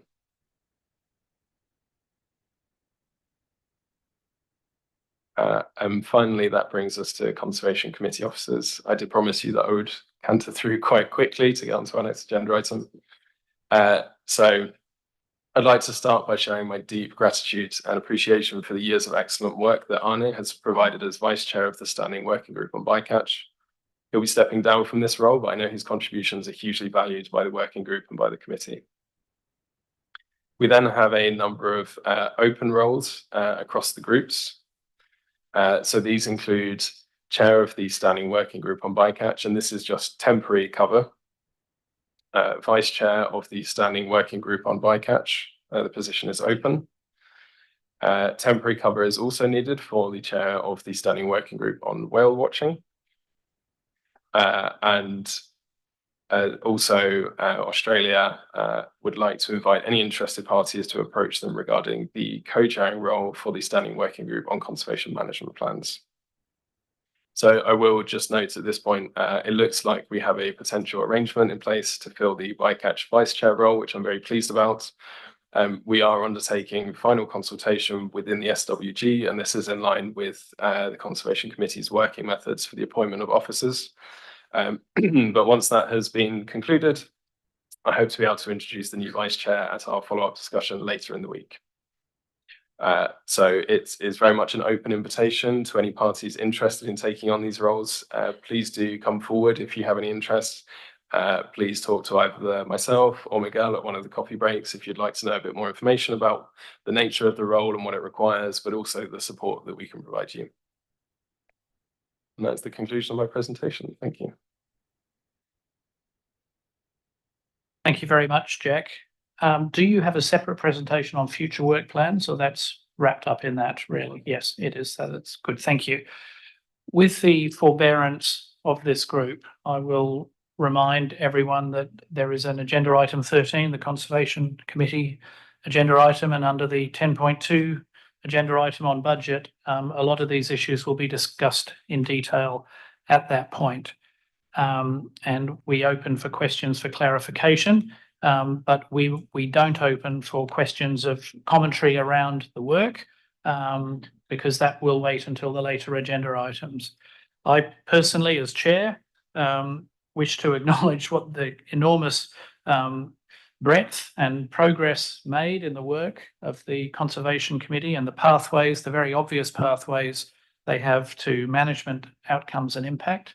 And the level of cooperation between the SC and the CC, I think, has grown over the years and is clearly mature and working really well. And I think that bodes well. And I repeat my thanks to the chair and the vice chair of the Conservation Committee, but also to all of the officers of the various working groups and all the work each of them have done.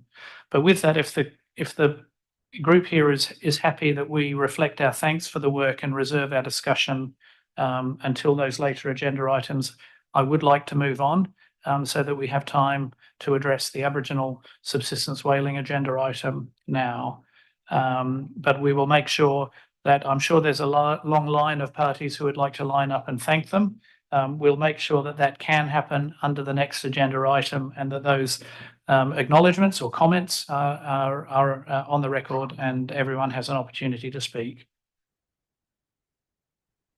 So with that, I will thank the presenters once again, and we will now move on to agenda item 7.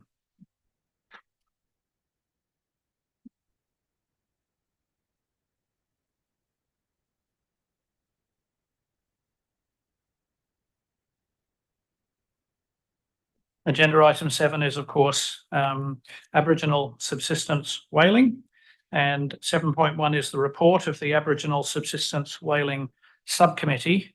We are aware that the subcommittee met yesterday, and the report was available yesterday evening. And the chair of that subcommittee from Switzerland, Bruno Manini, who has worked very hard on this issue as chair for a long time, and I thank him so much for the work he's done here, with many other contributions, is incredibly important. So if I could call on the chair of the ASW subcommittee to present his report, please. Bruno. Thank you, Mr. Chair. Before I start, just brief, but from heart coming thanks to the Peruvian government for inviting us to this nice place as the chair of the ASW subcommittee and as the commissioner for Switzerland. So thank you to Peru.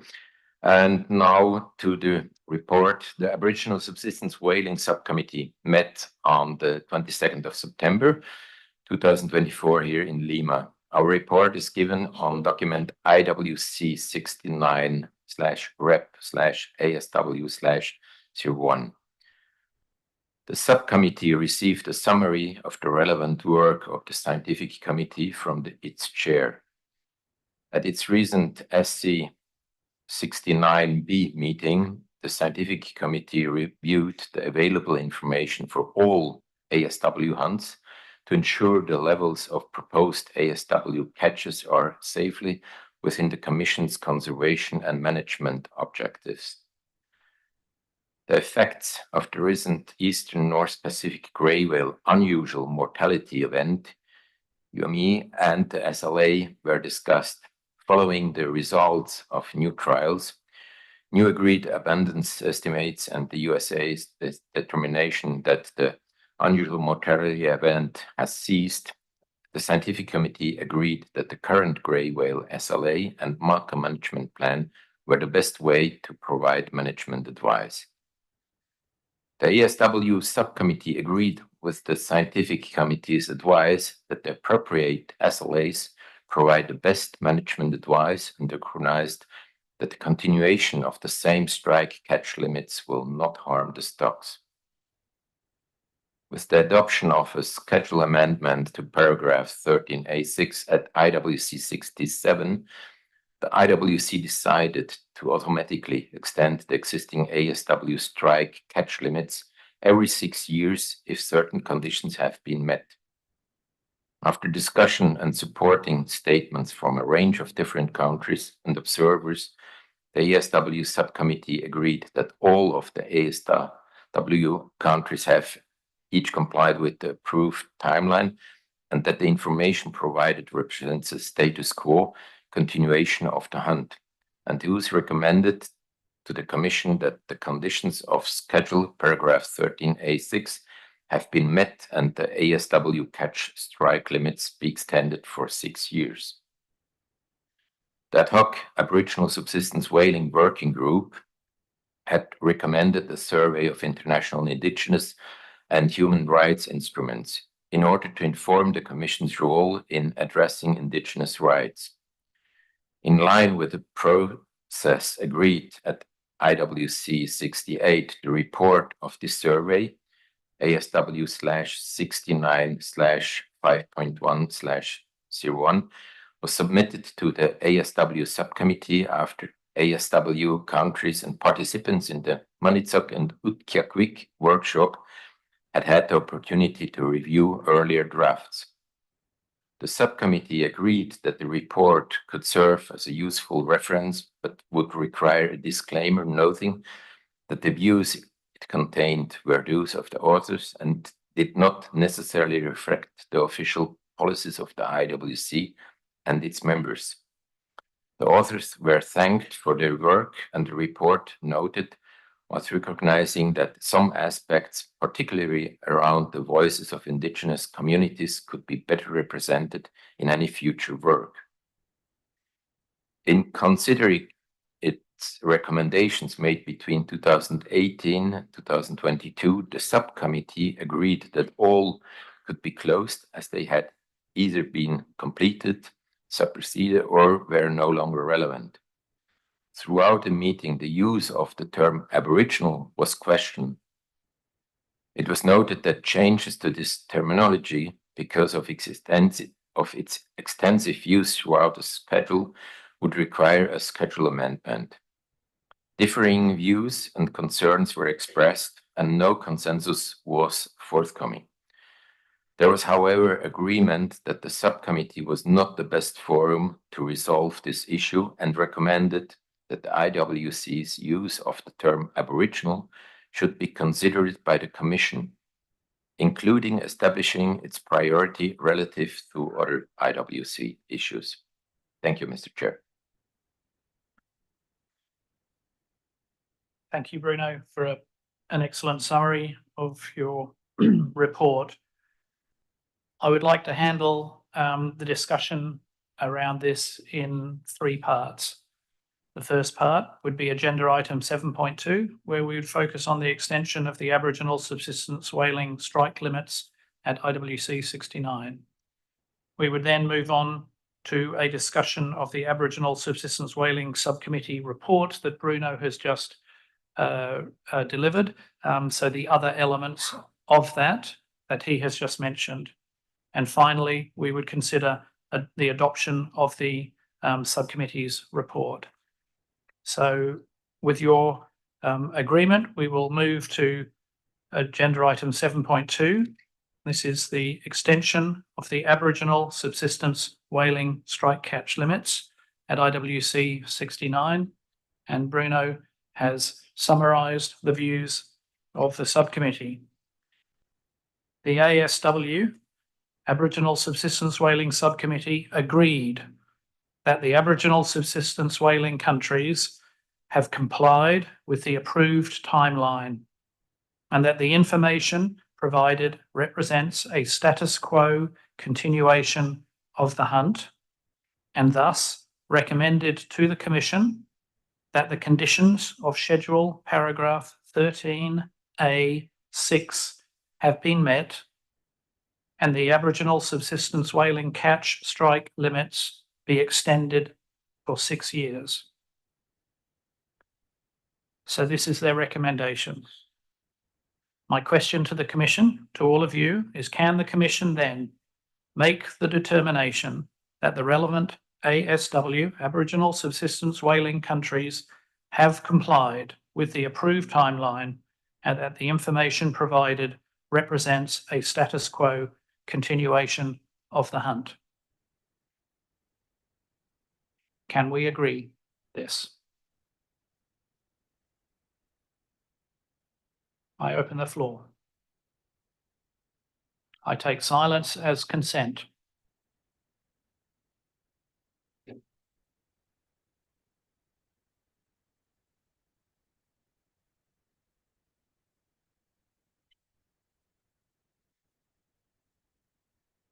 I see no one taking the floor, and I take that as consensus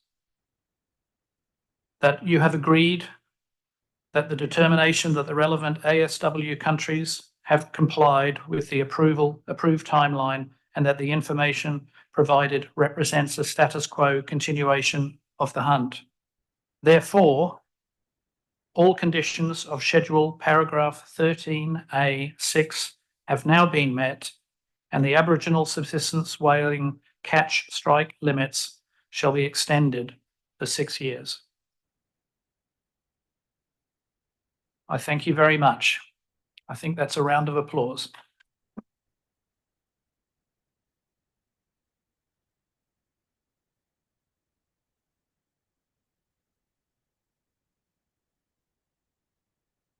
I see the US requesting the floor.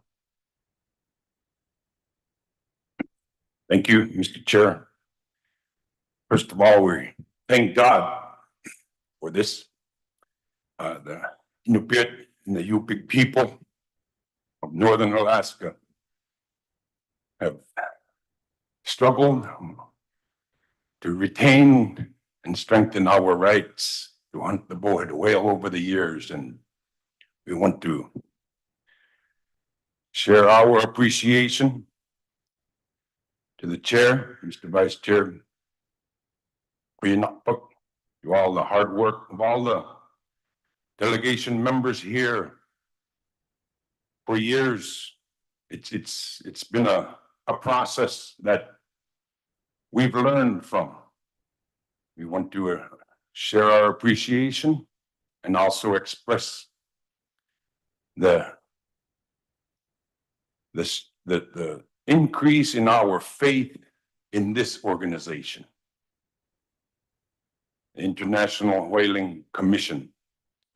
Also, I want to thank our U.S. Commissioner, Mr. Ryan Wolf, for all your hard work and giving us a voice. Our people are so few in number, and getting to this point is a huge milestone for our people. And like I said, in 2018, this takes away the stress where we can hunt in peace, provide for our people. The bowhead whale is the center of the Inupiat culture.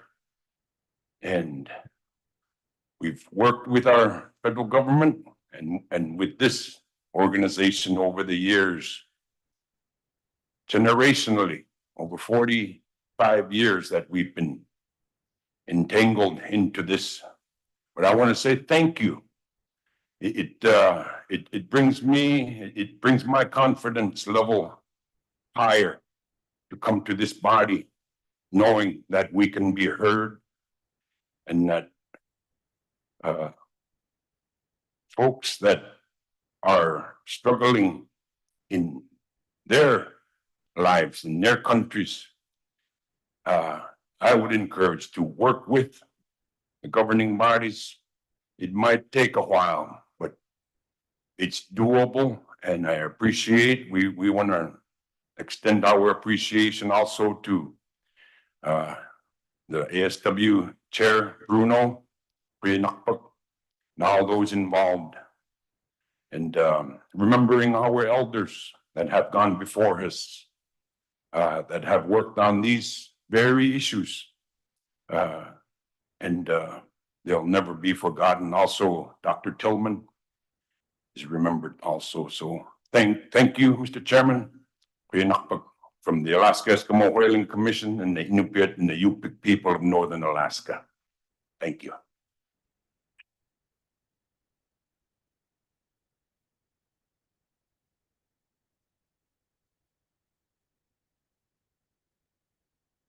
Thank you for the intervention, a beautiful and powerful intervention.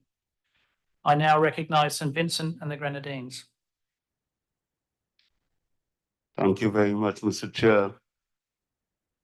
First of all, let me thank the government and people of Peru for hosting us here this evening, and all the other entities of the IWC, the Secretariat, and the various other entities of the IWC. Today for me is a very special one. I sense and I felt the passion of the US as he described the feeling that his people is now so relieved, because this has been a long and very hard struggle. Mr. Chair, we do not see this as a favor. Rather, we see this as a basic human right to food, livelihood, culture, and history. In my 20 years in this organization, I reflect on the challenges that we have faced over the years with other countries who are involved in this sustainable hunt, in this subsistence hunt. And you would notice that I didn't say Aboriginal, but that is a discussion for a later time. But we have struggled and we have fought incessantly despite the support from the scientific committee over the years of the sustainability of this type of hunt. I am happy today that we didn't have to provide a need statement as we had done many years, because I think it was a travesty for any country to justify the need for food of any kind. But today, we feel a fresh breath of air. For that, I want to thank the Commission. I want to thank members here for agreeing to the continuation of this quota by consensus. Thank you very much, Mr. Chair.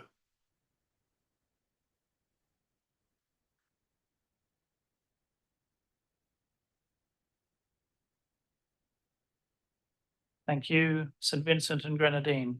And I now recognise Denmark.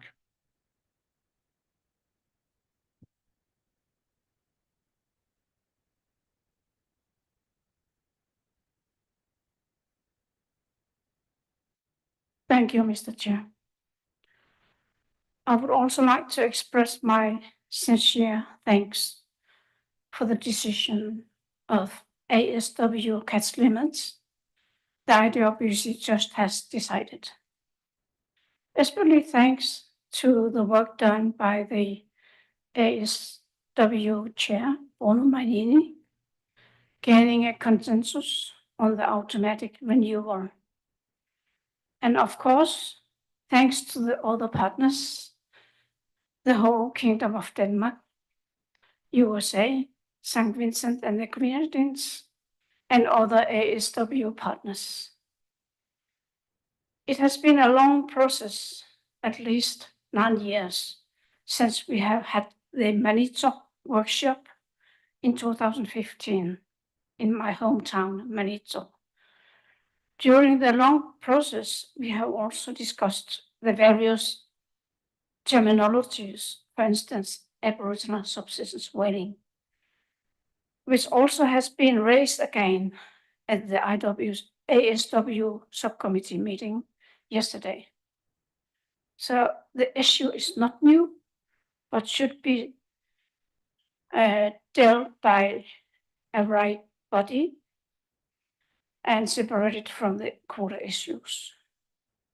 However, I would also like to mention some examples where the issue on ASW has been dealt. I participated in the PrepCom meetings in 1992 when we negotiated the Rio Declaration, where we dealt with the capital S in the indigenous peoples. It took at least 20 years before it was settled. And I don't hope that it will not happen in IWC. In Greenland, we call us for Inuk or Inuit in plural, which means people. A simple but important word. The word is not discriminatory, but we are also using another word, Galaslit, which derives from what foreigners called us, Skrallinger. Inuit couldn't pronounce Skrallinger, so it turns to be Galaslit. Some people are also calling Arctic people for Eskimos, which means raw meat eaters. I like to eat wak, which is a raw frozen meat that is part of our food. Let me conclude by saying that trying to categorize people or things that have important meaning for your livelihood to certain classes, levels, or names is and always will be controversial, as is ASW, coastal whaling, and others. The core issue is what you feel, what you are in your own community, and what is important for your communities. Thank you very much for the quota. I know that many people in Greenland will be happy for the next 5 years. Thank you. Buena.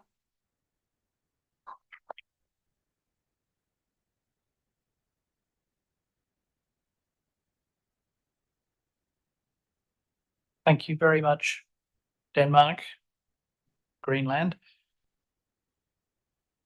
I have one request for the floor from an IGO from Comafat. I will allow that intervention, and then I will seek to end the day on this point and return to the rest of the Aboriginal subsistence whaling agenda item tomorrow. But first I will hear, before we wind up, we will hear from the IGO, from Comhafat. So Comhafat, you have the floor. Once again, it's Paul Seaman from Opersociani Foundation. I'm not Comhafat. The problem was that I was sitting at a desk without a microphone and I couldn't approach. May I continue, please? Please continue. Thank you. I think it was a fantastic decision today that it went through unopposed, and Opersociani Foundation is very pleased about the outcome. But there's a point that we need to consider. You could hear it in the emotion from Greenland and from Alaska about the pain that they've been through to get to this point. And the whole point about Aboriginal subsistence whaling should be that it's a right that IWC cannot take away. It is not a privilege that we grant them. It is a right that we cannot take away. And there's something slightly wrong, therefore, in this whole process and the angst and the uncertainty that it puts these people through that we should consider going forward. Thank you. Thank you. So with that, I'll just make a few comments that I think today is quite an historic day for this commission. We've heard some very powerful interventions around the difficulties of resolving differences of view on this and the particular difficulties that the hunting communities faced through those discussions. Back in, what was it, 2018, when this agreement was made by this commission to proceed, it was a difficult discussion and an agreement was reached. But I think trust, it seems, has only really started to be re-established when we have demonstrated that we are good for our word, that we made an agreement, we set conditions, those conditions were kept, they were reasonable, and the agreement was by consensus. So I think we can be proud as a commission on making progress on an issue that has divided this commission for many years. There remain difficult issues, as we've heard, and I hope we can deal with them in a similar way and a respectful way. We know the issue of discussing terms, as we heard so eloquently from our Greenlandic speaker, that to categorize people using words is fraught with difficulty and can cause great insult and difficulty for them. And I hope when we have that conversation, when we return to that, we will be listening to the voices of the affected people first and find our way through those voices to a discussion and a solution that is appropriate. But I thank you all sincerely for reaching this point. I think it's incredibly important, and I think it's a lovely point for us to finish our day on. I remind everyone, as a point of important logistics, that there will be buses waiting for everyone down in the front of the hotel at 6 o'clock. So there isn't a huge amount of time, but I wanted to make sure I gave plenty of time for those interventions. So just 2 seconds, please. Thank you, Marta. So when you assemble for the drinks tonight from our hosts, Peru, thank you very much, Peru. Please wear your badges. You will need your badges with you. But with that, I look forward to seeing as many of you as possible at the celebration tonight. And with that, we will end today's session. Thank you.